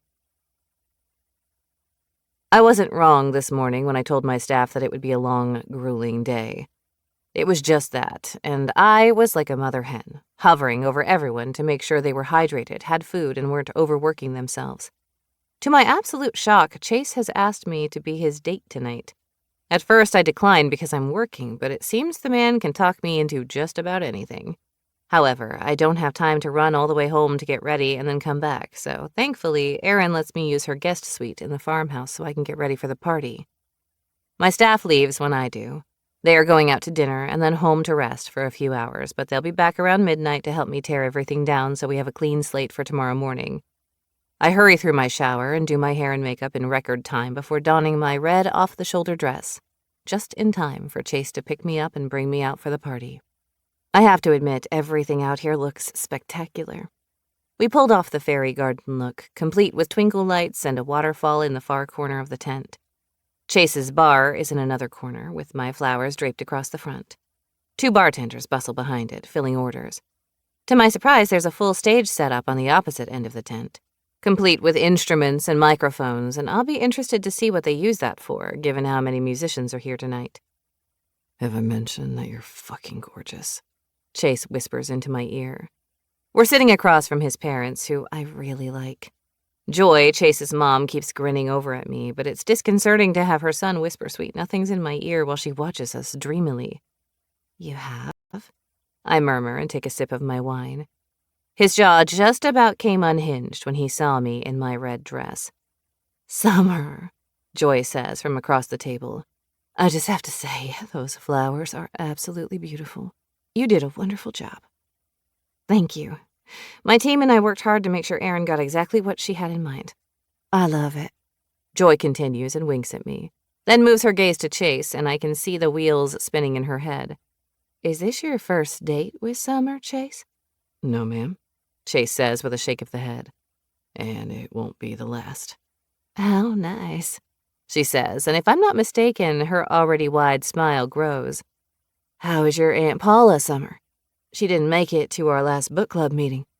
She's great. I'm sorry she missed the meeting. She was probably helping me at the shop. She spends more time there in the summer, which I really appreciate. Did I overhear that you're the florist? I turn to the woman sitting next to me and nod, butterflies suddenly filling my stomach. Somehow, I was seated next to Sydney Sterling. The Sydney Sterling. My favorite country singer of all time. The woman whose every song I know by heart and even got to go see in concert last summer in Seattle. I've been tongue-tied since she introduced herself to me and shook my hand. A hand that I might never wash again. I am, I reply with a nod. Wow, you do great work. This entire setup looks like it came out of a magazine. Thanks. I didn't do it alone. I have a talented staff. She's being modest, Chase informs Sydney. She's fucking brilliant. Sydney grins and winks at me. You have an admirer, and he's a hot one. Don't make me kill Chase, Sydney's husband, Keaton, says from the other side of her. His voice is totally mellow, his face bland, but his eyes are sharp. I like him. No one's hotter than you, babe, Sydney replies with a laugh. I'm so glad that Erin didn't have us all sitting in bunches. You know, in family groups. I like meeting new people, and this ranch is absolutely to die for. It was smart of her to have us mingle, Joy agrees from across the table. I suspect that some of us might have been a little intimidated to approach some of you otherwise. Don't be, Keaton insists. We're all just a bunch of normal people. Some of them are idiots. Our families have that in common, Chase says with a laugh, and the 2 men high-five over the table. I heard that, Brady calls out from the next table over. I know you're not calling me an idiot. Or me. A man I recognize as Vaughn freaking Barrymore, the hottest actor of our generation, says with a laugh. I am talking about him, Keaton says with a whisper. He married my sister, so I can give him a hard time. Before we can continue the conversation, there's a commotion on the stage, and we all quiet down, turning to see what's happening. That's our cue, Sydney mutters to her husband, who reaches out and rubs her cheek with the back of his finger. Hello? Meg, Erin's mom, says into the microphone with a little smile. First of all, be kind, okay? I don't sing in public much anymore these days. Is anyone going to come up here with me or what? To my shock, I watch as Leo motherfucking Nash stands at a table across the room, and with a cocky grin on his handsome face, he struts up to meet her. Other members of the family join them, including Sydney and Keaton. They make up an entire band, I whisper to Chase, who just nods. his gaze pinned to what's happening before us, but he reaches for my hand and holds on tightly. For those who aren't part of the crazy Montgomery clan, Leo says into the mic, I'll give you a little backstory. Meg and I grew up together as foster siblings, and way back when the earth was cooling, we were in a band together. Then we went our separate ways for a while, and well, blah, blah, blah. He got famous, Meg says into the mic. I became a nurse. We both married into the Montgomery family. What are the odds, right? Leo asks, making us chuckle. We still like to jam together, and I'd say that music is a big part of our entire big, loud family. We do monthly dinners as a family, and we usually jam at those. So why break tradition, right? Sydney asks, speaking for the first time. If it's okay with you, Leo continues after smiling at Sydney. We'd like to play a few songs. Meg's going to join us on the first one, but then she's going to be a party pooper and ditch us. Trust me, you'll thank me, Meg says with a grin. Let me introduce the band, Leo says, turning to look at the others. We have Sydney Sterling on vocals and guitar. Holy shit, I whisper, making Chase smile. Keaton Williams on the keys, Meg adds over the applause. Hudson Williams on the sticks, Leo says, and Hudson does a quick drum solo. Then we have Brax Adler on the guitar and vocals, Sydney puts in, pointing to the man across the stage. I think I've died and gone to heaven. This comes from Ryan, who's sitting behind me. Is this even real right now? What, like you couldn't afford to hire them for a house party? Brady points out with a snicker, earning the bird from his brother. Boys, Joy warns them with a sigh. Just wait, Erin says, her face bright with pride and excitement. She and Rem are sitting at our table, closest to the stage. Just wait for it. So this song that we're going to sing is a sentimental one, Meg says and smiles down at Erin. Leo and I have sung this song 100 times together, usually at weddings. We sang it at Jules and Nate's wedding and maybe every other wedding in the family, now that I think about it. There are nods and applause throughout the room. And then Brax starts to pluck the strings on his guitar in a sweet intro that already has tears springing to my eyes, and they haven't even started yet. It's called Marry Me, Meg says, and then she starts to sing the romantic lyrics. When the verse changes, Leo takes over, and his gritty voice sounds natural singing the ballad. When they join together in the chorus, I have to take a long, deep breath as emotion slams into me so unexpectedly. The song is just so pretty. And here in this beautiful space, it feels like a fairy tale.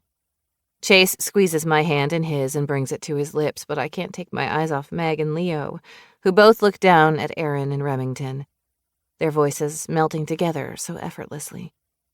And when the last notes drift away, Erin jumps up and runs on stage, pulling them both in for a big hug as she wipes at tears of her own. In fact, as I look around the room, taking in superstars and athletes, it occurs to me that there aren't many dry eyes in the whole place. Thank you, Erin says. Thank you for that. I love you, my baby, Meg says, holding her daughter's face in her hands. Now, these guys are going to play for a while unless there are any objections. There's laughter all around, and then Meg leaves the stage, returning to her husband, and Sydney says into the mic, Who wants to hear some more music? Applause erupts, and the band starts playing a Nash song that I've listened to my whole life. And then, still to my utter astonishment, because I'm quite sure I'm dreaming, Leo Nash himself starts to sing. I love this song, I mutter, dancing in my seat. He wrote it for my Aunt Sam, Erin says. The song Sunshine is for her. You have a swoony family, Erin. Don't I know it? Chapter 12. Chase. Oh my. We all turn and find Mom standing on the threshold of the big family room in my parents' house. This is where all the guys are getting ready for the wedding. All of my brothers and my dad are here. Aaron's dad decided to get ready with his family up at the resort, which was probably for the best, given how many of them there are and how small Mom and Dad's house is. What do you think? Remington asks, adjusting his bow tie. I know that he doesn't love wearing the monkey suit. Hell, none of us likes it. But I have to admit, we all clean up nicely. I think, Mom says, tears in her eyes, as she walks over to smooth down his lapel, that I have the handsomest men in the world right here in my house. That's a given, Brady says with a smug grin. Mom takes a turn with each of us, kissing our cheeks and brushing imaginary lint off our shoulders, and then finally makes her way to our dad, who scoops her into his arms and plants a big kiss on her. You're damn beautiful, he mutters in her ear. I'm ready. Johnny, Remington's son, comes running out of the bathroom. His tie is crooked, his jacket bunched up at the shoulders, and he forgot to zip his fly. But he's all smiles. I look dang good. Yes, you look very handsome, Mom says with a laugh and bends over to kiss his head. But let's straighten you out a bit, shall we? I lost another tooth, Johnny says proudly. It's gonna look awesome in the pictures, and I got another $5. How much do you have now? Ryan asks. $40. The kid's been losing teeth all summer, and the tooth fairy has been damn busy, and is likely now broke. What will you do with all your riches? Mom asks him. I want to buy a bike. How's Erin, Mom? Rem asks. Is she nervous? Is she okay? She's having a great time, Mom assures him. This morning they started with mimosas and a nice big breakfast. Then the glam squad arrived, and they've been laughing and playing music and enjoying each other all day. She's not worried at all, my boy. Erin loves you, and this is her home. I know, he says, and he seems to almost be in awe of the idea. I'm afraid she's going to come to her senses and run back to Seattle. Not a chance, Johnny says. She loves me too much. You're right about that, Rem says and leans down to kiss his son's hair. Did you use shampoo in the shower? Yeah? Are you sure? Dad, it's our wedding day. I'm not going to show up smelling bad. I'm headed out, I announce, and earn scowls from the other members of my family. Where are you going? Brady asks. I have to go collect my sexy date, and then I'm going to meet all you bozos, not you, Mom, at the ceremony. Summer's getting ready at the farmhouse, so she didn't have to run home to change after she was done setting up flowers. That girl has to be exhausted, Dad says. She didn't leave here until almost 1 a.m. last night, and she was back here by 6 this morning. Yeah, setting up the flowers is way too simple for what she and her team did today, Ryan adds as Remington nods. Yesterday, she turned that tent into something out of the secret garden, and today belongs in a Disney movie. It's really pretty, Johnny agrees. It's important to her that everything is perfect for Erin, I reply, stupidly proud of my girl. I've seen it. Erin's going to be so happy with everything, which is all any of us want. Now I'm going to go get her. I know she wanted to double-check a few things before everyone else starts arriving. Chase, before you go, Mom says, and I'm sure she's going to ask me what my intentions are with Summer. But instead, she simply smiles at me. I like her. Yeah, me too. I'll see you all in a bit. I want to make sure that Summer is eaten today and that she's feeling all right. Yeah, she's worked her ass off, and I need to make sure she remembered to take care of herself. I can hear the music from inside the house as soon as I step out of my truck. Country music is blaring, and when I walk inside, there's maniacal giggling to go along with it, coming from the kitchen. But just stepping out of Erin and Rem's guest suite is Summer, and my heart stutters to a stop. Her golden hair is swept up in wavy strands, pinned back from her face, and spilling around her shoulders. Her dress, a long lavender thing that sits high in her neckline, is sleeveless and has a cutout that shows off her impressive cleavage and hugs every curve perfectly. Are you going to speak, or am I imagining you standing there? She asks with a grin as she walks toward me. I move my head from side to side, still soaking her in, as she continues to move so gracefully, so fucking elegantly, that I'm sure I've swallowed my tongue.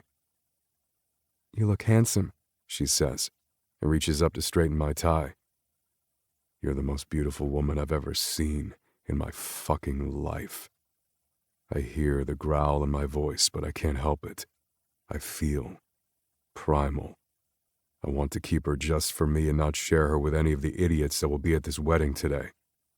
Her eyes jump up to mine, and she takes a quick breath before I loop my arms around her waist and pull her to me, lower my lips to hers, and kiss her The way she should be kissed when she looks like this. Like I never want to let her go. Wow, She whispers when I pull back. You know that it's rude to be more beautiful than the bride, right? She laughs now and smooths her hand down my chest. that's such a cliche thing to say, but it's also very sweet. Just wait until you do see the bride. You'll swallow your tongue. Too late, I mutter. Already did. Come on, let's head over. Are you sure you want to wear heels? The floor in the tent is concrete, she reminds me. The ceremony might be grass, but that won't take long. I want to wear pretty shoes. Then wear them.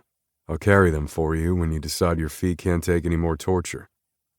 That's chivalrous. She grins up at me as I escort her to the passenger side of the truck. Is it true that the guests are being taken over to the event on wagons? Yep, there isn't space for parking over there yet, so everyone's going to park by the barn. Rem found some wagons to borrow, and the hands are going to drive people back and forth. That's super cowboy. Erin's marrying a cowboy, I remind her. You're a cowboy too, She says, glancing up at my black hat. and I like it. I grin and close her door, and then drive her over to the event site. Let her out by the tent so she doesn't have to walk far in those heels, and then drive the truck over to where the family is allowed to park. When I join her in the tent, Summer's bent over a table, fussing with a centerpiece. I can't help myself. I walk up behind her, slide my hand down her ass, and lean into her. Someone is likely watching, She says, but I can hear the smile in her voice. But photos aren't allowed, I remind her, and lean in further to kiss the back of her neck. I can't wait to get you home, see how this dress looks on my floor, and sink inside you. I turn her around so I can drag my fingers down her cheek. You're gorgeous, Blondie. I love it when you're all dolled up. I can't get enough of you when you've got your hair up in a bun and you're working at the shop, but my favorite Summer, the one that stars in every fantasy I've ever had in my life. She swallows hard as I lean in to whisper in her ear. My favorite is when you're naked and sweaty, with no makeup, and tangled up in the sheets of my bed. I can't get enough of that. We can hear the wagon rolling up with the first wave of guests, so I kiss her cheek and start to pull back, but she stops me. and my favorite. She says, breathing just a little harder now. Changes daily because I love it when you're in uniform. It's hot, and I don't care if that's a cliche, and you're certainly sexy today, but Chase, when you're in cowboy mode with your jeans and boots and hat, it does things to me that I didn't know were possible. The cowboy cop vibe is epic. Shit. I wish that I could bunch that dress up around her waist and take her right here, right now. But that's not possible. So I smile down at her and nuzzle her nose with mine. Later, I promise her, I'm going to fuck you until you can't remember your name. I can't wait. This is a party, Polly says with a big grin and sips her signature cocktail, which Erin had the bartender make just for this event, a huckleberry mojito. You look amazing, Summer says to Polly. You know I'm jealous that you can wear green like that. It's just because I'm a redhead, Polly replies, and then smiles over at Erin's cousin Drew and his wife London. It's so good to see you again, London. Oh, you too. Tell me you sell that dress in your shop because I'll be stopping in to buy it. I do, actually, Polly says with a laugh. And I love it if you came in before you leave town. I want to pick your brain, actually. Pick away, London replies. I like that friends and family are sprinkled together so there aren't any cliques. Similar to how last night went, the seating arrangement at this reception is perfect. At our table, we have Summer and me, Polly, Ryan, Drew, and London, and Brady next to Zoe, who is Erin's younger sister and didn't come with a date. London owns Seattle's professional football team and has other investment businesses as well, including ones in fashion. And from what Erin has mentioned in the past, London loves Polly's shop. Also, it's not lost on me that we have 2 billionaires under the age of 35 at this table. Well, not that I carry it in my shop, but I was wondering what you think of this season's ready-to-wear line from Dior. Oh, it's divine, London replies, and thumps her hand over her heart. And if this is the direction that the house is going in, I can't wait to see what they unveil at Fashion Week in Paris. Are you going? Polly laughs, sipping her drink. No. Why not? Ryan asks her, speaking for the first time. Why am I not going to Fashion Week in Paris? Polly asks him. Oh, I don't know. Probably because it's Paris, and while I love that some people can afford to do that, I'm not one of them. However, London, you have to take 1,000,000 pictures and send them to me. Polly, come with me, London invites, and it stuns Polly speechless. Under the table, Summer reaches for my hand and squeezes it. Be my guest for the week. I always get a 2-bedroom suite at the Ritz, and I'd be happy to share it with you. Polly blinks and frowns down into her drink, and then shakes her head and smiles up at London. She wants to go. Anyone can see it written all over her pretty face. Thank you so much for the offer, but I can't get away for a whole week. Why not? Ryan demands again. Because I have a business to run. Polly sips her drink again, and then sets it down. Actually, since I have both of you here, I have a couple of investment questions. Shoot, Ryan invites her. London nods, and Drew turns to Brady to discuss football. Summer leans into me and whispers in my ear. I don't know why she turned London down. Fashion Week in Paris is Polly's dream. You'll have to ask her about it later. I kiss Summer's cheek, and suddenly 2 little girls come whizzing by the table.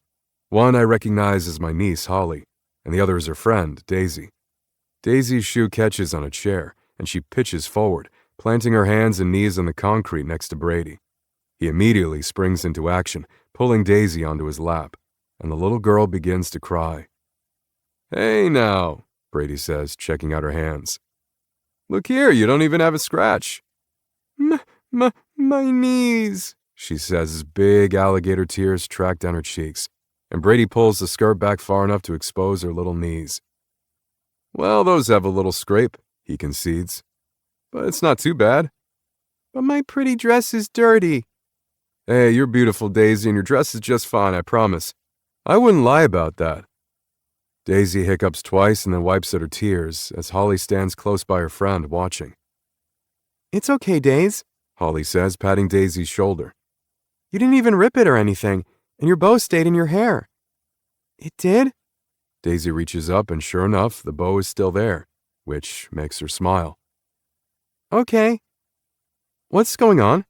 Abby, Daisy's mom, appears at Brady's side and frowns down at her daughter. Are you okay, baby? Yeah. Daisy smiles up at Brady. Thanks, which one are you again? Brady, he replies with a grin. And you're welcome. Abby smiles at Brady, and I can see the interest in her pretty brown eyes. But then she notices Zoe sitting next to Brady's left, and she nods politely before following after her daughter. Brady watches her go. You'll sprain your neck, I say quietly, and smirk when my brother scowls at me. She's pretty. She's a mom. So? Brady shrugs. I'm just saying. The band that's been playing up on the small stage slows it down to an oldie from the 80s, and I take a second to just look around the room and take it all in. My parents are dancing, of course, because this music is from their era. I see Rem and Aaron chatting with Brooks and several of Aaron's aunts and uncles. Roger Sherman, Aaron's former landlord, is all smiles as he dances with one of Aaron's cousins, and I notice that Charlie Lexington is speaking to the photographer and pointing to the cake. Looks like that might be next on the agenda. My dad hasn't said a word today about a Lexington being present at a Wild wedding, and I think that's something to celebrate all by itself. Not that he would have made a scene or embarrassed Rem and Aaron, but I'm surprised that he hasn't at least sent a glare Charlie's way. But he hasn't, not even once, and I'm glad. You're deep in thought, Summer murmurs next to me. Just taking it all in. I have to say it, Chase. That arbor you built is absolutely stunning. It was perfect for the ceremony. I made the bones, but you worked some serious artistic magic with the flowers. I hope that goes on your resume. It'll be front and center on the homepage of my website, she agrees with a nod. Because yeah, it's something. But working with what you built was a dream. It went smoothly, and that's because you built it to be strong and stable. I'm glad it was good to work with because you'll be doing it often once this place is up and running. You know, this is going to be an amazing venue. She turns to me, her eyes bright with excitement. Chase, it's already stunning, and it's literally just a tent. I love that Aaron wanted to keep that side free of any flowers or coverings so we can all watch the mountains as the sun sets. And from the inside with a wall of windows. She kisses her fingertips. Chef's kiss. This is going to be a wedding destination venue that will be in magazines and on TV shows.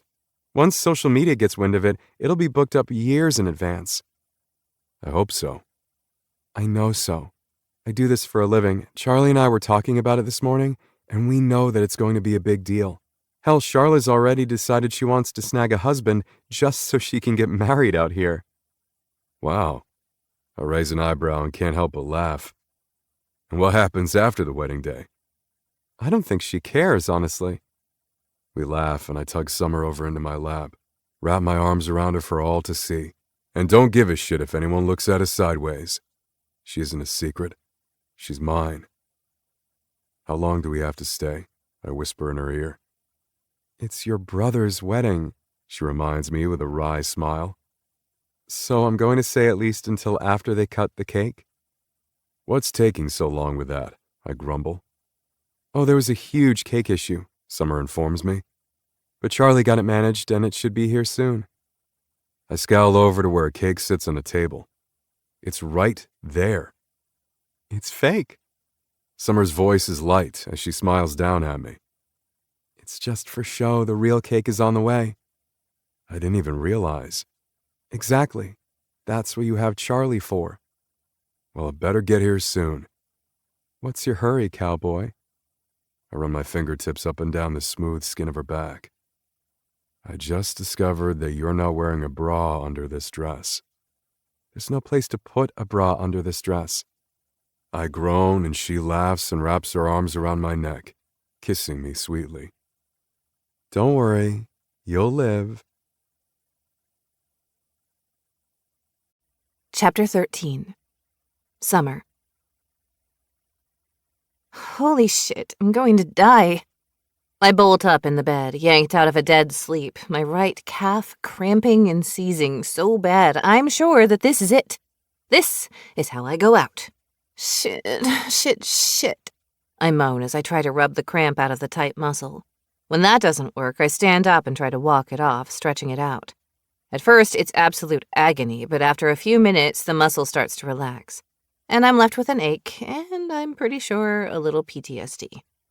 Suddenly, it occurs to me that Chase isn't in the bed. I frown at the clock and see that it's just past 3 a.m, and when I run my hand over the sheets, they're cool to the touch.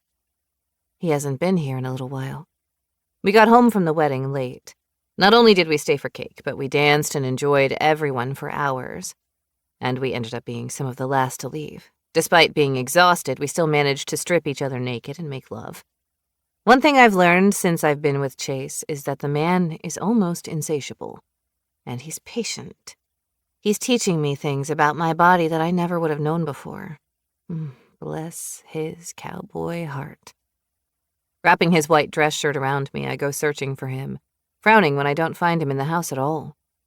Even my dog is gone. Did they go for a walk in the middle of the night? I prop my hands on my hips, and that's when I see the light on in the garage. Slipping my feet into some flip-flops, I make my way outside and spot the man, dressed in jeans and a plain green t-shirt, bent over a piece of furniture, sanding it by hand. The lights in the garage cast a soft yellow light, and it's quiet out here, with just the sound of crickets setting the tone of the soundtrack. Lily's head comes up from where she's curled up in a little bed that Chase must have carried out here for her, but at first Chase doesn't notice me. He's obviously deep in thought, running that sandpaper back and forth rhythmically. I wonder what's going on in his head. He even seemed lost in thought at the wedding reception tonight. And when he made love to me when we got home, it was intense, almost broody. And that's not like him. I'm not worried. It doesn't feel like it's something bad or about me, but just something. I step inside the doorway and his gaze lifts to mine, but he doesn't smile. Did I wake you? He asks, his voice soft. No. I take a deep breath, inhaling the scent of pine, and shake my head as I walk further into his workshop. I had a leg cramp, woke me out of a dead sleep. You've worked your ass off for a few days now and probably haven't had enough water. He sets the sandpaper aside and crosses to me, cradles my face in his hands, and kisses me tenderly. Which leg? Right calf. Taking my hand, he leads me over to a dresser and boosts me up onto it so I'm at eye level with him. Are you okay? I ask him, taking his face in my hands now. He doesn't look troubled, but he does seem somber. What's wrong? I just couldn't sleep, he murmurs, and I lean in to kiss him. Brain wouldn't turn off. Maybe you're too tired. That happens to me sometimes. Maybe. His lips tip up into a sweet smile, and he runs his big hands down my thigh and to the calf in question. Is it sore? Oh, yeah, still a little pissed off. He rubs gently, and I sigh. Yes, the muscle is tender, but it's loosening up even more under his touch. I'm sorry I wasn't there to help, he says. It's okay. I brace myself on his shoulder as he continues to work on the muscles. I see that you kidnapped my dog. She came willingly, he replies with a grin. I like having her around. She's a sweet little thing. I'm glad she likes you. So what was your busy mind thinking about so hard that you couldn't sleep after all the fun we had tonight? He keeps his eyes on my leg, and just when I think that he won't answer me, he says, I didn't think Rem would ever get married again. Losing his first wife was hard on him. Add in being a single parent and not wanting to get hurt again. I never thought I'd see the day that he'd fall in love, that he'd open his family up to someone new. I'm glad they found each other, I reply. They're really good together. As if they should have been a family all along, and I don't mean that to sound disrespectful to his late wife. I know what you mean. I've never seen him so happy. His eyes find mine now. Never.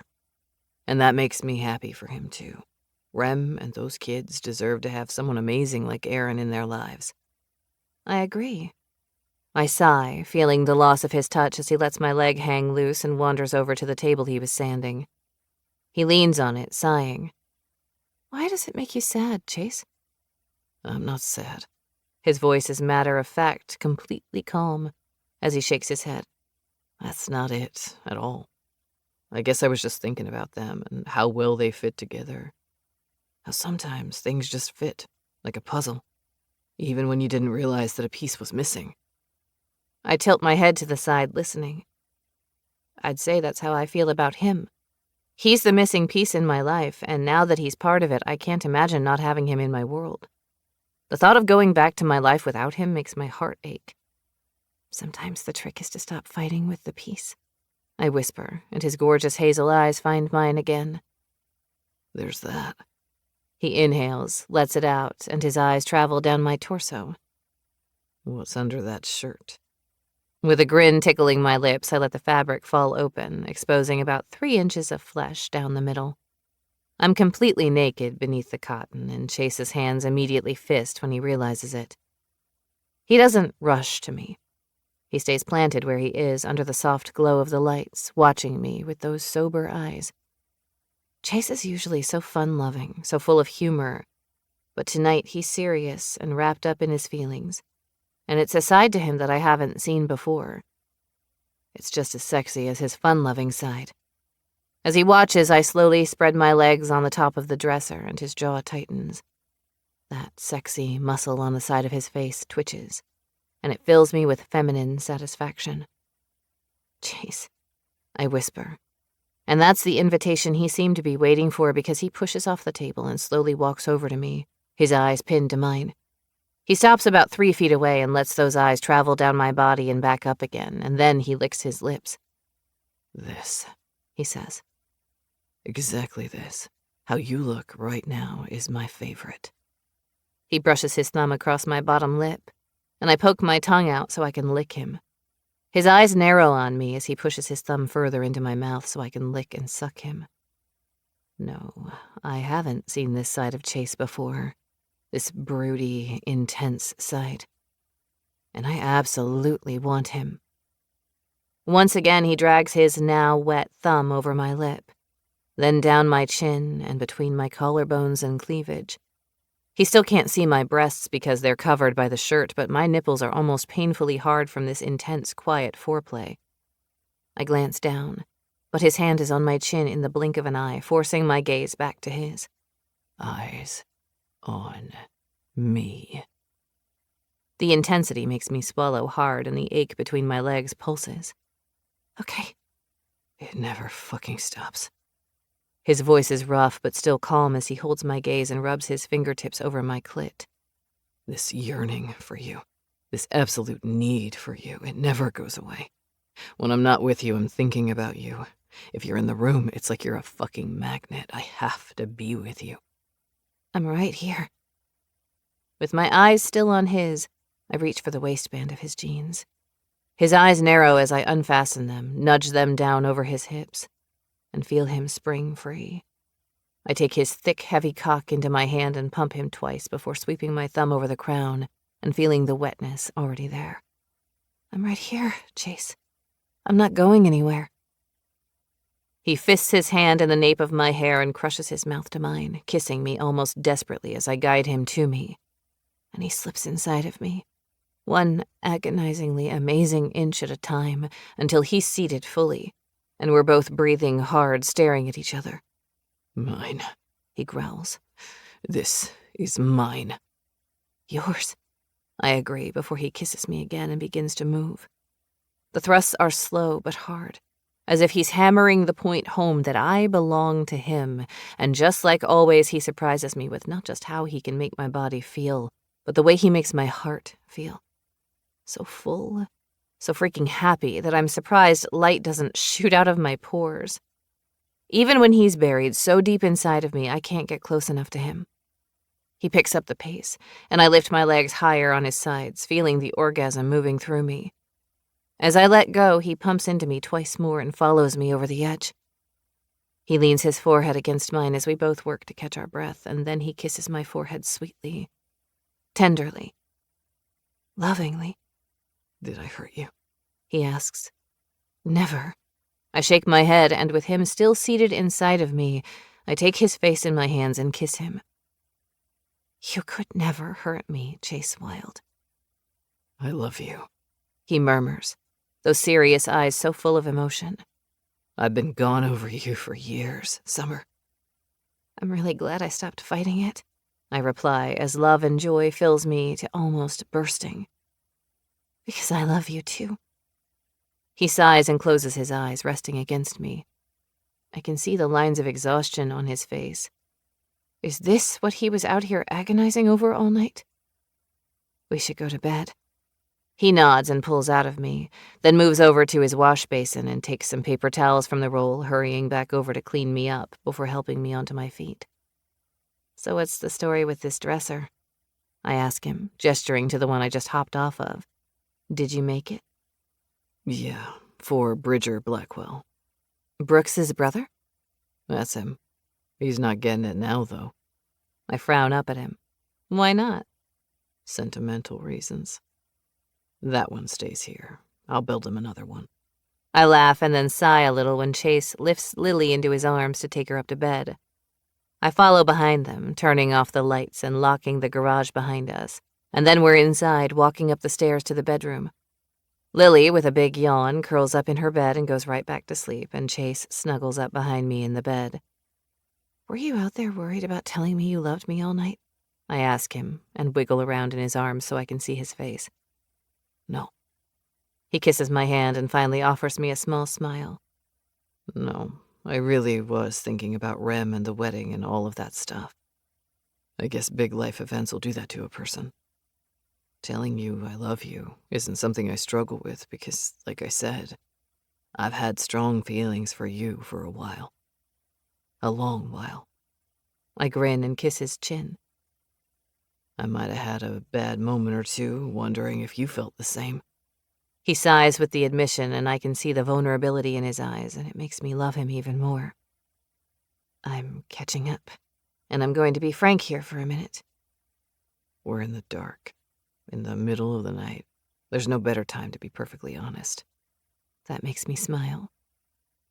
You're right. I'm actually glad that we came together when we did and not several years ago when you first approached me because I wasn't ready for you yet, Chase. I was still bruised and determined and just not in the right place for this relationship. It never would have worked out between us if we dated back then. Well, then I'm glad that you turned me down, even if it was a blow to my ego. With a chuckle, I move in to rest my cheek against his chest and snuggle in. Your ego's just fine. Chase. Hey, beautiful. Lunch should be delivered in about 10. I couldn't get away. I grin at his words and bite my lip as I type out a reply. Me. I hope everything is okay. I missed waking up to you this morning. By the time I woke up today, Chase had already gone to work. With wedding season wrapping up, I've had the luxury of coming into the shop a little later each morning, and it's been glorious. In the 2 weeks since the wild wedding, things have slowed down considerably. And while my stress levels appreciate that, I know that in a couple of months, I'll be wishing for the additional income.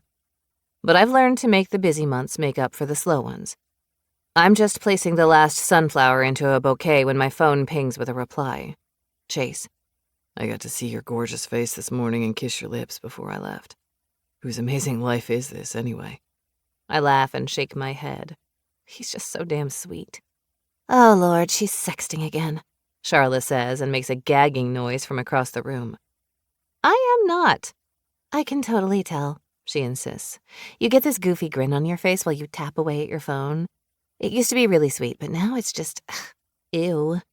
I laugh and set the phone aside, returning to the task at hand. We do not sext. We just flirt a bit, that's all. I think it's great, Ida says, winking at me. And you seem happier than ever. We are. And it's true. The past few weeks have been bliss. There haven't been any more scary issues at my place, but I still sleep at Chase's every night. In fact, things have been quiet and fun and very sexy. I'm in love, truly in love, for the first time in my life, and I'm having a damn good time with it. The bell over the door rings, and in comes Heather, the owner of Old Town Pizza, carrying 2 large boxes and 1 smaller box on top. Delivery, she announces with a happy grin. Chase sent me in with 2 large pies and an order of breadsticks. I love that man, Ida says, but my hips do not. I love that he sends you food so often, Heather says with a wink to me. I mean, how romantic is that? You know about it? Honey, all of Bitterroot Valley knows about it. And let me just say we're all rooting for you because that Chase Wild is just... She fans her face with her hand, making us all laugh. I won't disagree with you there. I open a box and take a sniff at the pepperoni with olives that Chase knows I like. This looks fabulous. Thanks, Heather. Anytime, sweetie. You all enjoy, and I'll see you later. She offers us a wave, and then she's off, and Ida, Charla, and Vicky join me to devour a pizza. Margie is out on some deliveries, but we'll be sure to save her some. The afternoon moves by quickly, all of us taking turns with the phone, printing off online orders and making bouquets. It's approaching 5 when the bell above the door rings again, and I turn to see Evan walking in. I haven't seen much of him in several weeks. Well, hi there, Evan. How's it going?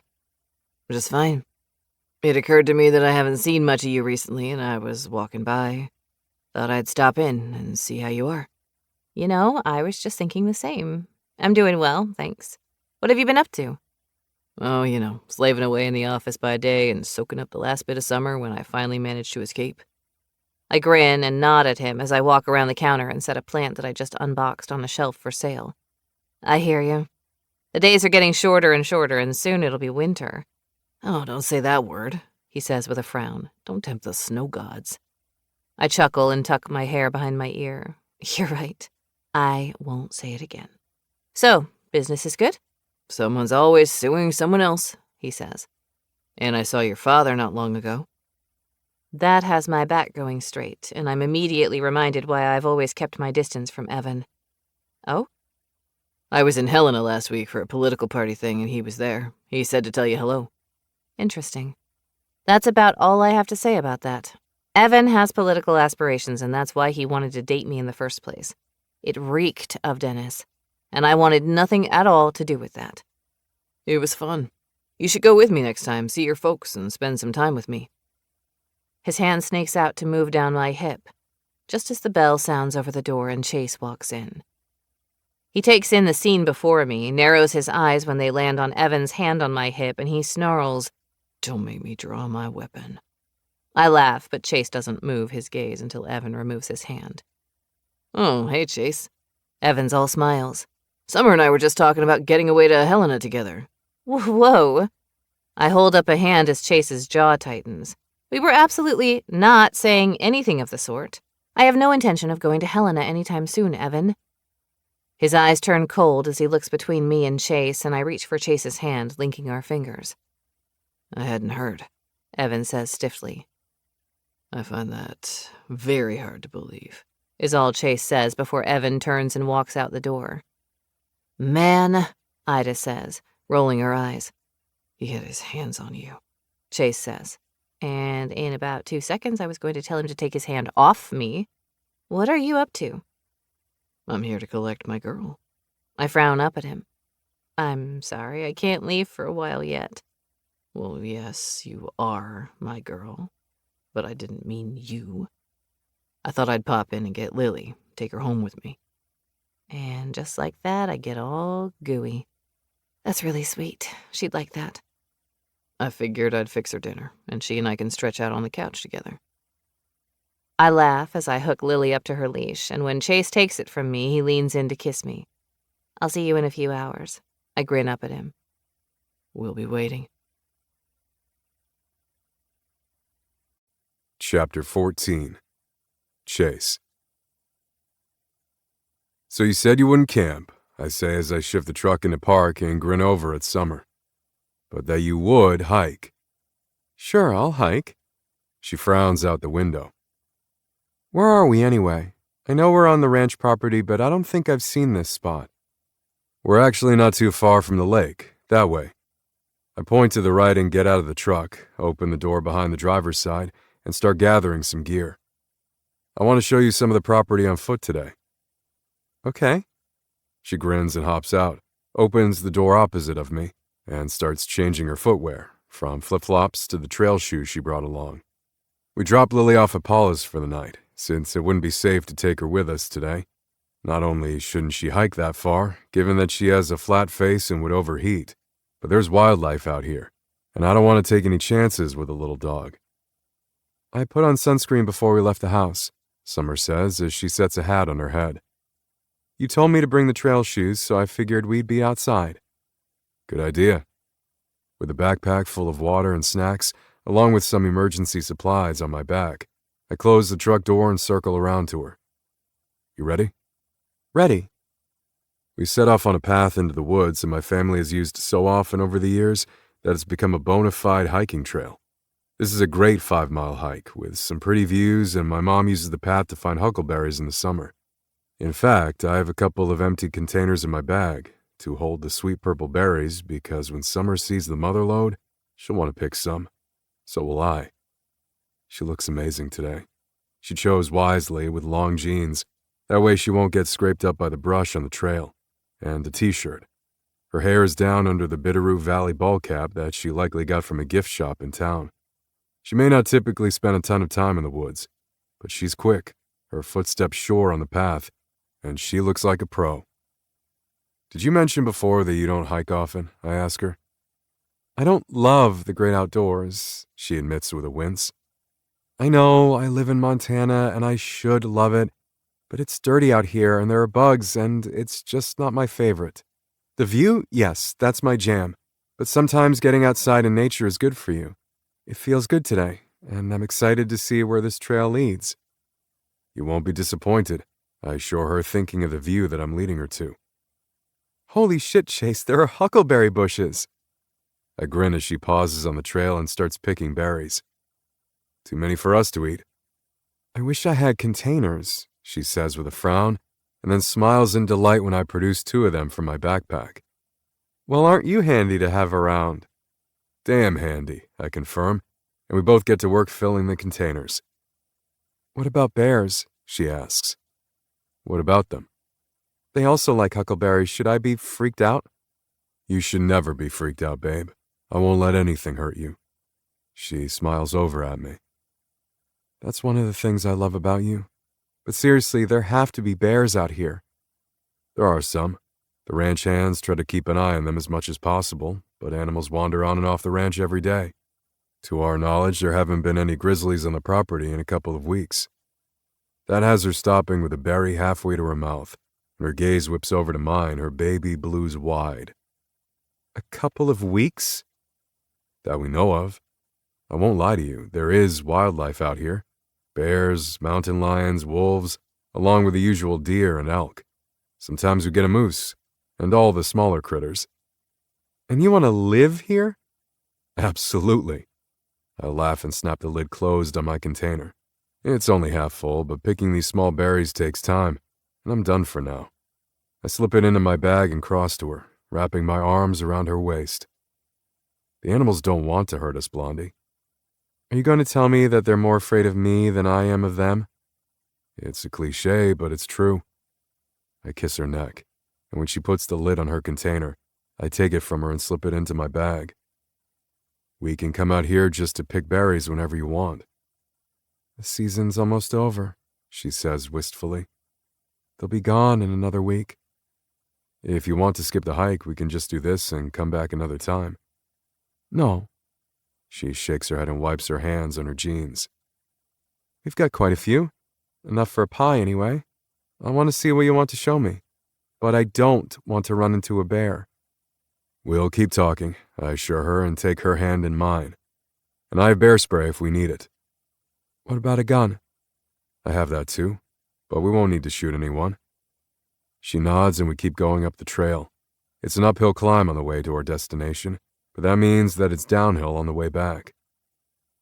Wild forget-me-nots, she says, pointing to the little blue flowers with the yellow centers along the path. That's my favorite flower.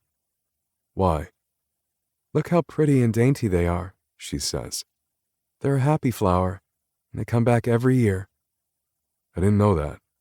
How did you come to know so much about flowers? Well, working in the field for 5 years will teach you quickly. She grins over at me, and then tips her face up to the sunshine when we come to a clearing. I told you before that I spent many summers with Aunt Paula, and she taught me, whether we were in her garden or at the shop together.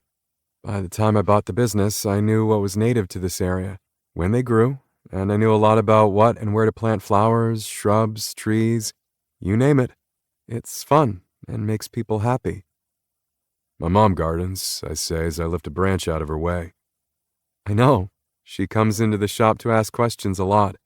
Most people think that because I'm not a nursery, I don't know about planting flowers. I sell mostly already cut pieces, but I can help with just about anything.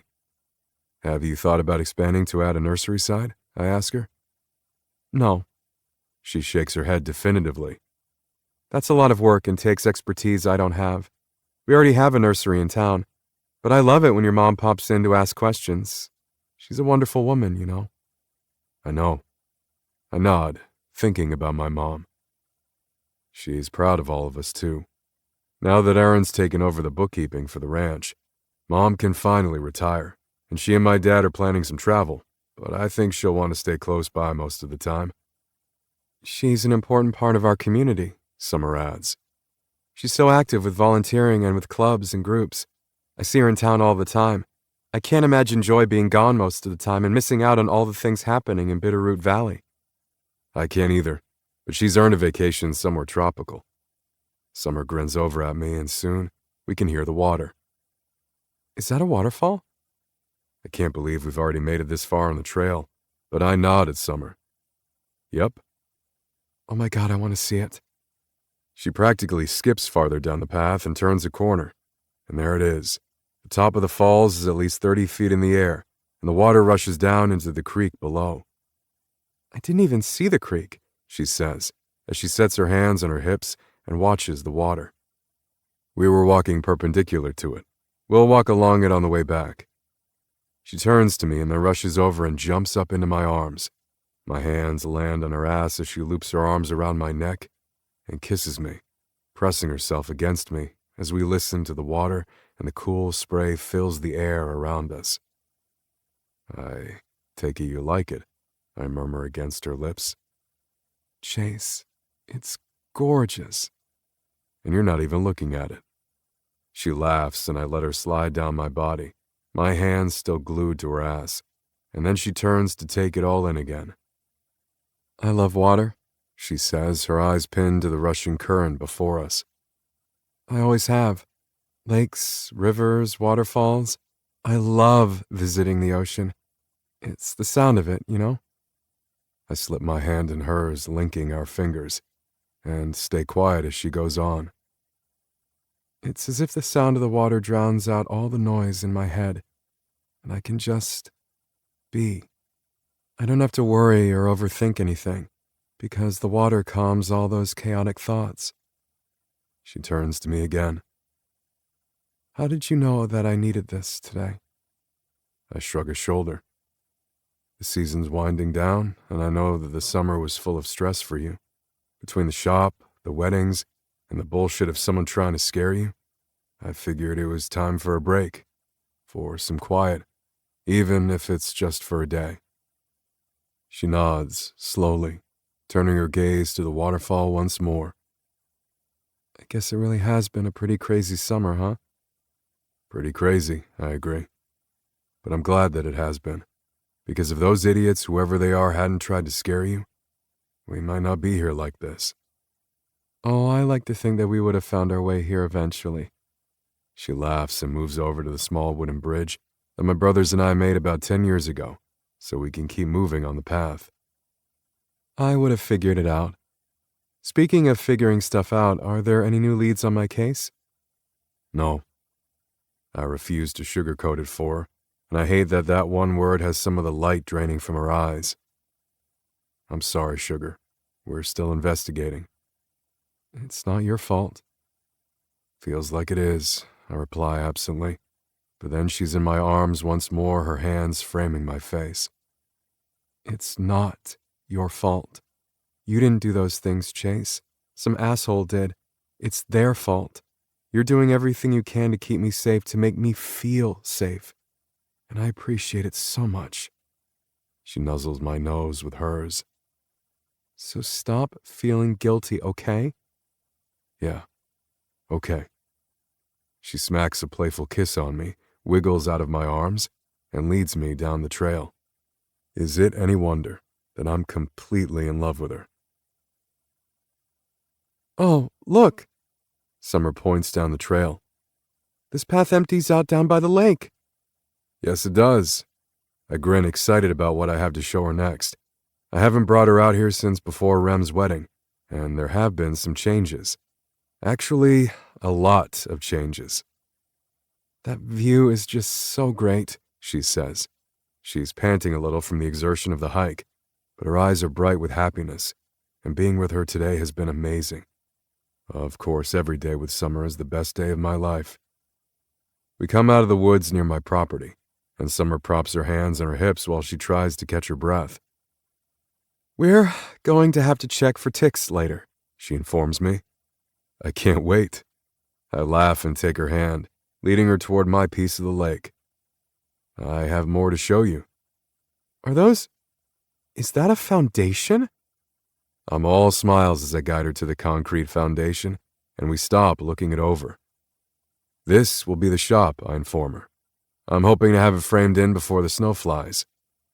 You poured a foundation? She frowns up at me, blinking in surprise. I didn't even know that it had been surveyed. That was right before the wedding, I confirm. I forgot to tell you with everything going on. I'm sorry about that. Then this week the concrete company had a break in their schedule and I had them come out. It's just the shop, but it's what you wanted, she says, finishing the sentence for me. It's going to be a big shop. Thank God, I reply with a grin. I need a lot of space. But there's something even better to see. If you tell me that you already built the house, I'm going to be peeved because that's the fun part. I want to know all the things, mostly because I'm nosy. If I have my say, she'll be making a lot of the decisions about the house, because she'll be living there with me. It's not invisible, so no, not the house. With her hand in mine, I lead her down to the lake and point. A dock. She stops short and covers her mouth with her free hand. You built a dock? I was too busy checking out the shop to notice this. To be fair, my brothers and my dad helped. Hell, even Brooks and his brother Blake helped a bit. Brooks has a big family like mine, and there's always a brother to spare to jump in and help with a project. I can't believe you kept this a secret, she says as she takes the first step onto the wooden dock and then shivers in the cooler air. So I pull the flannel out of my bag and wrap it around her. This is gorgeous. I wanted it to be a surprise, and it really didn't take that long. Her eyes are pinned to the last of the surprise that's sitting on the end of the dock. It's a table, set for two, with candles, flowers, and a cooler where the food for dinner is stored. Who was in on this with you? She asks, and reaches out to touch the forget-me-nots in the vase. My mom. I grin down at her. I managed to get a couple of texts down to her so she'd know when we would be here. And so she'd know to pick these flowers. This is... Summer swallows hard and then wraps her arms around me and holds on tight. This is really great. Keep that in mind when we start getting bit by mosquitoes. Too late. That's been happening all day. She laughs as I hold her chair for her, and then I sit across from her and pour us each a glass of wine. What's the occasion, by the way? It's not my birthday. No occasion, other than it's a beautiful day, and I enjoy being with you. Her smile softens and she reaches out for my hand and then turns her face to the sun setting behind the mountains. We always manage to catch sunsets, she murmurs. It's our time of day. I pull her hand to my lips and kiss it. There's no better way to end the day than with you. You're extra sappy today, she says. But I like it. What's for dinner? I don't know. Let's see what Mom made. I open the cooler and grin. Fried chicken, mashed potatoes and gravy, salad, and it looks like some kind of cobbler for dessert. Wow, this feast with that view? Priceless. And delicious. There's not a morsel left when we've finished eating. We've just finished loading everything up into the truck, thanks to the flashlights on our phones, when we hear the call of some coyotes somewhere on the ranch. That's wildlife, Summer says with wide eyes and hurries to jump into the truck, making me laugh. Before starting the truck to leave, I reach over and tuck her hair behind her ear. Thanks for today. Her gaze whips over to mine in surprise. You have it backward. Thank you for today. I had a great time and I always love being out here on your property, specifically your spot on the lake. It's just so beautiful out here, Chase. When will you start building the shop? Tomorrow morning, first thing. That has her blinking in surprise. You move fast. We're already into September and the snow could decide to fall any time. I figure I have 6 weeks, tops, of reliable weather, so I'd like to get it started right away. I'll be out here on most of my days off, but hopefully you can join me sometimes, if you're up for it. I can't build anything. No, but you can help in other ways, and that's only if you want to. And if you don't want to, no problem. I just like having her close by no matter what she's doing. I'm sure I can find ways to be of service. She takes a deep breath and leans her head back on the seat. We're just sitting here, in the dark quiet, enjoying each other. I don't know why, but I'm not ready to head back to town quite yet. It's so still out here. I bet there are no loud fireworks on the 4th of July or New Year's Eve. No, we've never done that out here. Fire hazard. It would suck if we had a forest fire erupt, especially if it can be avoided. Has it ever happened before? We've had lightning strikes that turned into fires, I confirm with a nod. I was a kid, but I remember it was scary. Only about 3 miles from our house, and we had most of Bitterroot Valley out here helping to keep the fire at bay. It took 3 weeks to put it out. Wow, that's intense. Hence the no fireworks rule. Honestly, we never missed it. She sighs happily, and I can see that her eyes are getting droopy. After a long hike and a full stomach, she has to be exhausted. Let's head home. I start the truck and drive us through the property and out to the highway. We're about halfway into town when I see a vehicle pulled to the side of the road with its hazards on. And when I slow down as we pass, I see that they're not simply pulled over. They've hit a tree. Shit. I turn around in the middle of the highway and immediately reach for my phone to call the station. This is Wild. I have an accident on Highway 98, approximately 7 miles outside of town eastbound. They've hit a tree, red Ford Explorer, Montana license plate 4892631. Copy that, The dispatcher says in my ear. I have officers responding. Do you need an ambulance? Yes, 2 passengers, and I don't know the status of them. Definitely send the ambulance. Copy. I turn to find Summer staring at me, her jaw dropped and eyes wide. You stay here, understand me? I reach into the back and pull my weapon from its holster. You wait here, and if I signal, you call 911. Jesus, Chase. Do you understand me? I ask again, needing to be sure that she hears me. Of course. Should you wait here with me until help arrives? I need to see if they're dead or how badly they're hurt. I reach over to cup her cheek, thinking back to last winter and the accident that took Jake's parents' lives. I mean it, Summer. Stay here. If it's bad, I don't want you to see it. I'll stay, she assures me. but please be careful. It's dark out here. I'm going to keep the headlights trained on the vehicle, I reply, and reach back for the yellow vest I keep in the truck for emergencies like this. And I'll wear this so I'm visible. I'm going to set out flares. Okay. She licks her lips. I feel like I should do something. You're doing it. Stay put. And with that, I get out of the truck and, shrugging into the vest, hurry over to the SUV. There's steam coming from the crumpled front end, and when I shine my flashlight into the cab, I see that both passengers are unconscious. One of them must have passed out after turning on the hazard lights. Opening the driver's side door, I reach in and check for a pulse on the driver, relieved when there is one. He also reeks of beer. Fucker, I mutter, and rush around to the other side of the SUV, open the door, and check the woman for a pulse. It's thready, but it's there. Were you both drinking? I wonder out loud as I hear the sound of sirens coming this way. Hurrying over to the road, I pick up a flare and wave it back and forth so they know where to go. Chase! Jerry Coltrane, a fellow officer, hurries out of his vehicle toward me. What's going on? Chapter 15. Summer. Just when I thought that Chase couldn't get any sexier, this happens. Watching him go from my laid-back, sweet man to the hard, alert, assertive cop was maybe the hottest thing I've ever witnessed. I'm so turned on right now, I'm throbbing between my legs. But I'm also a little scared and worried about whoever is in that SUV. Chase sets out the flares, and with the headlights from his truck pointed at the vehicle, I can see him walk around the SUV to check on those inside. His face is hard and grim as he steps away from the passenger side. And then I see flashing lights and hear sirens.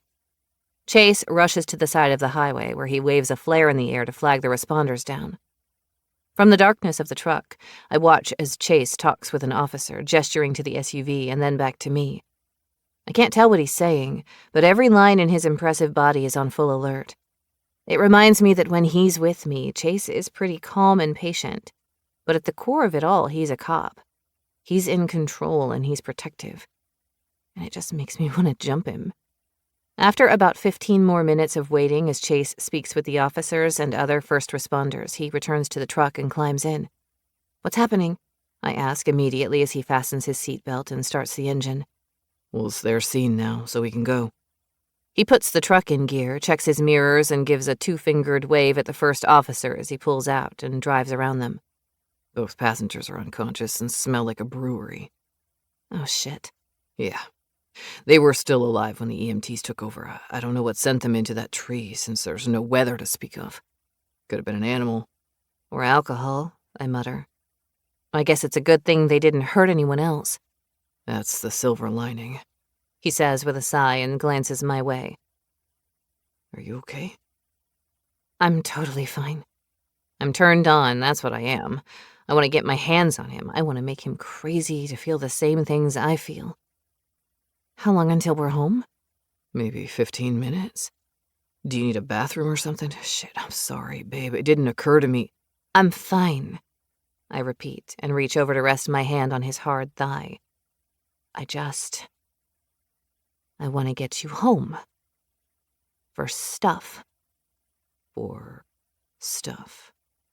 His eyes narrow on the road. Mm-hmm. He goes just a little faster, and that makes me grin in the darkness. I love that Chase has a hard time keeping his hands off me. That he's not only affectionate, but our sex life is fun and not always missionary in the dark under the covers. I have my knees pressed together on the seat by the time he pulls into his driveway, and I don't wait for him to walk around to open my door before I hop out, meet him at the front of the truck, and take his hand before almost pulling him into the house. I hate to say it out loud, but maybe we should come up on accidents more often. But just fender benders. I spare him a grin, and as soon as the door is closed behind us and we're safely inside, I squat down before him and go to work, opening his jeans. He's already rock hard behind the zipper. And when I've pulled the tab down and tugged the button free, I nudge the denim in his boxers down his hips, and he springs free. He's heavy, warm, and smooth, and I wrap both hands around him, pulling up and down twice before I lick the crown. I don't know what the fuck got into you, he says as he pushes his fingers into my hair and fists them there. But Jesus, remind me to do it every goddamn day. I chuckle and begin to lick and suck in earnest. I sink onto him and grip his tight, tender skin with my lips and pull up slowly. Then my fingers journey over his balls to that sensitive spot underneath where I rub firmly. Oh, God, I'm going to come, sweetheart. I don't stop. There's no way in hell I'm going to stop. I hum around him, moving a little faster, a little firmer, and feel him tense as he growls low in his throat and coats the back of my throat. I swallow and then kiss his hip, in that sexy dip of muscle that I didn't think was possible in real life and must have been photoshopped, but it's true. It exists. On this man. On my man. Talk to me, he says when he's caught his breath. What brought that on? I push up his t-shirt to continue kissing his abs. Outdoorsy Chase is sexy. Kiss his navel and he groans. Family man Chase is hot. I climb to my feet and kiss his neck. Cowboy Chase. Yeah, irresistible. I tug on his earlobe with my teeth. But when you transformed into cop Chase right before my very eyes and got all stern and bossy, Jesus, I was about to beg for you to fuck me. You like the bossy stuff? I had no idea that was a thing for me, but I guess I do. You've taught me all kinds of sexy things about myself. He hurries to pull his jeans up his hips, tosses me easily over his shoulder, and makes a beeline up the stairs for the bedroom where he sets me on my feet and points to me. Get naked, but do not lie down. I blink at him, and he cocks an eyebrow as if he's asking me, did I stutter? No problem. I whip my t-shirt off, and then I frown over at him. Wait, we hiked all day and got a little sweaty, so maybe we should shower? I don't recall asking you to make any decisions. And with that, he strides out of the bedroom, his shoulders so broad, his ass so fucking sexy in those jeans, and I bite my lip, completely turned the hell on. He's not being mean or abrasive, just bossy. Like he was in the truck earlier, giving me orders because it was important. And I have a hunch that this is important too. So I quickly shed my clothes, tossing them into the hamper, and I've just turned around when Chase returns. He takes my hand, kisses it, and leads me into the bathroom off his bedroom. I'd already planned on a shower, he says with a grin. And then I'm going to give you a massage. I don't want your leg cramping up again after today's hike. Oh, that sounds really nice. He narrows his eyes just a little. I don't think you'll describe it as nice when we're finished. Come on, get in. The water is warm and feels great, washing away all the grime from being outside all day. We don't find any ticks on each other, but we do a great job of checking for them. And once we're clean, rinsed, and finished, Chase shuts off the water and leads me out of the shower. He takes his time with a big, fluffy blue towel, paying close attention to make sure I'm dry. And when I'm about to walk to the bedroom, he stops me. Where are you going? To the bedroom? Nope. You're not dry. My hair can air dry. But he lifts that brow again, and I feel a little thrill zip up my spine. Okay, what's next? He's mostly dry now, and still fully naked and half aroused as he takes my shoulders in his hands and kisses my forehead tenderly. Then he kisses my nose and finally my lips. Don't worry about what's next, Blondie. I've got this, okay? I nod, and he searches my eyes for a moment. And he must like what he sees there because he leads me to the vanity where he plugs in my blow-dryer and treats me to having my hair blown out. He brushes and systematically moves the tool around my head piece by piece, drying my hair, and when he's finished, he even reaches for my face moisturizer and dabs some onto his fingertips before working it into my skin. I like the pampering, having his hands on me, his eyes on me with gentle affection. And finally, he takes my hand in his, kisses it, and leads me out of the bathroom, shutting off the light as we go. Lie on the bed, face down, he says as he reaches for some lotion, and I do as I'm told, happily, willingly, joyfully.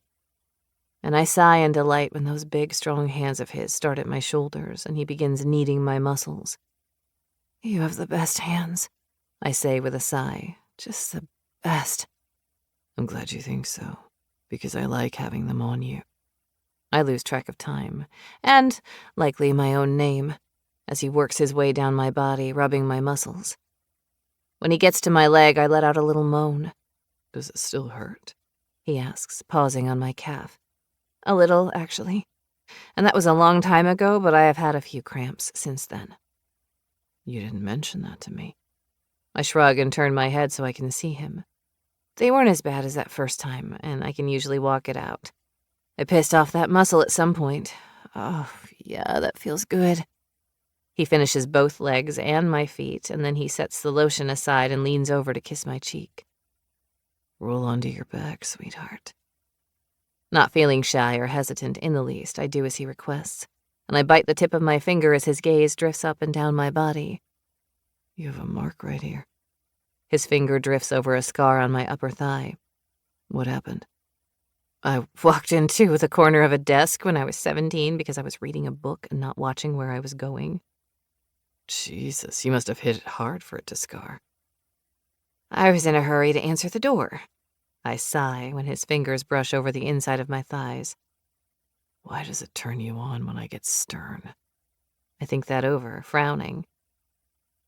Because you're taking control of the situation? And I can trust that you have what's best for me in mind and that you can handle just about anything? I don't have to handle it. And I don't think I've ever had anyone in my life do that for me before. Not even my parents. So being with someone who can take the worry away from me, yeah, that's amazing. He doesn't respond right away, at least not with words.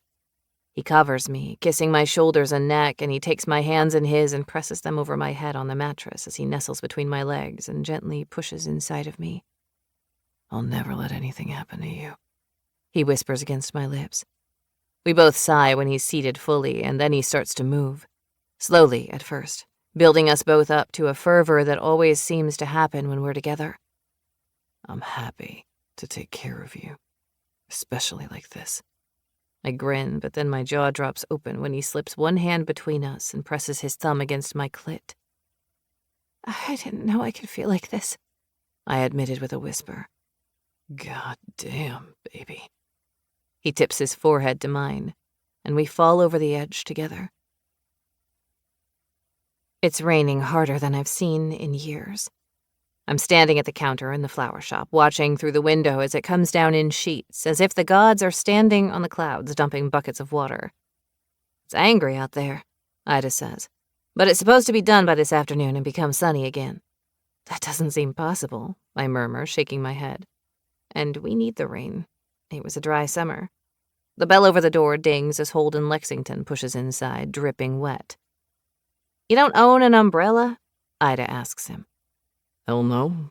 I live in Montana. The weather changes on a dime.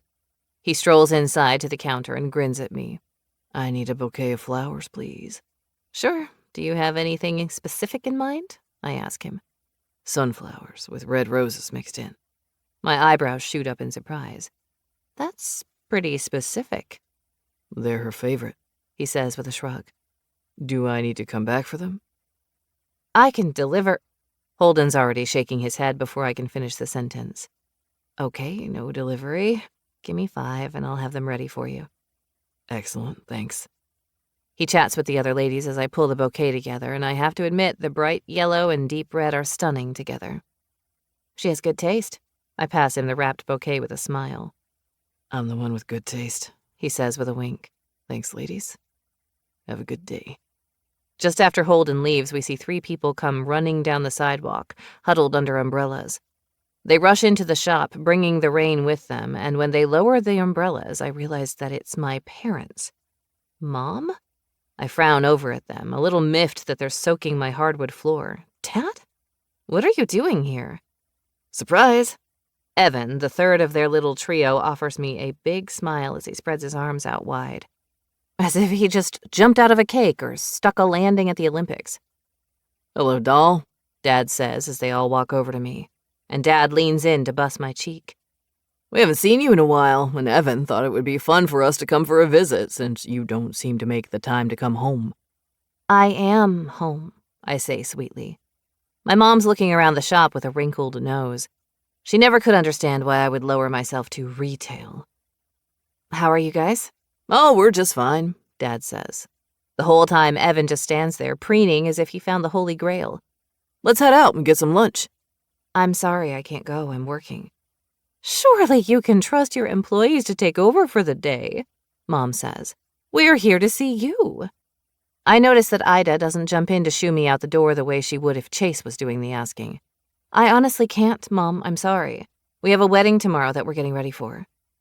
Dinner, then, Evan says, rubbing his hands together. The 4 of us will go out, on me. It'll be great. My first instinct is to say no, to stand my ground, but I find myself nodding. Okay, that sounds fine with me. I'll be done here at 6 and I can meet you. Wearing that? Mom demands, eyeing my simple t-shirt and jeans. Evan will want to take us somewhere nice, Summer. You look great, Evan assures me. Trust me, there's no place in town that requires formal attire. We'll see you soon, Summer. And with that, they open their umbrellas, sending water spraying all over the place, and waltz back out the door. It's as though a mini typhoon just came through the place. I'll grab him up, Charla says with a sigh. Evan annoys me. Join the club, I murmur just as the door opens again, but this time it's Jeannie, the manager of Mama's Deli, just down the street. She doesn't come inside but sends me an apologetic smile. I don't want to get your floor all wet, Summer. I have a lunch delivery for you from Chase. At the mention of his name, joy rushes through me, washing away all the annoyance from just a few moments ago. Oh, thank you. I hurry around the counter to collect the brown paper bag. I'm sorry you had to come in the rain. Oh, it's fine. It actually smells really good out there, but I can feel fall in the air. Okay, I'd better get back. She waves, and then she's off once more, running through the rain. Where is Chase today? Charla asks. And where's Lily? They're together out at the ranch, I reply as I unwrap a turkey on rye. I much prefer this to lunch with my parents. He's working on his new shop. In the rain? Ida asks. It's his day off and he wants to get a start on it.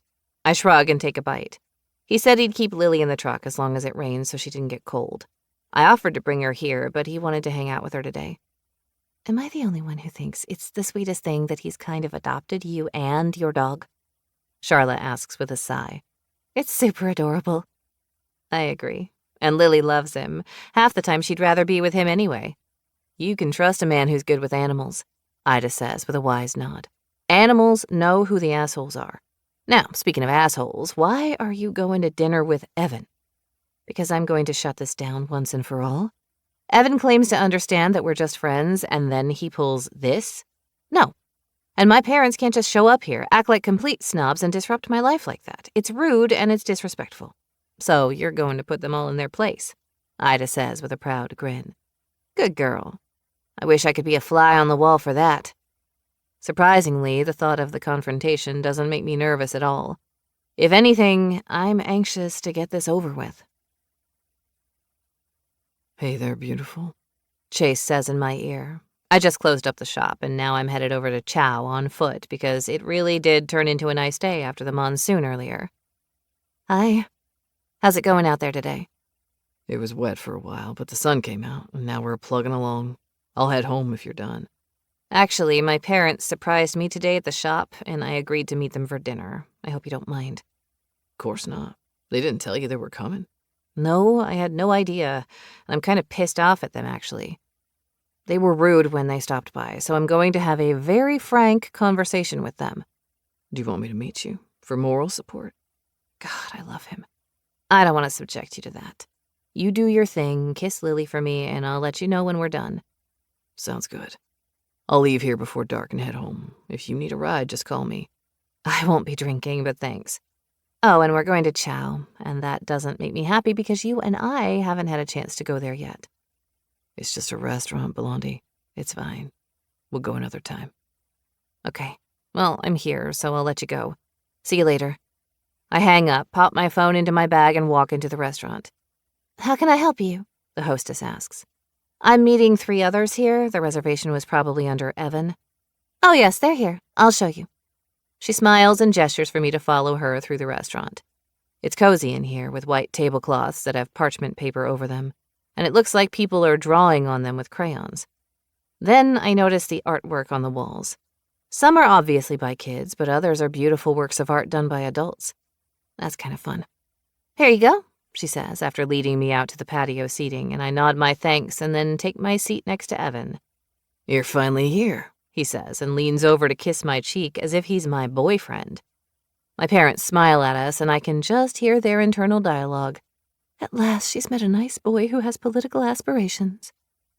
There's already garlic bread on the table, and a glass of red wine waiting for me. I'm not a lover of red wine, but I take a nice long sip, making my dad frown. Then I reach for the bread. That's a lot of carbs, my mom reminds me. Thank God.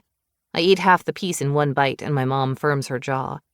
She sent me to etiquette school when I was 13, and is likely champing at the bit to tell me to behave myself. So please tell me again why you're here? It's a surprise, Evan says and nudges me with his shoulder.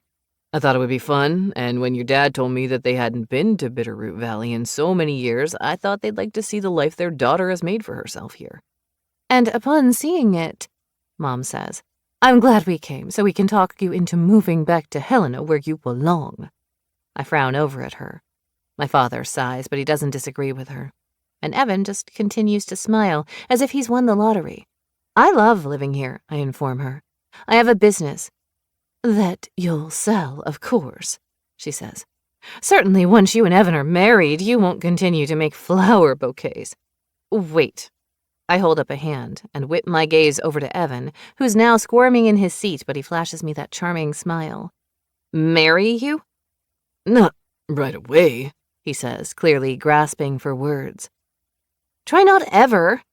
I stare at my parents in disbelief. I have a boyfriend, a man that I love very much, and it's not Evan. I have a business and a community that loves me. Why would you ever think that I'd give all of that up to move back to Helena where I have nothing? You don't have nothing, Dad says sharply enough to garner looks from the next table. You have your family, and you'll eventually see that marrying Evan is what's best for you. You've been groomed to be a politician's wife since you were a child, Summer. This is what your mother and I have always wanted for you. You'll be well taken care of, Evan assures me and covers my hand with his, making my stomach roll. I pull away from his touch and glare at all of them. You're crazy. First of all, I'm a grown woman, and arranged marriages are no longer a thing in this country. You'd be surprised, my father mutters, shaking his head. Second of all, I'm not moving anywhere. This is my home, not Helena. I'm happy here, and as I've shown you over and over again, I don't want anything from you. Not your money or your political connections. Nothing.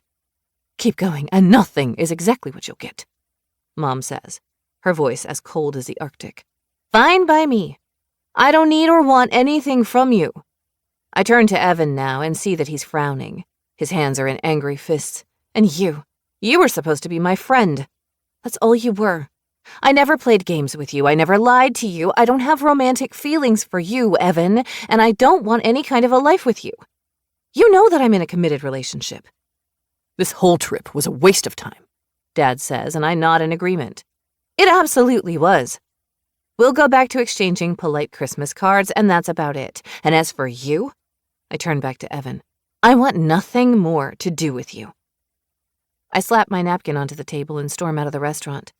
I'm not one for public displays, but there was just no choice in the matter. There was no other way to get my point across. What am I to them? Some sort of whore? Someone who can be bought and paid for? You'll be well taken care of. Fuck that, I mutter as I stomp down the sidewalk. I can take care of myself. I've been doing it for the better part of 3 decades. Walking past the patio, I glance their way and find all 3 of them talking at once, frowning, clearly upset. They can all go fuck themselves. Chapter 16. Chase. You know what? I shove my phone into my pocket and gaze over at Lily, who's sitting up in the little pink dog bed I brought out to the job site for her to relax in. I think we're done here for the day. Why don't we go ahead and head home? She tilts her head at my words and I get to work, packing up the few tools I have out. I've always been good at cleaning up as I go, so there's not too much to do. I had help out here earlier, but Brady and Remington went home about an hour ago, and after the call with Summer just now, I think I'm ready to go as well. You're probably hungry, I murmur to the dog as I make sure that everything is locked and tucked away. Out of the weather, not that anyone would steal anything out here, but it's better to be safe than sorry. I lift Lily and her bed into my arms and set them both in the cab of the truck. I'm happy with today's progress. 2 walls are up, and with the promise of more help over the next few days, we should get the first floor framed in rather quickly. It's damn satisfying. I feel bad that Summer's parents surprising her with a trip to town isn't a welcome one. If I lived far away from my family and they rolled into town to surprise me, I'd be excited as hell. But one of the things I quickly learned about my girl is that we come from 2 very different backgrounds. Part of me wants to meet up with them at the restaurant to meet her folks and find out what the deal is there. But I could tell by her tone on the phone that this isn't a conversation that she's excited about, so I'll let her handle it without me. Of course, at some point, I'll have to have a man-to-man conversation with her father, but there's no rush for that. It's not too busy in Bitterroot Valley for a Friday evening, I say to Lily as we drive into town. The heart of tourist season is definitely over, and there are fewer and fewer tourists in the area every weekend. It's a welcome change from the hustle and bustle of the heart of summer. I'm ready for the couple of months of relative quiet that we'll get before ski season kicks in around the holidays. As I stop at a red light, I glance over to Chow and notice that Summer and her parents are sitting out on the patio. I'd recognize her golden hair and the self-assured set of her shoulders anywhere. But then it dawns on me that she's not only with her parents, she's sitting next to Evan Spencer. I frown and lean forward and watch as that slimy son of a bitch wraps his arm around her fucking shoulders. Someone honks behind me, and I realize that the light has turned green, so I drive ahead, scowling. What the fuck is going on? My stomach fills with lead, and blood roars through my ears as anger sets in. Why didn't she mention that Evan was going to dinner as well? What kind of game is she playing? Maybe I didn't see that right. I take a right and drive around the block, intending to get another look at this cozy dinner. There can't be something going on between Summer and Evan. The thought is absolutely ludicrous. Besides, when would she have time? She's either at work or she's with me. Except when I'm working nights or swing shifts. Calm the fuck down, I mutter to myself. There's a reasonable explanation and you know it. And if there isn't, I'll kill the slimy bastard. As I turn the corner by Chow and look at the patio, only Summer's parents and Evan remain at the table, deep in conversation. Summer's gone. Did she go to the bathroom? And then I see her. No, she didn't go to the ladies' room. She's marching down the street toward the flower shop, and I pull up to the curb and roll down the window. Summer? She doesn't acknowledge me, and she's muttering to herself.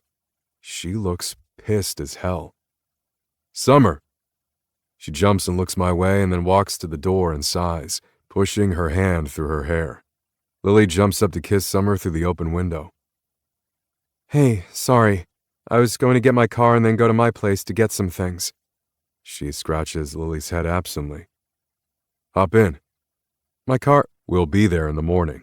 Get in the truck, Summer. Her eyes narrow at the sharp tone of my voice, but she opens the door, scoops Lily onto her lap, and fastens her seatbelt. We'll go to your house first. I'm so mad I probably shouldn't drive anyway, she says, and pushes her hands through her hair again. I will tell you everything that happened, but right now I need to seethe. See the way, I reply, and simply drive into the neighborhood and park in Summer's driveway. Lily takes a second to squat in the front yard to relieve herself, and then the three of us go inside after Summer unlocks the door and disarms the alarm.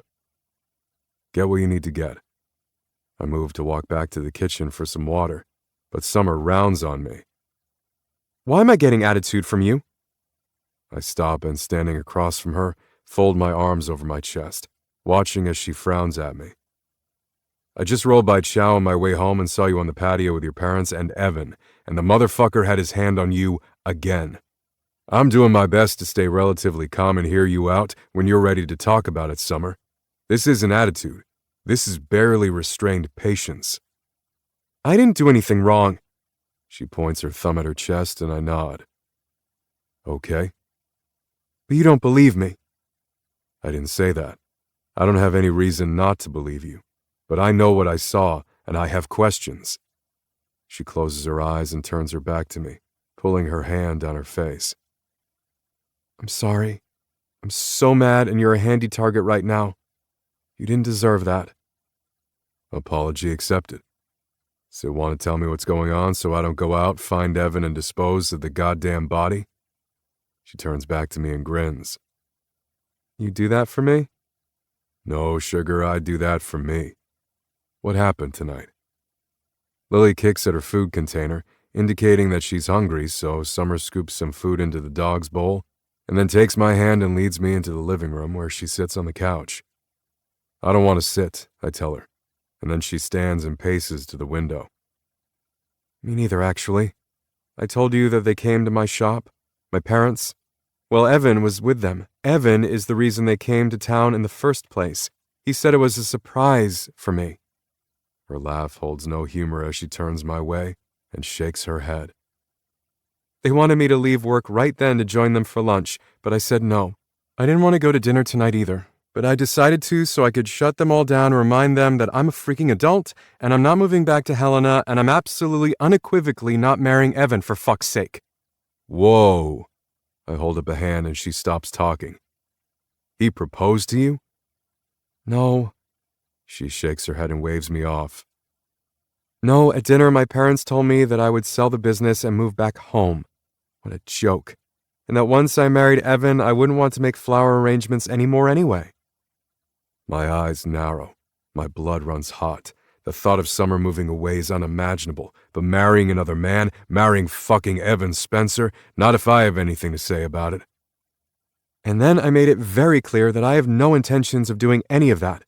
Bitterroot Valley is home, and Evan is absolutely nothing to me. I'm in a happy, loving relationship. Why don't they respect that? Why can't they just let me live my own life?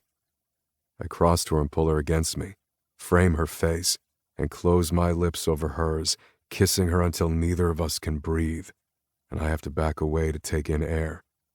She frowns as she stares up into my eyes and grips onto my biceps. Jesus, Chase, you have to know I would never. Evan is... God, I would never betray you like that. You didn't tell me he would be there. I tip my forehead to hers and feel myself settle for the first time since I saw her sitting at that table. It gave me a bad moment when I saw you. I was so focused on getting there, on telling them all off and standing up for myself. I guess it didn't occur to me to mention him, and I'm sorry for that. Earlier at the shop, he didn't hurt my feelings. My mom did. She made my shop seem small and icky, and I didn't really think of him. I never think of him, Chase. He had his hand on you. And I shrugged him off. You don't have to worry about him or anyone else ever, because in case you've missed it, I'm so fucking in love with you. All I see is little puffy red hearts above my head all the time. Okay then. I plant a kiss on her forehead, and then realize that Lily is hitting the back door. I'll go let her out, and you grab your things. I can do that, she replies, but her eyes don't leave mine. Chase, are we okay? Yeah. I wrap my arms around her and hug her close, breathe her in, relieved that the storm has passed. Yeah, we're good, sugar. Lily hits the back door again and I grin. I'll take her out. Thank you. Lily rushes out the back door ahead of me to sniff around the yard and do her business. It occurs to me that she hasn't been here in several weeks, so she has to take her time, checking out every nook and cranny. But that's okay because it gives me a chance to take a deep breath and settle my nerves. I'm not typically a jealous man, but seeing Evan next to Summer in that restaurant tonight is something I don't want to relive anytime soon. Finally, once Lily has finished, we return to the back door and walk inside, and I hear voices. Lily growls, and she never growls. Easy, baby, I murmur to her and instinctively push her behind me as I hurry out to the living room and find Evan standing on the porch, his face red with anger. Summer's blocking the doorway so he can't come inside, and I stay out of his sight, but in Summer's peripheral vision so she knows I'm here. You've got to be kidding me, he demands, and Summer holds a hand up to me on the other side of the door where Evan can't see, as if to say, I've got this. So with my hands fisted at my sides, I wait and watch. But if that fucker makes one wrong move, I'll have him on the ground. You're giving up a spectacular life for what, exactly? For a goddamn flower shop? For fucking Chase Wild? You're nuts, Summer. Do you even realize the opportunities that your parents can offer you, that I can offer you? You don't have to work. You don't have to struggle. Jesus, you should be shopping and primping and volunteering, having fun. I can send you shopping in all the best shops in the world. You won't have to slum it in Polly's place anymore. Number one, she's my best friend, and I love her shop. And number two, that sounds so incredibly boring and ridiculous. Her voice is calm, and she's not visibly reacting to him at all. Good girl. Evan, I don't know what I can do that I haven't already done to make you understand that I'm not the woman meant for you. I'm not the girl you think you want. You're wrong. Fucking asshole. No, I'm not. She gentles her voice, trying to make him see reason. That life you described isn't for me. I'm sorry if that shatters some kind of dream or illusion of yours, but it's the truth. Like I told you and my parents at the restaurant, I love my life here. You don't know what you're talking about. I hear him turn to pace away from her. He's starting to lose control. I can sense it. You're just confused. I'm not confused. Yes, you are! He pushes through the door now as Summer scurries backward, his hand raised to hit her, and instinct immediately kicks in. I stand between the two of them, push my hand on the other man's chest, and glower at him. You fucking touch her, and it'll be the last thing you do. Evan's eyes are wide as he stares up at me. This doesn't concern you, asshole. Agree to disagree. I drop my hand and back away just a bit to take Summer's hand in mine. She said what she has to say. Now you can get fucked. Or what? You'll arrest me? He sneers, and I slowly shake my head. No, I'll kick your ass. I can hurt you in ways that don't leave a mark. No one will believe that I'm the one who did it. He doesn't sneer now, and he swallows hard as he wipes his hand over his mouth, straightens his shirt, and squares his shoulders. His gaze turns to Summer. This isn't over.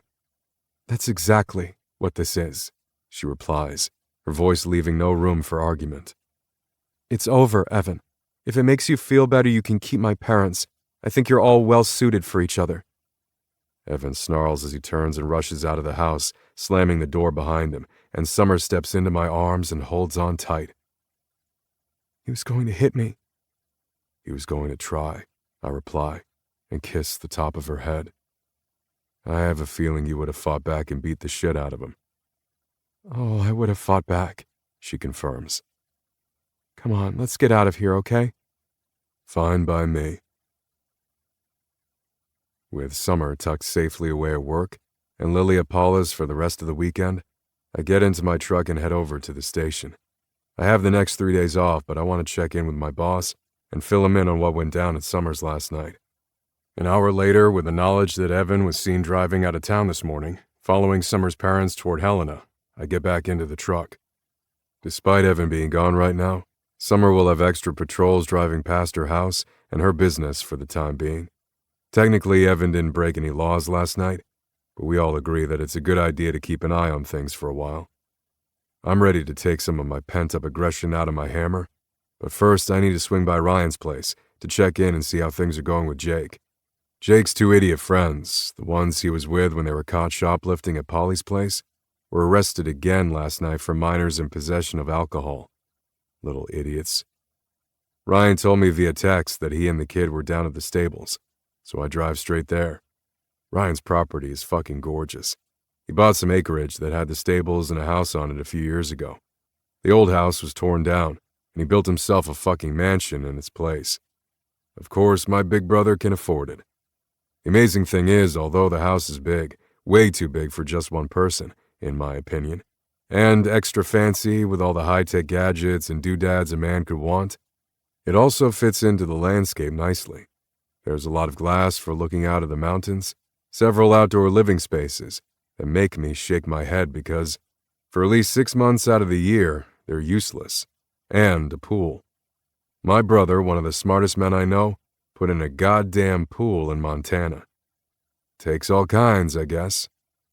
Of course, Johnny and Holly, Rem's kids, had a lot of fun in that pool this past summer, so I guess it's worth it. I pull up to a stop and grin when Ryan waves at me from where he and Jake stand with a couple of horses. This past spring, my brother rescued several horses from a neglectful situation, and they're still healing. Hey, I say, as I walk to where the other two men are. I stand on the other side of the fence and grin when a pretty mare the color of chocolate walks over to me and nudges my shoulder, looking for some petting. Hello, gorgeous. She's so damn friendly, Rye. She's a sweetheart, Ryan agrees with a nod. I call her Ladybug. She seems to like it.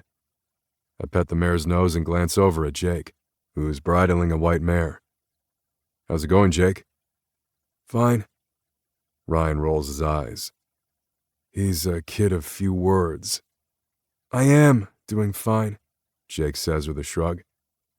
I get to hang out with these girls all day. I have nothing to complain about. That's more like it. I grin and kiss the horse's cheek. Hey, Jake croons to the horse as he fastens the bridle. That's a good girl. You're okay, sweetheart. He has a way with horses, Ryan says, and I see Jake smile, but it doesn't look this way. And he's bunking here this weekend. You don't have a bunkhouse.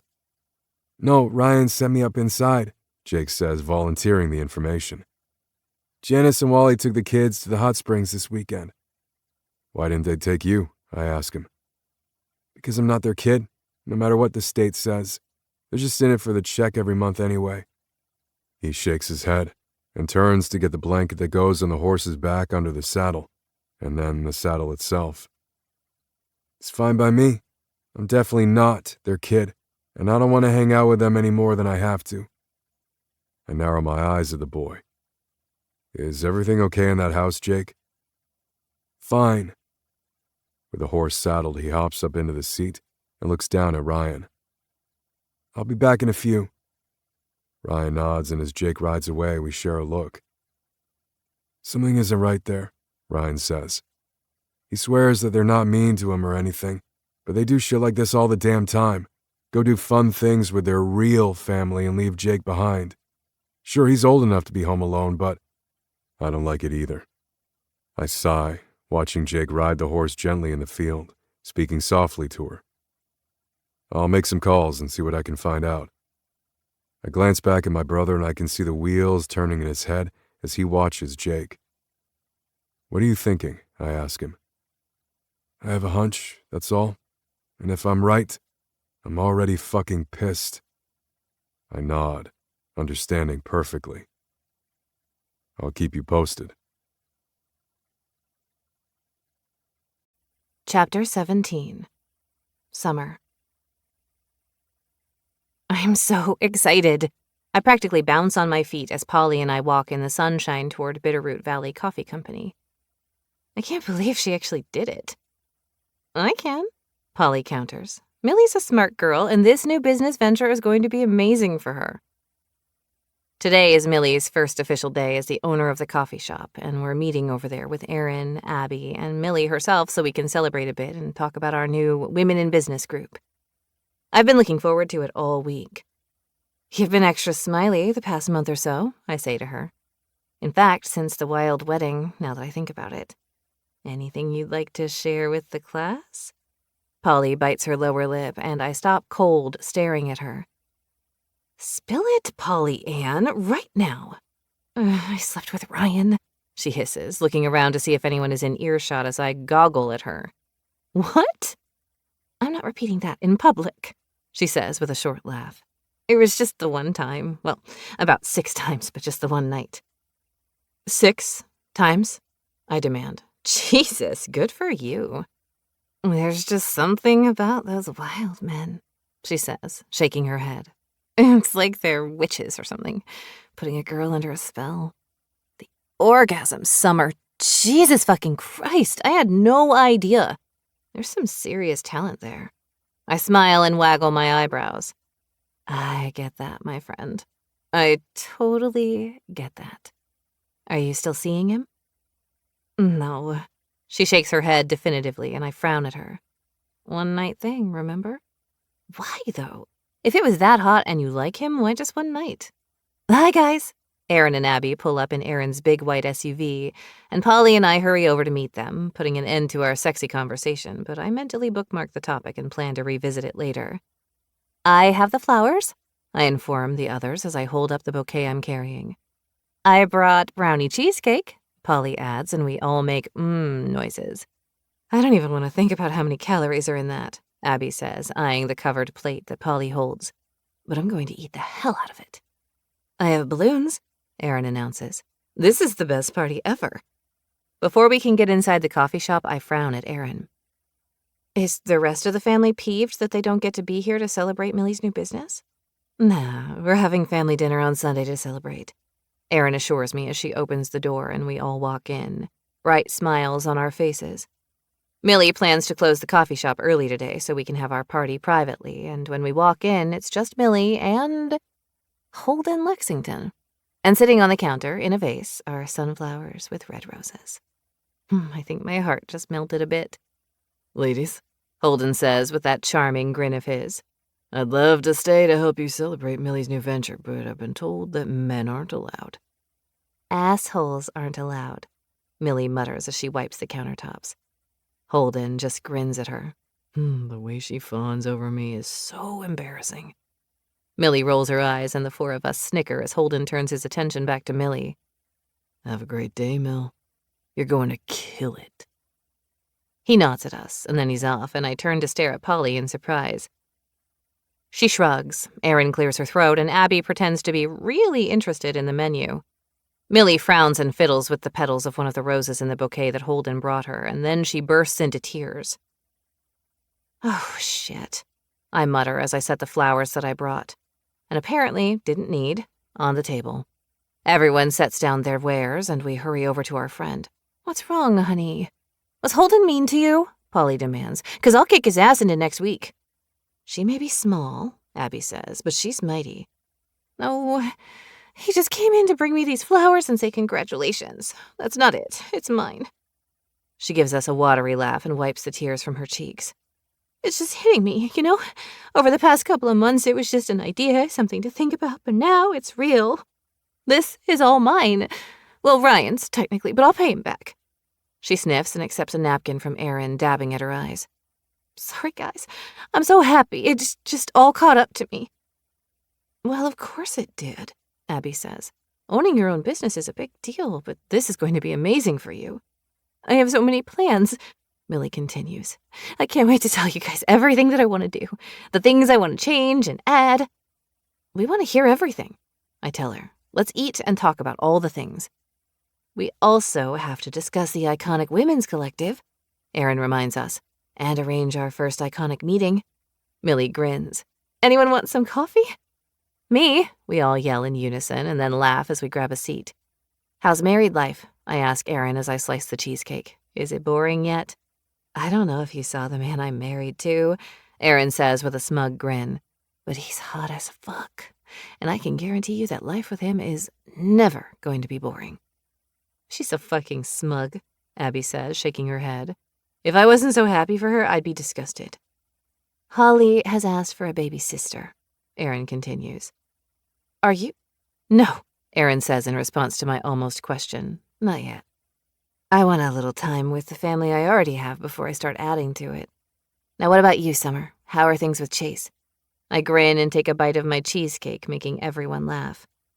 Things are damn fine, thank you very much. Now, that's enough man talk. I have ideas for our iconic women's collective group. Let's start things off with a cocktail party. Oh, I'm always down for a cocktail party, Abby says, dancing in her seat. I love an excuse to dress up. Where will this cocktail party be held? Aaron wants to know. At the resort, I reply. There's a gorgeous bar up there that I do the flowers for every week. The manager is a woman, and I'll bet I could talk her into shutting it down for us one evening. We'll have a keynote speaker, cocktails, and dinner. Can I suggest someone for the speaker? Polly asks. I think it'll draw quite a crowd of entrepreneurs, especially if we get the word out on social media. Of course, who do you have in mind? London Ambrose. We're all quiet for a moment, and then we grin. Aaron nods with confidence. London would do it in a heartbeat. Aaron says, this is right up her alley, and I sort of have an in with her husband, since he's my cousin and all that. Lesson number 1 in business, Millie says. It's not what you know, it's who you know.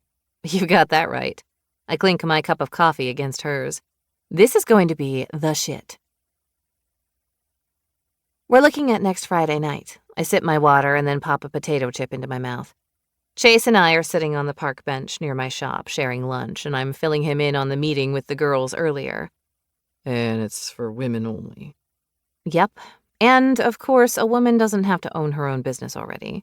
Maybe she wants to start one up, or maybe she manages something. Really, it's about empowering others. And who better to start with than London Ambrose? The woman is amazing. I agree. I think it's great. Good for you guys. I went into the coffee shop earlier. Millie is already doing great in there. She made me something called a Snickers mocha. She's going to do a signature drink of the day, I reply with a nod. I think it's a good idea, but she might want to switch to changing the drink out weekly. Every day is a little ambitious. She's excited and has the energy for it now. He turns to me and slides the tip of his finger down my jawline, making my nipples pucker in anticipation. Of course, I'm wearing a white t-shirt, and it hides nothing. God, you're fucking amazing, he whispers. He's sitting over there in his uniform, looking sexy as fuck, and I'm supposed to keep my hands to myself when he says things like that? I want to take you home and slide right inside of you. I swallow hard and lean into his touch. Unfortunately, we both have to go back to work. That is unfortunate. Rain check? Rain, sun, blizzard, you name it. He laughs and I smile at him, enjoying the way he's looking at me as if he could eat me whole. How's it work? He's likely smart to change the subject, but I really enjoy flirty Chase. It's good. I shrug a shoulder and glance over at my shop. I've decided to start putting small bouquets of flowers outside in a bucket. They'll be wrapped in bunches with pretty paper, and I'll only charge $5 for each bunch. I'll leave an envelope outside for the cash. The honor system? He frowns, thinking it over. Yeah, it'll be flowers that I have a surplus of. And I think more people will pay for them than just take them. You have a lot of faith in people. I shift in my seat and face him. You see a lot of the bad in people, but the majority are not that way, you know. I know. You're right. I think it's a good idea. I laugh at that and shove his shoulder. You do not. You think I'll get ripped off.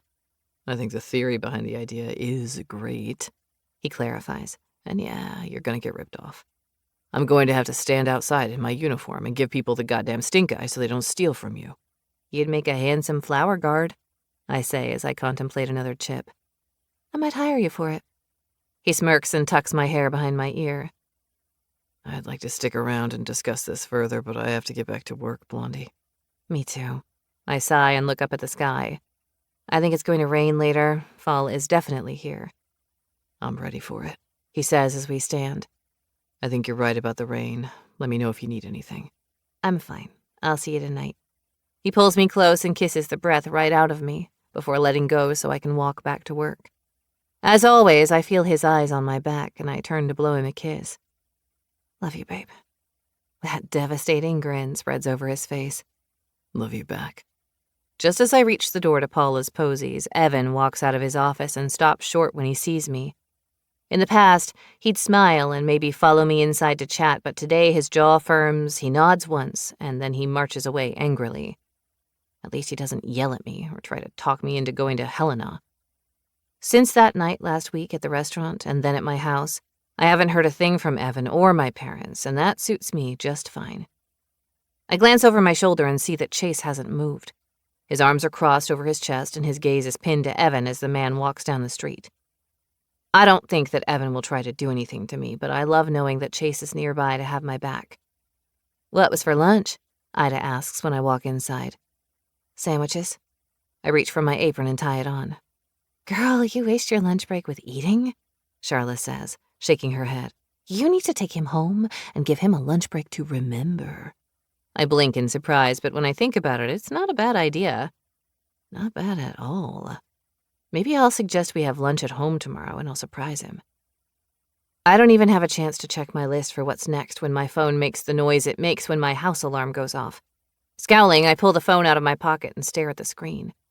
Yup, the alarms are going off, and it says that someone was on my porch. Immediately, I call Chase.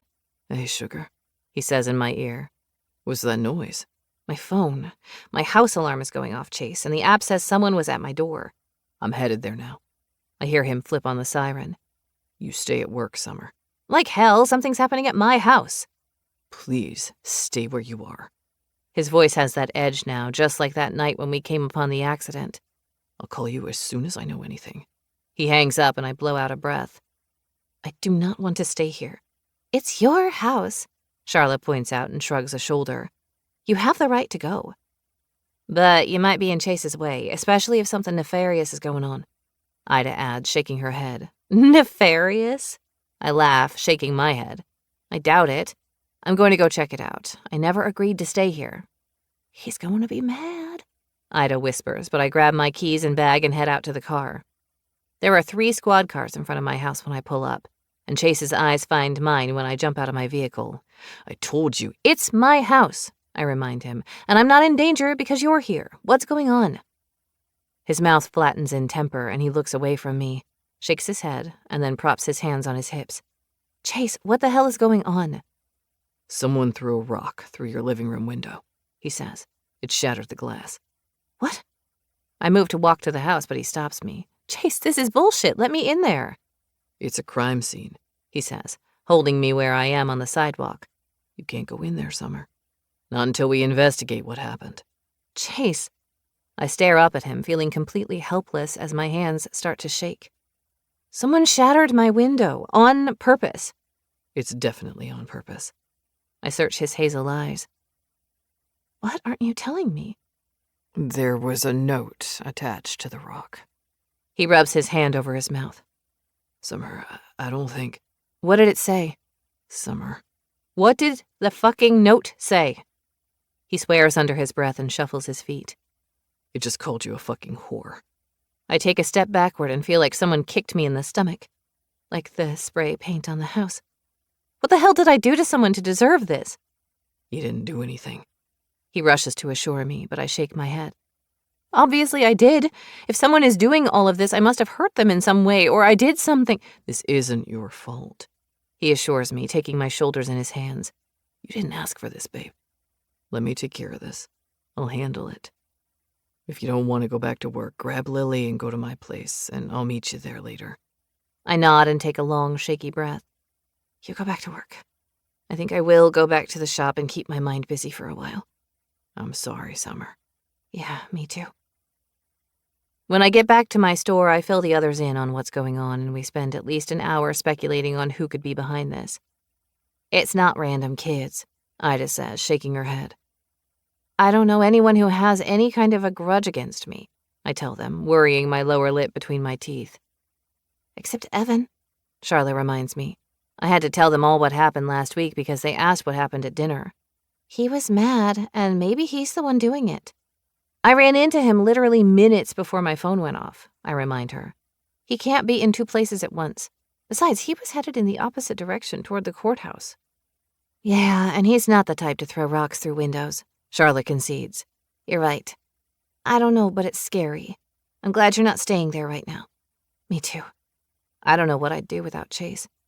I think the adrenaline is wearing off. It made me sweat. I'd be bawling my eyes out, Charlotte says. I think I'm getting used to it. Isn't that horrible? Yes, it is horrible, Ida says sternly. And I plan to ask Chase what he's going to do about it. This has to stop. He's working on it, I assure her. We need to talk. It's several hours later, and Chase has just walked through his front door. I brought Lily here not long ago and have been waiting for him to get home. Yeah, we do. He kisses my forehead as he passes by to the kitchen and pulls a bottle of water out of the fridge, twists off the cap and takes a long sip. You go first. I'm selling my house. That catches his attention. His eyes narrow on my face as he lowers the bottle. I have to, Chase. So much has happened that I just can't go back to living there. I'll buy something else or just rent somewhere for a while. If I need to, I can move in with Aunt Paula. You'll stay here, he says immediately. I don't want to put you out. You've been living with me for months, he reminds me. And if I have my way, you'll move in and live here permanently. I swallow hard and have to lower into the chair behind me. Permanently? Yes. He frames my face in his hands. You'll stay here. It's where you belong, Blondie. Here. With me. Chapter 18. Chase. The days are getting shorter. The sun hasn't even started to think about rising yet, when I open my eyes and discover that my alarm will go off in just 30 minutes. Rolling over, I take in the sleepy Summer lying next to me. She's breathing softly, and she's so damn sweet, it takes my breath away. I understand why she wants to sell her place. There's been too much bad mojo there, and even when we find out who's been vandalizing her home, I wouldn't want to live there anymore either. Too much has happened for her to feel comfortable there. But I don't want her to rent another place or go anywhere else. This is her home. I want her here every goddamn day. In this bed, in this house, or out at the ranch. I want to be wherever she is. Always. I drag a fingertip lightly down her nose, unable to resist her. She's so warm and mine.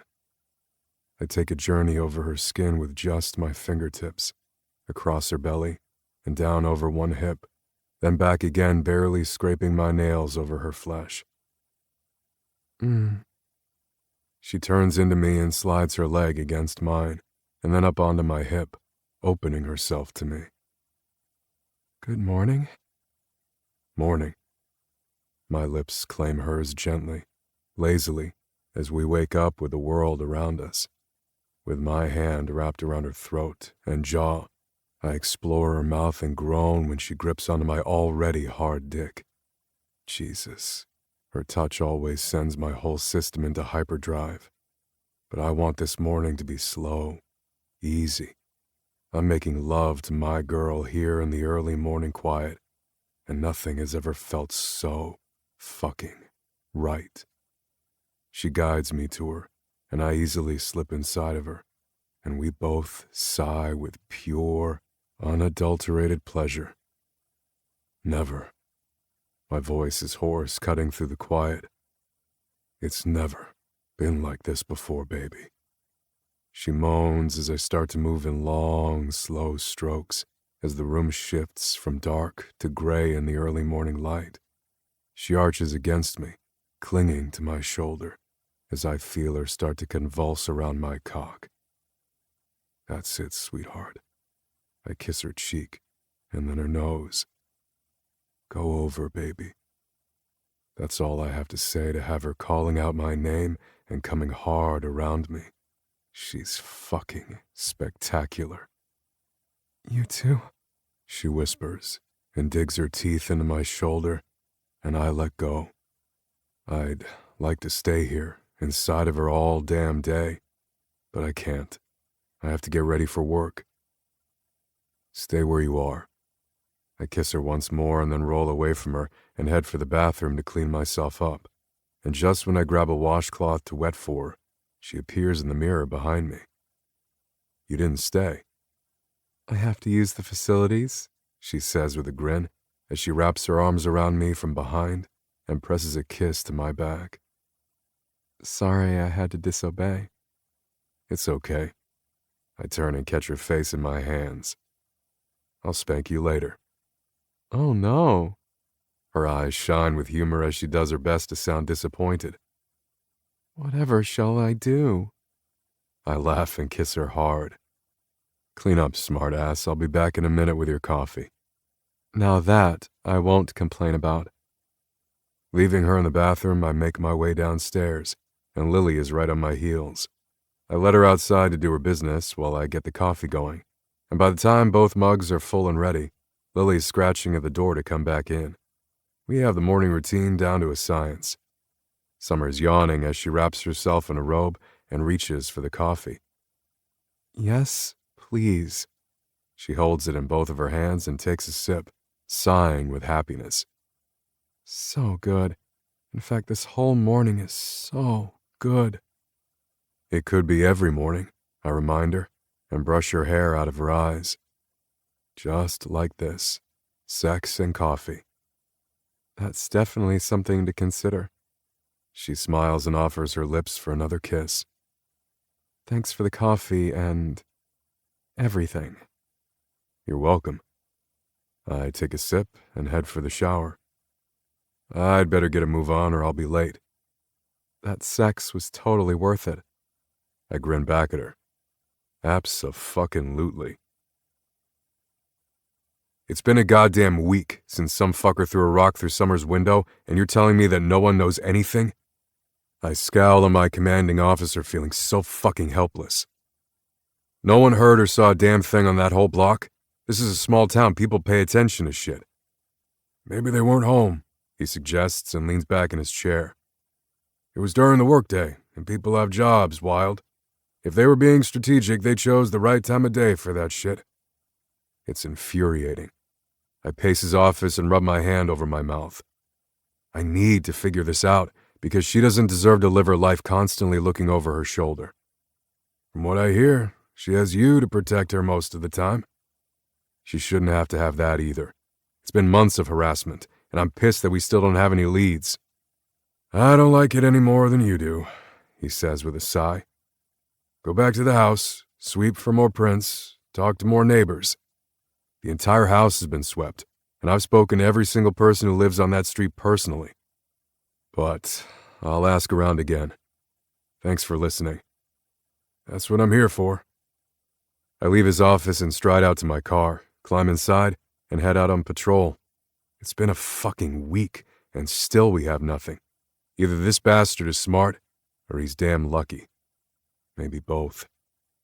Tonight is the party for Summer's women's group, so I won't see her until late. I'll take her lunch, so I don't have to go the whole day without her.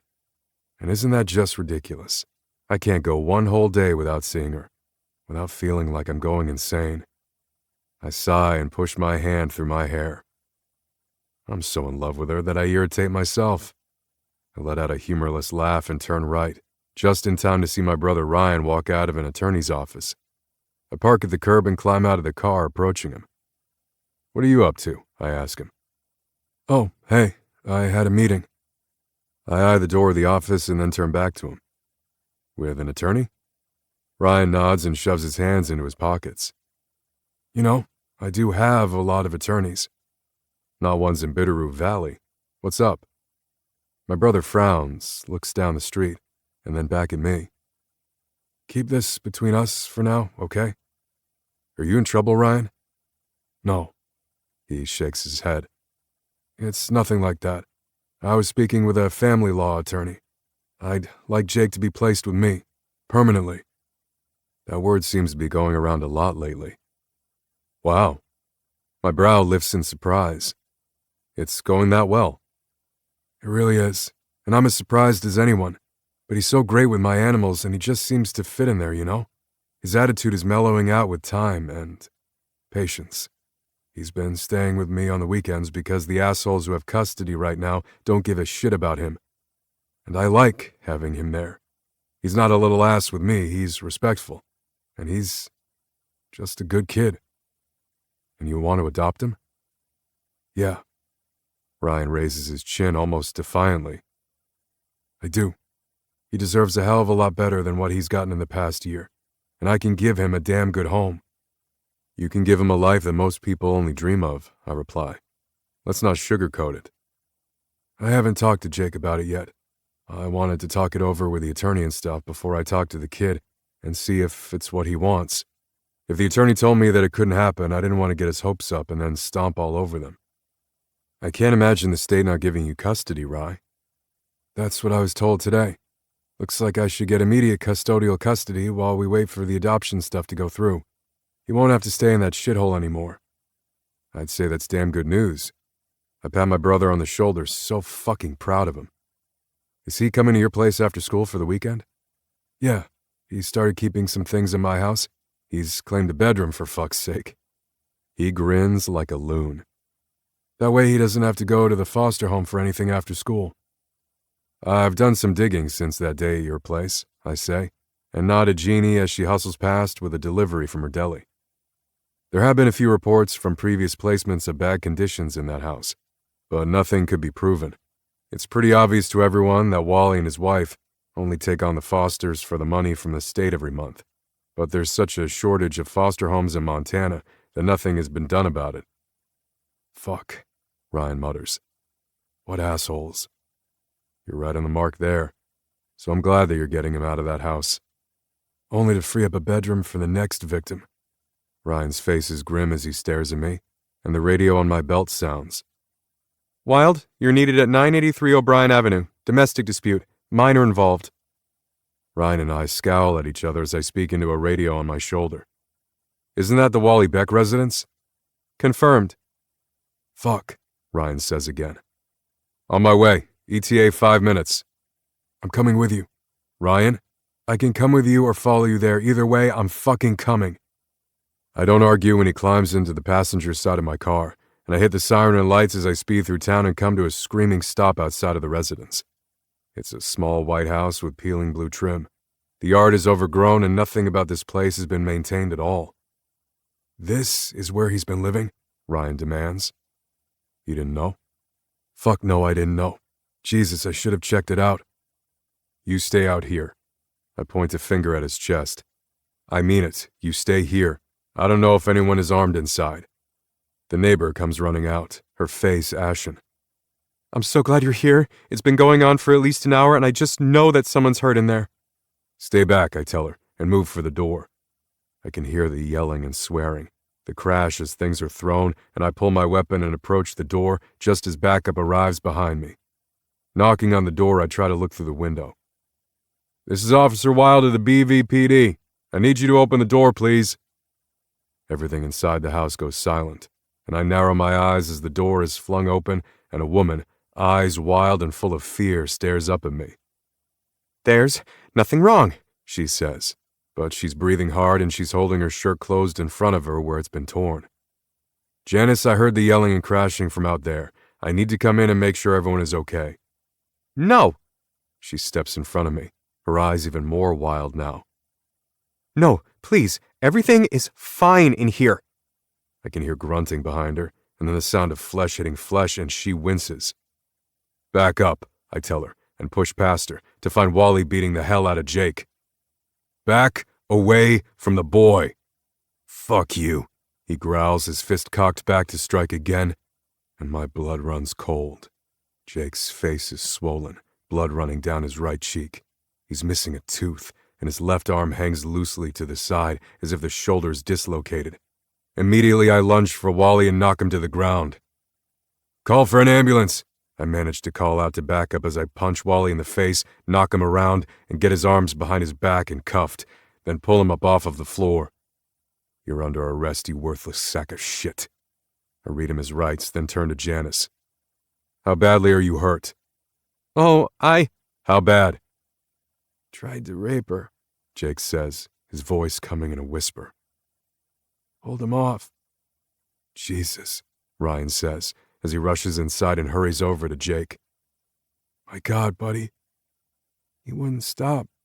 Jake finally sees that Ryan's here, and his eyes fill with tears. He just wouldn't stop. Gonna kill me.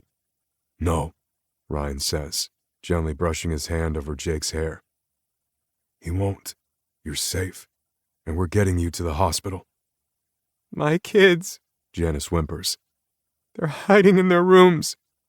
They'll be taken care of. I can hear the ambulance on the way. We'll need 2 ambulances. 2 are on the way, I'm assured, and I nod, then turn my attention back to Ryan, who's holding Jake against him. 6 hours later, with my shift finally over, Wally and Janice's kids placed in foster homes. Oh, the irony. And all of my reports written and filed, I make my way into the hospital and find Ryan at Jake's bedside. The kid's asleep, with a brace holding his arm in place and bandages on his face. He's a fucking mess, Ryan says without looking up at me. Dislocated shoulder, broken cheekbone, and the asswipe took out a tooth. Jesus. I sit on the other side of the bed from him and lean my elbows on my knees. Has he said what started all of this? Wally was going for Janice, and Jake pulled him off of her. Wally turned on Jake, and the rest we know. Apparently it's not unusual for such things in that house, but this is the first time Jake felt confident enough to step up and do something about it. Don't make me go back, Jake whispers. Please don't make me go. I'll do whatever you want. Hey, you're not going back there, buddy, Ryan assures him. You'll be coming to stay with me. Until they find me another home. No. Ryan shakes his head and smiles softly at the teenager. For good. If that's okay with you, that is. You're not shitting me? Ryan winces. We need to work on your mouth, but no, I'm not shitting you. What do you say? Rather than answer, Jake looks away and gives in to the tears that he's been fighting back. You don't have to, he says, and wipes away the tears with his good hand. I know you feel bad for me, but... Hey, look at me, Jake. Jake's head turns so he can look at Ryan. I'd already started looking into it. I spoke with my attorney this morning, in fact. He's not lying. I saw him walk out of the office myself. Jake glances my way, hope gleaming in his swollen eyes. You did? Yeah. I figure we make a good team, and I like having you at my place. So I'd already set things in motion. When you were sleeping, I spoke with Child Services, and they've agreed that you can go home with me when you're released. I've been given emergency custody. So I'll be your foster kid until I'm 18? Ryan looks down at his hands and then back at Jake. If that's how you want it, sure, we can do it that way. But I'd really rather officially adopt you. If you want to take my name, you can. If you want to keep your dad's name, that's cool with me too. I want you to have a solid home with a good family, Jake. Can I think about the name thing? Jake asks quietly. You can think about all of it, Ryan assures him. For now, just know that you'll be safe with me. Thank you. Jake's lower lip quivers. Really? Thank you. You're very welcome. I think the medicine is making me sleepy again, Jake says, wiping at his tears. I hope I didn't dream this. I'll remind you when you wake up, Ryan assures him, and then sighs when Jake falls back to sleep. Well, that went pretty okay. I'm really proud of you. Ryan's head comes up at my words and he nods. Not surprised? Oh, I'm surprised as hell. I was just hoping you'd give the kid a weekend job and keep him out of trouble. I had no idea that you'd fall for him and want to be his daddy. I'm not. He pauses the denial and lets out a shaky laugh. I guess that's the short version of it. I know it won't be easy or a walk in the park. but it's a chance for him, you know? Yeah, not everyone gets the amazing life we had growing up, and the fact that you're giving Jake one hell of a chance at that amazing life is pretty damn great. Mom and Dad are going to shit their pants. A new grandkid to fuss over? Mom will have his Christmas stocking made by the end of the week. Ryan's grin is as bright as the sun. Yeah, that's pretty great, huh? Pretty great. For everyone. Chapter 19. Summer. Today has been a ton of work and so much fun. We're all so excited about this cocktail party, and I have to say, the whole bar here at the resort looks amazing. I knew that they'd let us use the space, especially since the women gathered here aren't shy about ordering drinks and food. I've set out little bouquets of pink, red, and yellow dahlias and ranunculus on all 18 of the 4 top tables scattered around the room and on the end of the bar. Twinkle lights are strung around the room, and we have an amazing view of the ski runs, still without snow, and a good part of Bitterroot Valley since the bar sits up high. "These flowers are gorgeous," Charlie Lexington says with a grin. "So bright and fun. A great way to cheer up a dreary fall day." "Thanks. You know, it's a misconception that fall flowers have to be drab and boring. I don't know what I'll do with them later. I hate to throw them away." She turns shrewd brown eyes my way. "I have an elopement tomorrow, and they didn't plan for flowers. Could I buy these from you?" "Of course. I'll give you a steal of a deal, and I'll even take them back to the shop tonight and put them in the cooler so they're fresh for tomorrow." "Oh, now you're going to make me cry." Charlie grins at me and nudges my shoulder with hers as we gaze around the full room. More women than we expected came out for our first party, and I'm relieved that so many people are excited. I love this whole idea, by the way. The lifting up women in business idea. It's not easy being a business owner, and I can't wait to trade ideas with everyone. Networking is highly underrated, I reply with a nod. There's room for everyone to do well. "I'll drink to that." She lifts her flute of bubbly champagne and clinks it to mine just as Billy Blackwell joins us, a huge grin on her pretty face. "Hey, Billy." "Hi."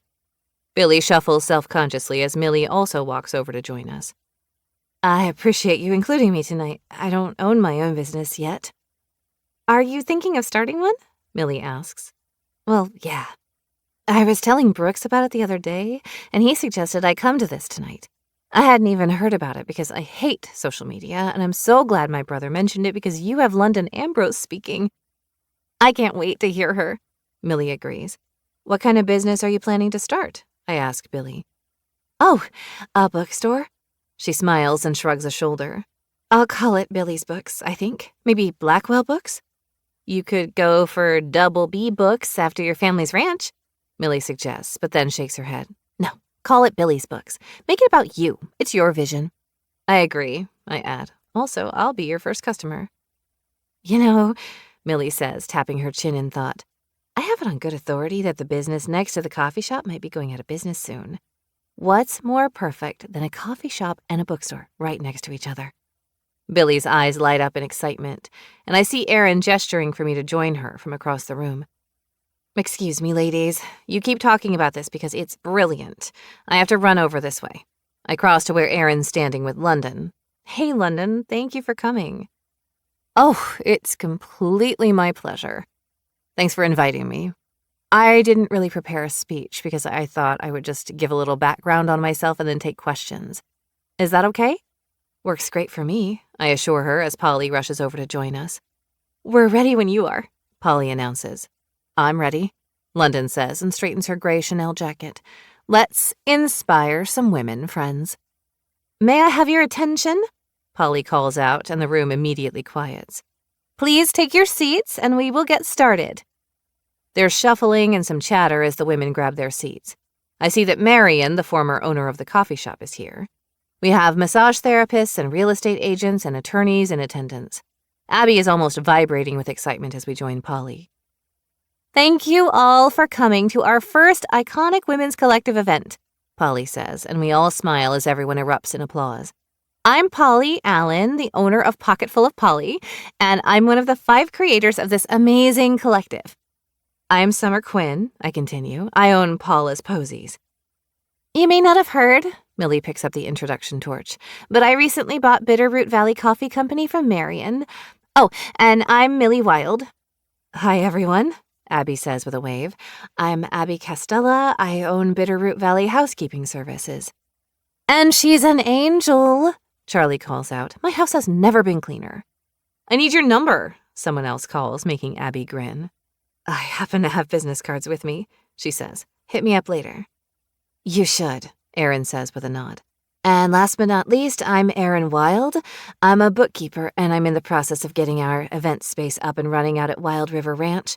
The 5 of us were having drinks together not too long ago, and with the courage of a little tequila, we decided that there is a need in our community to work together to build up other women entrepreneurs. Agreed, I put in as the others around the room nod. I'm so tired of society telling us that we should be in competition with each other. Since when? There's room at the table for all of us. We all have strengths and weaknesses, Polly continues, and this is a wonderful way for us to network and help each other. The 5 of us are open books, and we're happy to discuss just about everything. Our goal is to bring in amazing guest speakers to talk to us as a group about what has worked for them or what hasn't, to tell us their stories. I smile over at London and gesture for her to join us. At this inaugural meeting, I'm so delighted to introduce a powerhouse of a woman to all of you. London Ambrose Montgomery. In case any of you have been living under a rock, London is the co-owner of Seattle's professional football team. She owns a podcast, an amazing clothing boutique in New York, and does so much more than I can run down for you here. So, without further ado, please welcome London Ambrose Montgomery. The 5 of us take our seats, mixed in with the other ladies in the audience, and for the next half hour we listen raptly as London tells us all about her childhood, where she comes from, and how it was important to her to set herself apart from her billionaire father, to make her own way in business. I have to check with Libby, the manager of the bar, to make sure we're okay to run over our allotted time because there's no sign of anyone wanting to leave by 8 p.m. In fact, London is still answering questions at 9, and I step in to save her. Let's give London the chance to catch her breath, I suggest, and pass the woman a glass of wine. I suspect that we'll be able to talk her into coming back another time to speak with us again. You got it, London confirms after sipping her wine. I have a condo here at the resort, and I would love to come back. I'd also like to speak with some of you individually. Based on what I've heard, you all have some incredible business ideas. I move off to the side with her and hug her tightly. Thank you. I hold her hands in mine. You're welcome every month if you want to come. And we won't make you be a speaker, just come for fun. OMG, do it. Erin hops on her toes with excitement. Bring all the girl cousins with you. Okay, maybe that's a bit aggressive, but you know what I mean. I'll take you up on coming often, London promises. And you know as well as I do that many of the cousins are entrepreneurs. I'll bring them. Excuse me, Stephanie Miller, a local photographer, says with a shy smile. I know you have to be tired after we all railed you with questions, but London, do you mind if I pick your brain for a few minutes? Of course not. Stephanie, right? The 2 walk off to talk in a quiet corner, and I turn to my cohorts with a grin. This was a huge success. And it's just the beginning, Millie reminds me. We need to do this every month, like you said. We can do themes and poll the women to find out what they want to learn more about. We can do workshops, too. I'm so glad it worked, Abby says with a relieved sigh. Everyone had fun, the bar had a good amount of business, and London rocked it. She really did, Erin says with a proud nod. She's awesome. With Polly and I being the last to leave, we walk to our cars parked just outside of the bar. I'll see you later, she says with a tired wave. I'm going to go sleep for about a week now. You'd think we'd just partied all night long. I know. Instead, we stayed up past our bedtime talking business with some super smart girls. Polly's grin is wide and smug. It was awesome. I get in my car, and before I leave, I shoot Chase a text. I've been in contact with him throughout the evening, especially when I realized we'd be here much later than we first thought. Me. We're done. I'm going to drop these flowers off at the shop so they stay cold. Charlie wants them for a wedding tomorrow, then I'll be home. The 3 dots bounce on my screen as Chase types out his reply. Chase. Just drive safely.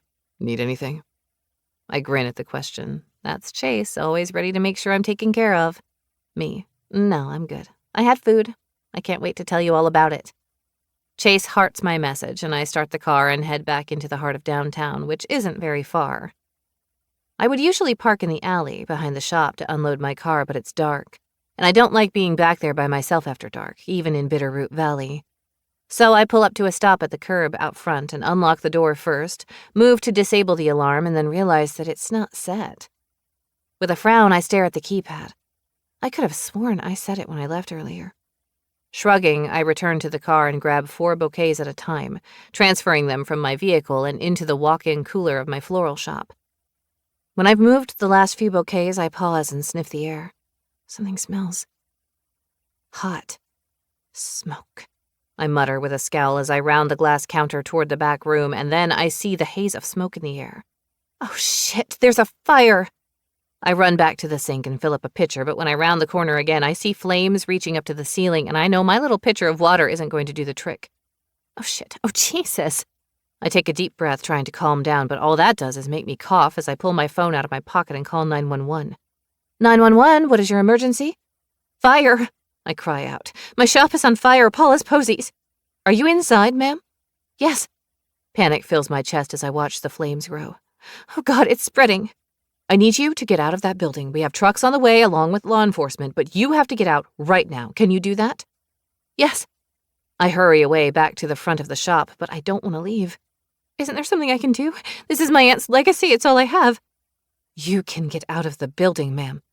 Do you hear the trucks? I push through the glass door and breathe in clean air. Yes, I hear them. They see you, she says. Are you okay if I hang up now? Yes, okay. I lower the phone and feel almost numb as the fire trucks pull up along with several police cars. Has anyone called Chase? Will he come? Shoving my phone into my purse, I turn and gasp. The flames are already in the front of the store, licking against the glass. You can't be here, someone yells at me, pulling me away into the middle of the street. Those windows will explode. Sure enough, there's a loud crash and glass rains down around us. I cover my face and shriek as I'm passed to someone else. Summer. I look up into a familiar face. My God, Summer, are you okay? Evan. I swallow. My throat feels hoarse and sore. Evan, my shop. Your office. Oh God, how did this happen? Hey, come on. Let's get out of the way. He leads me fully across the street and down just a bit so we're not in anyone's way, but we can see what's going on. It's so loud. I didn't realize that fire was so loud. Flowers are gone, I murmur softly, thinking of Charlie and how I won't have the flowers for her tomorrow. I feel bad. I should have let her take them with her tonight. It's all gone. I have to call Aunt Paula. Take a minute, Evan suggests and wraps his arm around my shoulders. Just take a minute, Summer. You're shaking. I am? I look down at my hands and realize he's right. And they're dirty. My teeth are chattering. I wonder if I'm in shock. You're okay, he croons softly. His phone pings with a text and he checks it, frowns, and then shoves it back into his pocket. I promise it'll be okay. Take a minute and then call Paula. Yeah, okay. I lean into him and look at my sweet shop, thinking about all the memories I have tucked inside there. Helping Aunt Paula in the summer, coming here when I had nowhere else to go, and finally buying it for my own. How proud I was on that day. It's been my safe place for all these years, and now, in a matter of minutes, it's just gone. The men rush about. There are ladders in the air, hoses spewing water, yelling voices giving orders, but it's too late to save it. Summer! Chapter 20. Chase. Are you guys good here? I watch as Ryan helps Jake into bed. We brought Jake home to Ryan's place just a little while ago, after he was discharged from the hospital, and I wanted to stick close by in case they needed anything. Not to mention, it's fucking interesting to watch Ryan's father instincts kick in with the boy. I honestly had no idea that we'd end up here when I suggested he hire Jake to help him with the horses, but I have to admit, they look natural together. I think so, Ryan says and props his hands on his hips as he gestures for me to leave the room with him. He's on some good meds, and he'll just take it easy for a while. We walk down the stairs to the kitchen, where Ryan passes me a bottle of water and takes a beer out of the fridge for himself. When are you going to fill the family in on all of this? I ask him. Mom and Dad were out here last weekend. They met Jake and hung out for a while. He leans his hips against the countertop. Mom winked at me. It's like she has a sixth sense for these things. Oh, I get it. I think back to Rem's rehearsal dinner and the look she was shooting me regarding Summer. Mom knows everything, so it won't be a surprise to them then. I don't think so. But like you said earlier, they won't mind. None of us will mind a bit. It might cramp your bachelor style having a kid underfoot. Ryan scowls, staring down at his untouched beer. What is it? Nothing. Come on. I sit on a stool at the island the size of Massachusetts and grin at him. Talk. Tell Uncle Chase everything. You're an idiot, he says with a half laugh, and then sets the bottle on the counter and crosses his arms over his chest. It's really nothing. I've been kind of interested in a woman here in town, but it doesn't look like that'll pan out. Who? I narrow my eyes at him, mind whirling, wondering who it could be. Spill it. Doesn't matter now. You just pointed out that I have a kid. I can't be canoodling with a woman. I mean, I think you can find the time to canoodle if you put your mind to it. You're a fairly intelligent guy. Who is she? He sighs. This stays in the kitchen, Chase. I mean it. Who am I going to tell? He stares at me as if to say, really? Okay, I won't tell. I promise. I'm a vault. Who's the broad? Would you be okay with me calling Summer a broad? For fuck's sake, Rod, just tell me. Polly.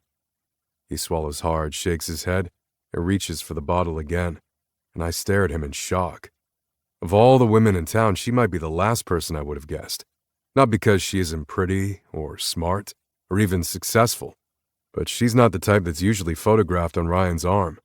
He usually goes for the super tall, super blonde, super model type.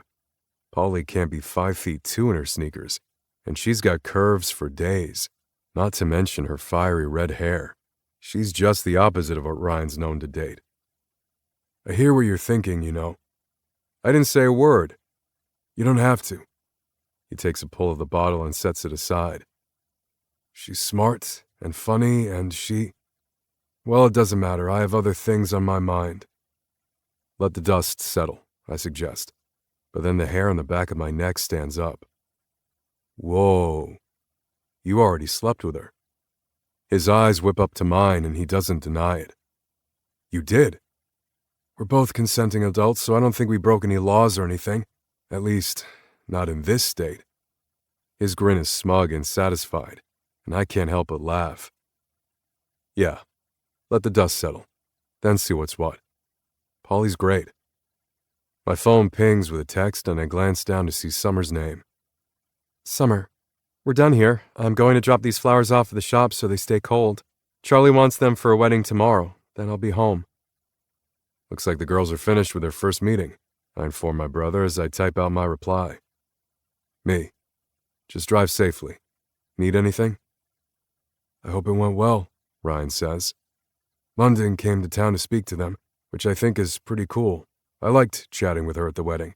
She and Drew are great. I nod in agreement as I watch the 3 dots bounce with her reply. Summer.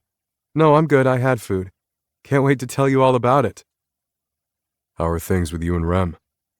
I heart her reply and shove my phone back into my pocket. They seem better, but how are they really? Fine. He shrugs his shoulder. I'd say they're just fine, compared to how it's been the past few years. I don't know what went down between you two, and it's none of my business, but I hope you figure it out. I'm going to head out and meet Summer at home. Yeah, I need to check on the kid. I don't think I'll get much sleep tonight. Just call any of us if you need anything. You know we'll help. I know.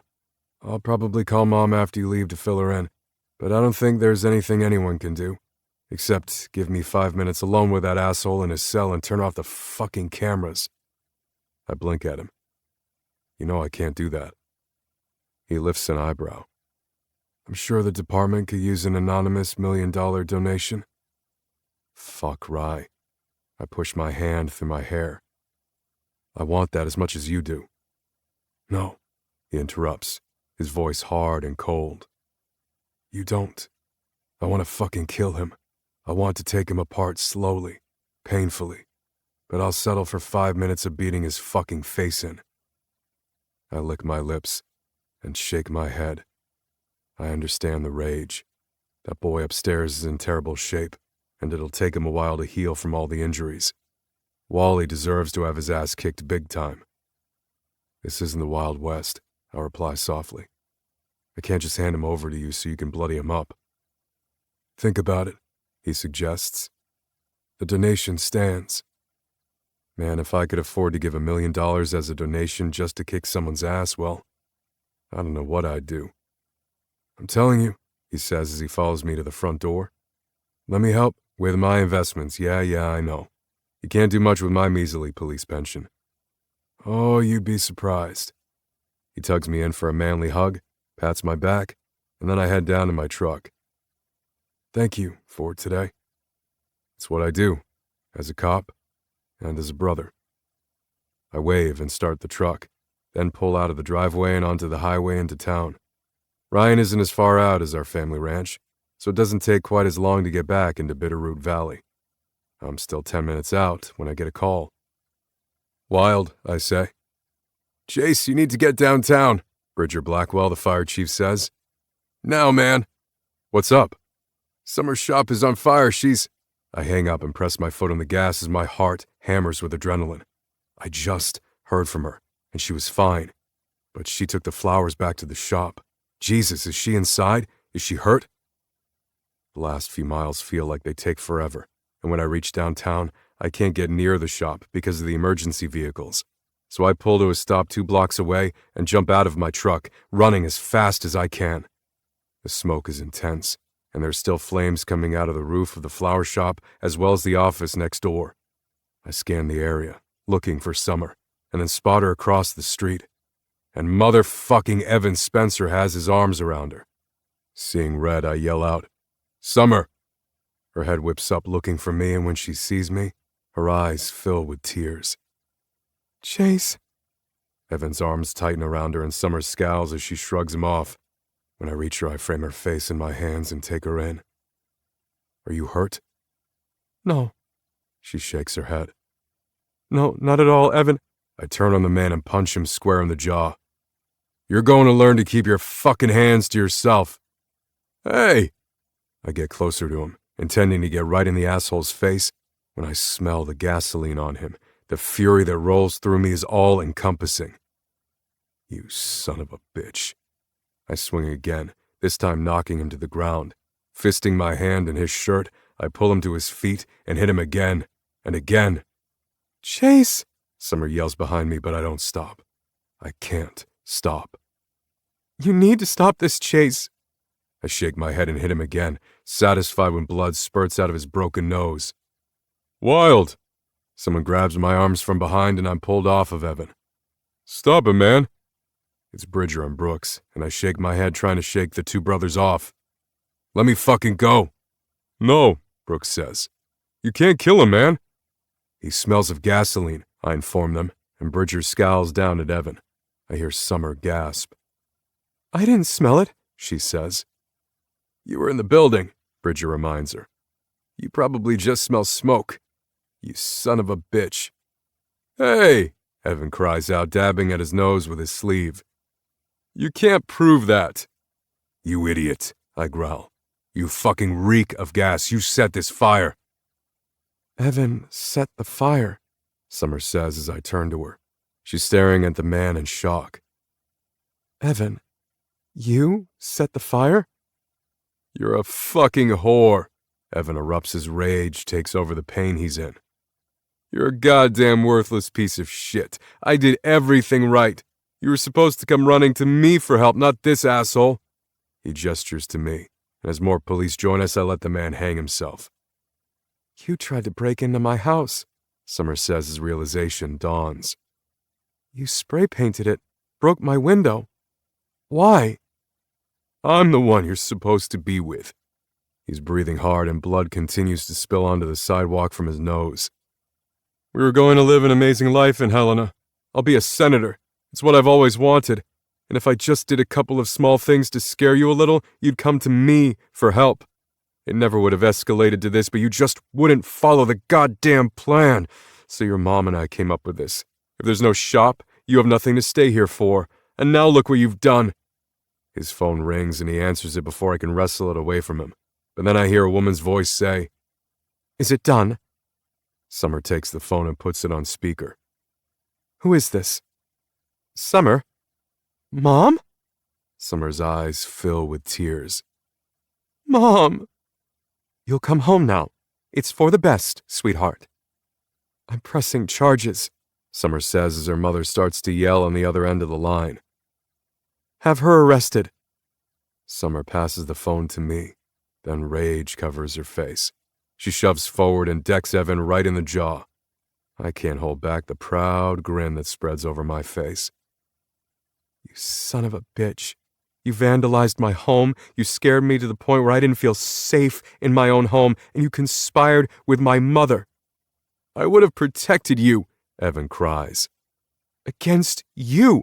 Do you know how absurd you sound right now? For fuck's sake, you're crazy. I am not. Evan lurches forward and pushes his face into Summer's. I'm not crazy. We can still make it work. I won't tell your dad about this. Your mom didn't involve him, so he never has to know, and he'll still support me in my campaign. You and I can still be together. You're delusional, Summer says. And you're going to jail. You can campaign for head yard worker or something in prison, but you won't be a senator.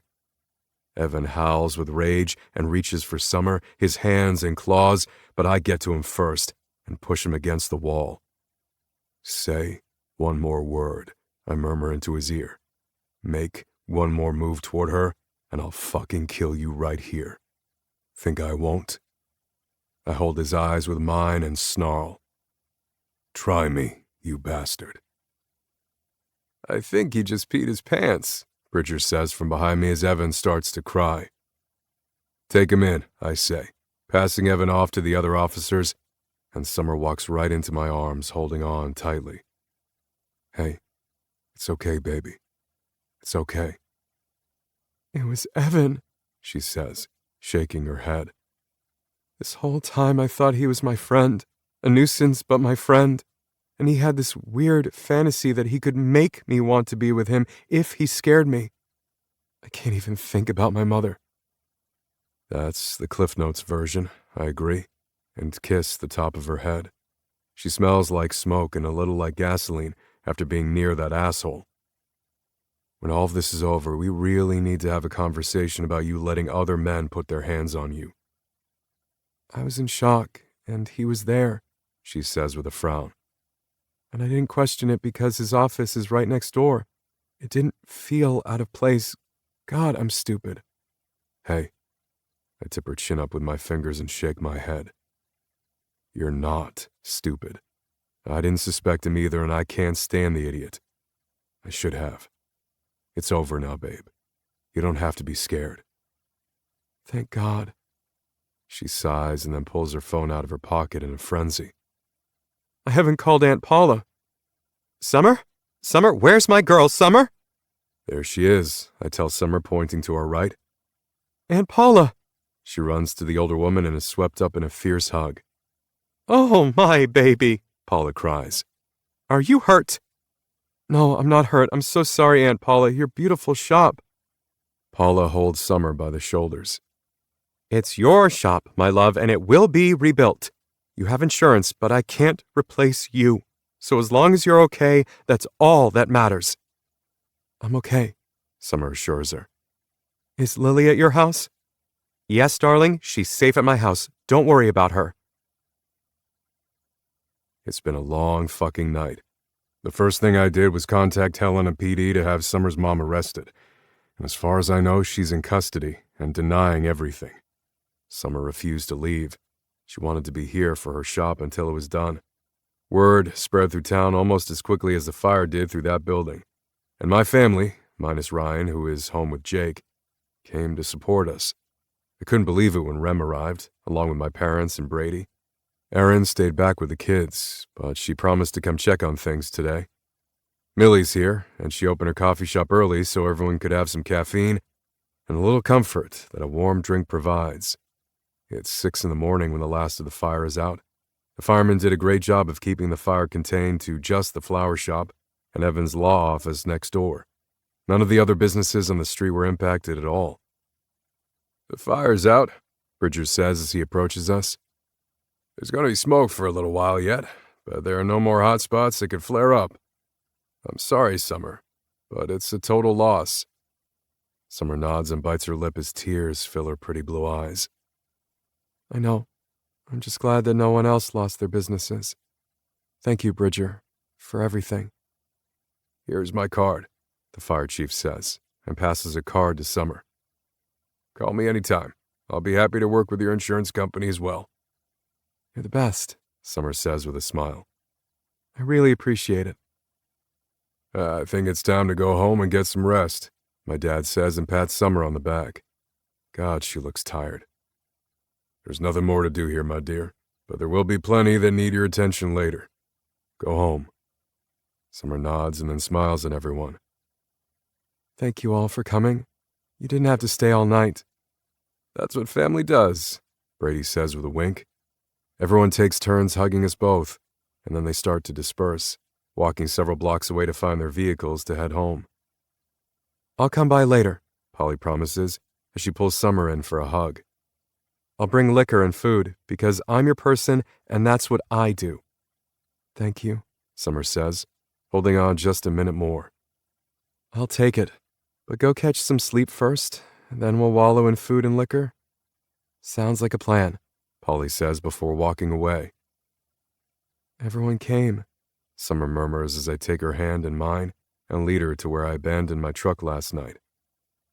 Even though it was the middle of the night, they just came. You've lived here long enough to know that this town bands together, especially when something like this happens. They want to help, in any way they can, even if it's just to stand by and be moral support. She chews her lip and stares out the window as I drive her to my place. I want Lily, she says and turns to me. Can we go get her, or have someone get her and bring her home? I'll go get her, baby. Let me get you home first. Okay. She sighs and relaxes into the seat, and just when I think she's fallen asleep, she reaches for my hand and holds on tightly. Thank you. I didn't want to leave her. She was just out of the shower, finally washing away the smoke and soot from the fire, and I wanted to just curl into bed with her and hold her. But she wants Lily home with us, and I'm not about to deny her anything right now. I'm sorry, I know you wanted to sleep, I say to Paula as she opens the door of her cottage. I think Lily will be a comfort to Summer today. Of course she will, Paula says with a kind smile. Lily should be home with you two.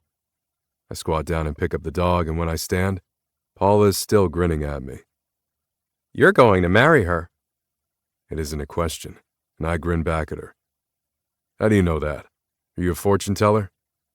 I know true love when I see it. Go on now. Take care of our girl. Chapter 21. Summer. It's so nice of your family to include Aunt Paula today.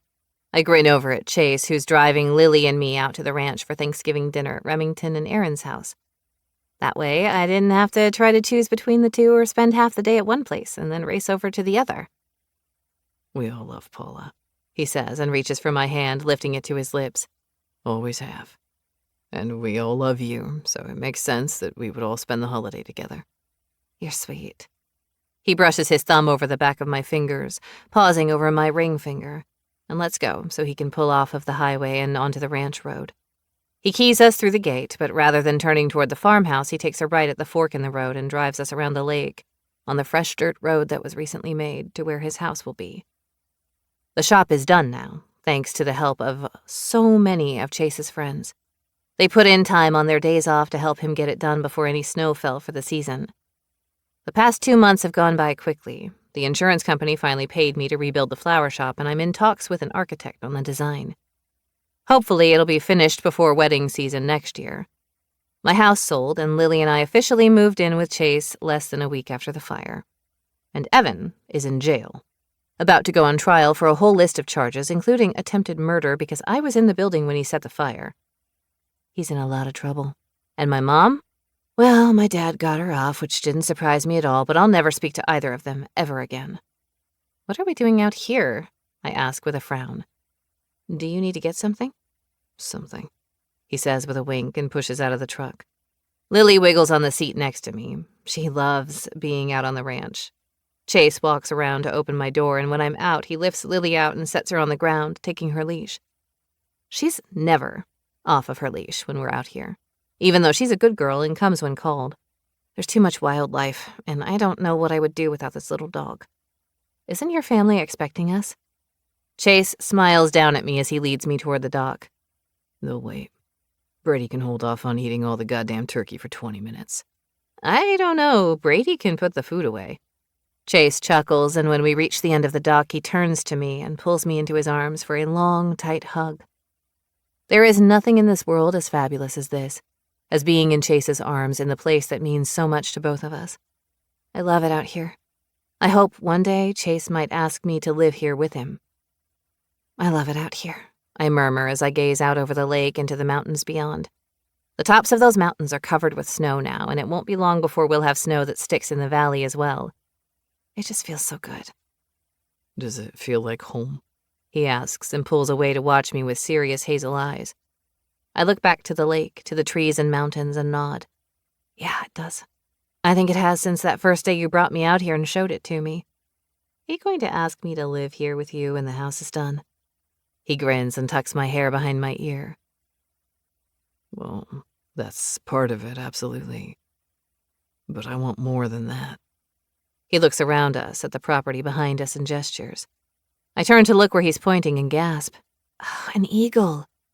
We watch as the bird circles and then sits on an evergreen tree watching. It's not after Lily, is it? For lunch? I look down at the dog sitting at our feet with concern. Chase laughs. No, Lily's too big, but it might be looking for fish. He wraps his arms around me from behind and kisses my neck. The house will be right there, hopefully by the end of summer. But I thought you were going to build it yourself, and that takes time. Are you thinking of hiring a contractor? I've already hired one. I'm impatient, he says and kisses the top of my head. I want to be out here sooner rather than later. I built the shop, and that's good enough for me. We'll also build that greenhouse you talked about right over there. And a vegetable garden next to it, I add, picturing it all perfectly in my head. I want lots of flower pots on the porch. It's a wraparound porch, right? Of course. We have to be able to sit out and look at the view, and there are views all around us. I grin and nod in agreement. A deer wanders out of the woods and looks our way, chewing on his food. Chase and I stay still, watching as he continues back into the forest. Lily didn't even notice him, otherwise she would have barked. Oh my gosh, I didn't even realize there are huckleberry bushes about 20 feet away from where the house will be. You're not planning on taking those out, are you? That's sacrilegious, he says with a chuckle.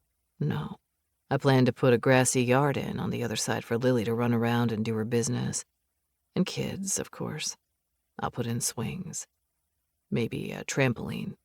Kids? I lean back so I can gaze up at him in surprise. Kids? 2 or 3. He nods, still looking at the property as if it's already happening right before his eyes. We don't have to go crazy and have 5 like my parents did. But if you have your heart set on a big family, I can live with that. Chase, we haven't even built the house yet. He turns me around once more so he can look down into my eyes, and now his face sobers as if he's about to get down to serious business. When I think of all of these things, the house, the yard, the view, the kids, you're in every picture, Summer. I can't envision any of this without you. You're the center. You're the reason for everything, including every breath I take. I love you so much. He bends his knee and kneels in front of me. Lily wags her whole body and lifts her front end up to kiss Chase on the face. Whoa, girl, I need a minute, he says with a laugh and rubs her side. 1 minute, okay? I have an important question for your mom. He reaches into his pants pocket and pulls out a shiny diamond ring. Summer, will you do me the honor of being my wife? Will you live here with me? Make a home and a family with me? I promise I'll live the rest of my life making sure you're happy and taken care of. You won't ever question how much I love you. I have to swallow over the lump in my throat. Of course, I'll marry you and have babies and make a life with you, Chase Wilde. I love you too. He slides the ring onto my finger, and then he catches me up in a kiss so full of passion and heat it takes my breath away. He always takes my breath away. I can hear Lily's nails clickety-clacking on the dock with excitement, and Chase picks her up so she can get in on the happy snuggles. We better head over to Remington's and tell our family, Chase says with a happy smile as he leads me off the dock. But I stop for a moment, looking out over the lake and back to where the house will be, to where the eagle is still perched on the tree, and I take a deep breath as a chilly breeze blows over my face and through my hair. Yes, I can picture it all. The gardens, the flowers, the view every night from our bedroom as the sun sets behind those snow-capped mountains. I'm going to sit on that porch, rocking my babies to sleep as I watch our other children play in the water or fish off the dock or run in the yard. We're going to invite our friends here for food and laughter. We're going to make a beautiful life here in this gorgeous place on Wild River Ranch. You okay? Chase asks and reaches for my hand. I've never been better, I assure him. I was just picturing it, that's all. He raises an eyebrow, those hazel eyes full of love. And I can't wait to get started. Epilogue. Ryan Wilde. Congratulations, Mr. Wilde. My attorney Dan Meeks grins and shakes my hand. You have a court date for next month, and then the judge will officially sign off on it, and you'll have yourself a son. A son. I don't think I've truly wrapped my brain around that yet. Tomorrow is Christmas, and I plan to tell Jake in the morning when it's just the two of us, and I give him his present. A horse and a truck. Because he has to have transportation to and from the ranch, and he just passed his driving test. I'm damn proud of him. With a nod, I step out of the attorney's office and into a freaking blizzard. Holy shit, I mutter, pulling the collar of my jacket up around my neck, just as I walk right into a woman who's hurrying through the snow and wind. I'm sorry, she says, and then her green eyes widen when she sees it's me. Ryan! Hi, Polly.